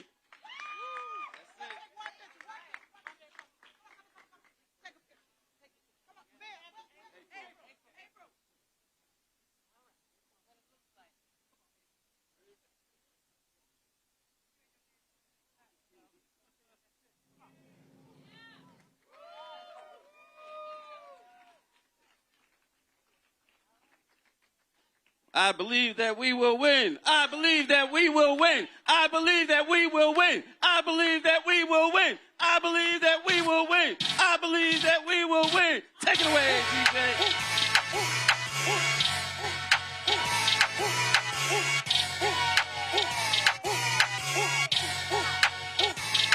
Running to the checker flag, running through the red light. 12 get me gun and won't pull over. Thank y'all so much. All roads lead to the south.com. All roads lead to the south.com. We about to let them know. I see your sister on the grass. She said I ain't tired. I see Miss Betty represent Mobile. Okay. Yeah. Let's go. Shout out to the bros. Omega Psi Phi. Alpha Phi Alpha. All the D9s. Got to let them know. I see you rolling. Let's go. Yeah. 1906. Shout out to Alpha Kappa Alpha Sorority. Zeta Phi Beta. Phi Beta Sigma. Let's go. My foot up on the gas. Yeah. I'm blowing money fast. Yeah. We on they, you know. Got to let them know. We let them know Tuesday, y'all. It's election day. All right, folks, that concludes All Roads Lead to the South. This thing started 9 a.m. local time. We were in Selma. Of course, covering what's happening there. And so that started with a church service there. Then there was a solemn march that went across the Edmund Pettus Bridge. And so that was taking place there. And then we came here to Montgomery, where this event started. Again, this started about 4.5 hours ago. A number of speakers here. We talked to a number of elected officials, grassroots activists. Y'all, this is about the kickoff to Freedom Summer 2026. If you understand the history of Freedom Summer, it was when those black and white young folks traveled down south to Mississippi, to Alabama, to register folks to vote. The work of CORE, the work of SNCC, the work of SCLC, the work of the NAACP, National Congress for Negro Women, National Urban League, the Big Six organizations, the work that they put in made the Black Freedom Movement possible. And that's what this was all about. And so what we have to understand is what is going on right now. Obviously, one of the organizers of this joins us right now, Cliff Albright, co-founder of Black Voters Matter. Cliff, folks were sending me a text. They were like, well, hey, how does all have, this all started literally 7 days ago. It was a chat, and it was like, well, what are we going to call this thing? And so all of this was put together literally in 7 days. Literally in 7 days. And the only way, and really the origins was really that we were all feeling the same thing that everybody else in our community was feeling. Like all the pain that was out there in our communities, we felt that, right? It hit us. We knew it was coming, but like a gut punch, it still hurts. And so we got on that call, was like, y'all, we got to do something. Y'all, folks are showing out in these states. Folks are showing out in Tennessee and Alabama and Louisiana. And we said, that's great, but we've also got to have a national response. And like you said, that was 7 days. there were folks that thought we were crazy to even try to do anything. And I think to get this turnout, to get this number of participants, and it wasn't just about here. Right, that's the key. It wasn't just about Montgomery. That's right. Those 80 satellite events were also critically important. That's right. And that was all over the country. California, New York, Ohio, satellite events all across the country, and folks coming from all across the country. We had buses from as far away as Ohio that came down here. So this was really a national response. And once again, it's a reminder that there's more of us than there is of them.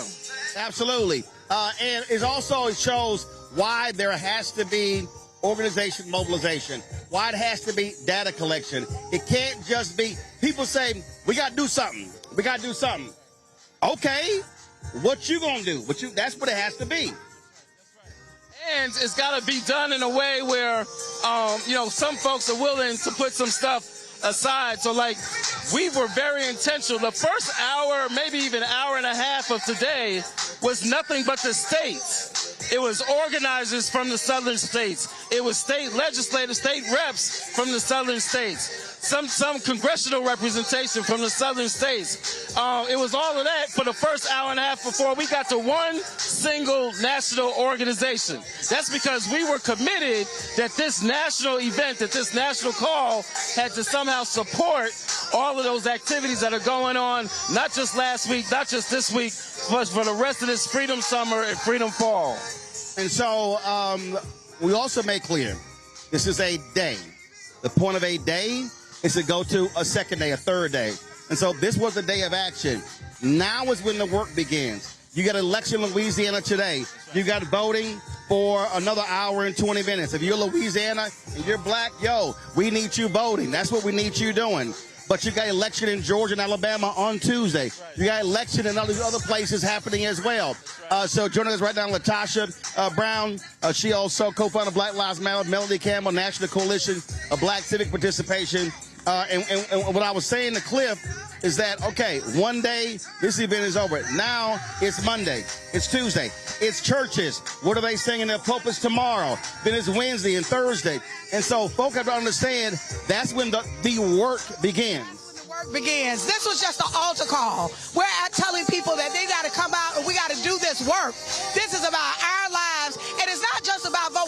It literally is about our agency, and we need people to understand how serious this is. This isn't just about voter suppression. This is around the silencing our voices and also taking money out of our pockets, shifting the resources from us. So folks got to know what time it is. It's nation building time. Absolutely. And Melanie, when we talk about, again, being on the ground, being in the communities, everybody has a role to play in this. It can't just be 1, 2, 3 organizations. Everybody can do something. Hey, listen, I don't care if you're national, state, local. It's one unit. It's one movement. And so I think that it's really important as they take those congressional seats, especially where there's governor's races. And so we tell our folks, okay, don't blame it on Donald Trump. We know he did what he did, but DeSantis in Florida took your 4 seats. There's a governor's race in Florida. There's a governor's race in Georgia, right? And so our people know that the power we have, when you look, and I know you talk about it all the time, we got the numbers to decide who the governor, the state, the secretary of state, all the way down the ballot. And so that's what we want to get people to focus on around the vote. And lastly, this is our opportunity. She talks about it all the time. New nation. It was our opportunity to tore it all up so we get to help build what we want it to be. There's 3 things. We want people, there are 3 things that folks can do. One, it's important for you to have a political home. You have to connect with one of these black organizations. It doesn't matter. It could be Black Voters Matter. It could be the National Coalition. But you need to connect with the organization. The second thing is you got to do some work. You got to put some boots on the ground. Every Tuesday we do texting. You can go on our website, sign up, volunteer, and do some work. The third thing is you got to multiply yourself. It ain't just about you voting. Each of your votes needs to turn into 10. 10 to win. That's how you got to be thinking. And then the other thing is we got to fund our work and our movements. Just like this show, we so grateful that Roland Martin is out here. This brother always shows up for us. You got to support this platform so that we have an independent black platform that we can get our work out and our music, and get our news out. So please become a subscriber to the Roland Martin Show. Thank you, Roland. Well, and listen, this is not about patting on the back, but I do need our people to understand. The press riser is empty. They gone. They gone. And what our folks have to recognize, and again, how people think, you had 5,000 people that registered, but you had 30 times that have been watching all day. So if you don't use technology to now speak to people who couldn't make it here, you're blowing the opportunity. So that's why what I keep telling people, if you're having a local action, stream it. Don't just talk to the room, because the people who can't show up in the room, but they can still get the information. And so we got to be using technology, Cliff, in order to drive our messaging. We got to use the technology, and we got to be willing to invest in our institutions, to invest in our media, to invest in our online media, our content creators, our black newspapers, or our black journals that still have their own websites or whatever. We've got to invest in that. But the other thing it shows is the flip side of that economic argument. One of the speakers that we really wanted folks to hear from in terms of laying out a longer-term action and campaign was our good friend Ashley Henderson, who has a whole campaign that she has come up with targeting FedEx, which is based in Memphis. So if they're going to cut up Memphis into 3 districts, our expectations is that the corporations that are based there aren't just going to sit back and watch that happen. And if they do watch it happen, then they don't deserve our support. Not only don't they deserve our support, but they need to be disrupted. It's the same strategy that we used back in 2021 when Georgia was doing voter suppression, and we called out the corporations like Coca-Cola and Delta and Home Depot. And so there's a double side to this economic strategy. Yep. We got to invest in us because we got us, but we also got to make them pay when they allow for the oppression and suppression to happen. I do want to have Doris Crenshaw share with us just your thoughts. You're here in Montgomery, and just want to share your thoughts. We fine. We got 5 cameras. We good. You ain't got to worry about that. I just want you to share your thoughts about seeing this generation pick up the mantle and run with it. I'm energized by it. It makes me, I'm hurting a little bit out here, but I'm ready to run. I'm ready to keep it moving. And I want to invest in our young people because I was a young person passing out leaflets for Joanne Robinson. And the young people today are very interested. They need direction. But women and youth propel all of the major movements in the world. Absolutely. Latasha, I want to speak to this here because Gerald Griggs, I had him on the show yesterday, and he posted something on social media. In the Georgia race, now this was before they crossed 1 million, was about almost 700,000. 55% of the people that voted black were 65 plus. 18 to 39 were 9% of early voting. And what I keep, they're the largest demographic. And what I keep, we were talking to Tiffany Lawton earlier, and what I keep saying to Gen Z, to millennials, Gen Z, Gen Alpha, you got the numbers, but you can't just talk on social media. You got to show your numbers at the ballot box. And then I had somebody say, well, we need folks to sit here and let us lead. I said, you ain't got to ask nobody for permission to mobilize and organize. Well, we understand that because we got some young folks that got it going on. Right. Matter of fact, a lot of this, what you saw happen, was actually organized by young people who are doing this work. And we need to understand that there is a pattern that ultimately it is to get you to disengage. It's to make you feel so dejected that you become cynical. And I need folks to understand cynicism is not a strategy. That is not a strategy. Matter of fact, it keeps you from seeing a sense of hope. It keeps you from seeing what you got in your hand, what you can work with. It keeps you from seeing yourself as of builders of the future. So what we want is we want young folks in particular to shift from seeing yourselves just as citizens of this nation and start seeing yourselves as architects of the next nation. What is it that you want? But you got to build it. If this is to be your nation, you got to build it. You got to show up for you. So it's important for us to show up, but we need you to show up for us. But most importantly, we need you to show up for you. Cliff, I'm going to start with you. Final thoughts. I mean, there's a lot. I'm still processing a lot because this was really like just the whole experience of this past week, of this day, of seeing that crowd going all the way down these streets. But one of the things I was thinking of, you know, as I was back there looking out was, you know, we've had this whole narrative around this past year and a half of black folks and where we at and are we resting? Will we come to protest, rally, or whatever you want to call them? I feel like this is an inflection point, right? I feel like a message was sent, many messages were sent. Some of the messages were sent to those who would try to oppress us and try to gerrymander us, and it's a message to them that we're not having it. But I also feel like it was kind of a message for ourselves, because basically what we're saying is we back, y'all. And we out here. We in these streets, and we're going to be in these streets until we get the wins and the justice that we deserve. Melody? The last thing I want to say, first of all, is thank you. Thank you again, Roland, because it matters that we are able to get this out to our people. One of the things that we were really wanted to make happen is make sure people, it's not just about the South, although we're as powerful as we are. This is about everybody. And so I think what was important that we also built coalitions with the local, right, the state and the national, and some other multiracial groups, because what's happening to black folks is not happening to black folks. What's happening is happening to America, but we're taking the hardest hit. And last, they think they got us on the ropes. And so what did Muhammad Ali do? Right? Did the rope-a-dope. And so when it came around, he took them out. And so those who think that they can just take us out, watch. And what we say when we were out of Florida, let's go. Let's go. Doris?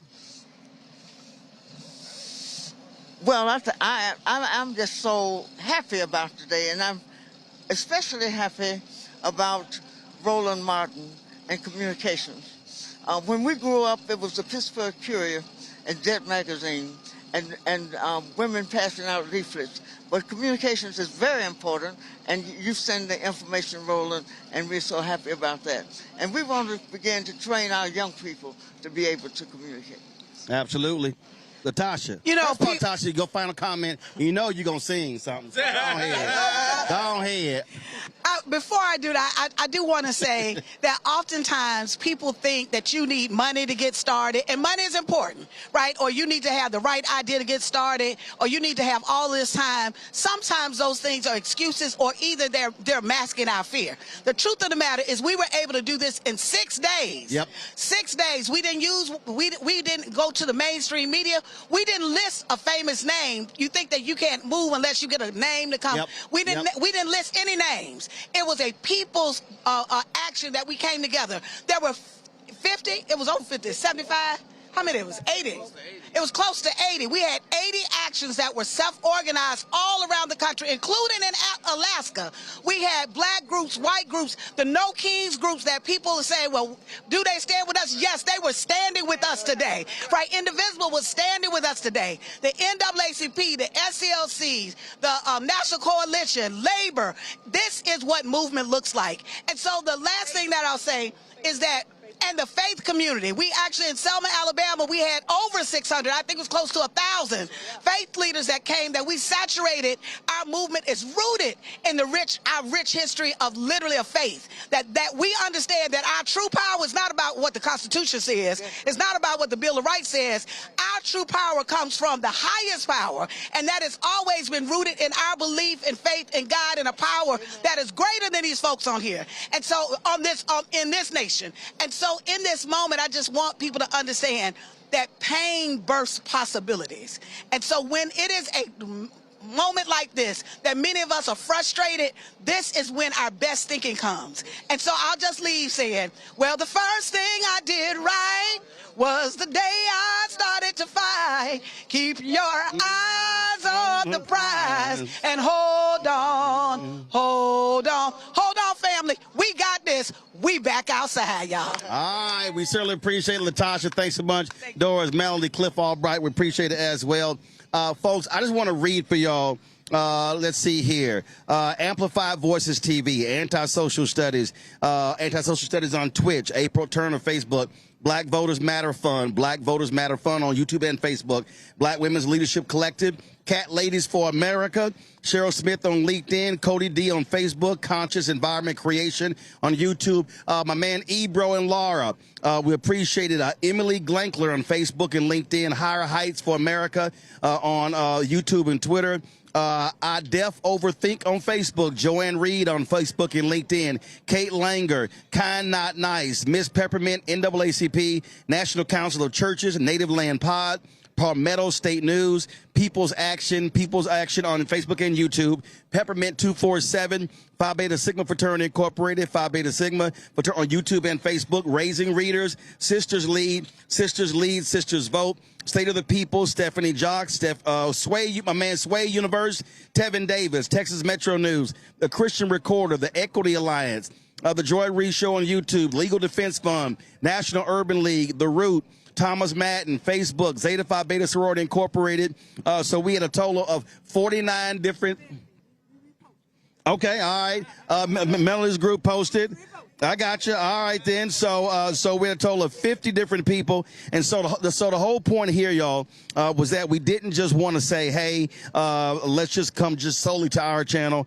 We wanted to be able to get folks to go to as many channels as possible for them to be able to experience this because we understood the importance of collective. April 3rd, 1968. Dr. King's last sermon at Mason Temple, he said black people individually are the poorest people in the country, but collectively we represent one of the largest economies in the world. He said if we move as a collective, then we'll be able to actually make a difference. The only way we're going to fight what's happening in this country, what's happening in the South and across the country, if we move as a collective. It does not mean that we will agree with everything a politician says or does. It does not mean that we will agree with everything that an organization leader says and does. But what it does mean is that if you have a black agenda, that means you are opposing those who are anti-black. And so for those of people who say, oh, my goodness, this is a Democratic gathering, no, this wasn't about a D or R, a donkey or an elephant or red or blue. It was about a B, black. And so for those folks who have an anti-black agenda, that's who we are against. And so if you look at what's happening here, when you look at it, and here's the deal, the state is being taken down, the chairs are being down, litter's not going to be picked up. Now it's upon you. So if you're sitting there saying, well, I see what they're doing, now the question is, what can you do? You might say, okay, I'm one person. But the reality is this here. You're one person in a house, so the first thing you do is everybody in this house must be registered. And then you say, well, then let me go to my neighbors, left and right, then across the street. Then let me go to my block. Then let me go to my multiple blocks, then my neighborhood, then my city, then my county, then my state, then the country. That's literally how this thing happens. We can overwhelm this system. 90 million people did not vote in the 2024 election. Last two Georgia gubernatorial elections, 900,000 to 1.1 million African Americans did not vote. In November 2024, 616,000 black folks alone in North Carolina did not vote. Texas has the largest number of eligible black voters in the country, but we don't maximize our numbers. I have been saying that we must be looking at a minimum of 70%. Harold Washington was elected mayor in Chicago in 1983 because 85% of all eligible black people voted. Andrew Young was elected to Congress because 72% of all eligible black people voted. But we ain't got to go back that far. 2008, 2012, more black people by percentage voted for Obama than white Americans. The first time in American history that happened. And there's no coincidence that 2008 and 2012 led to Shelby v. Holder because they were angry with that black turnout. And there's been an attack on black voters and black political power ever since then. And so every one of you who's watching now is coming upon you to get involved. There are multiple organizations. We have great capacity. Everywhere in every city in the South, every city, every week, there should be a citizenship education training event happening. Churches can say, we'll do the first week of the month, and you can spread it around. Y'all should be able to say, go here, first week, second week, third week, fourth week. So we got to be informing people, educating people, enlightening people, and connecting the dots because the assault on black America is real. I have 9 nieces and 4 nephews. This ain't about my fight.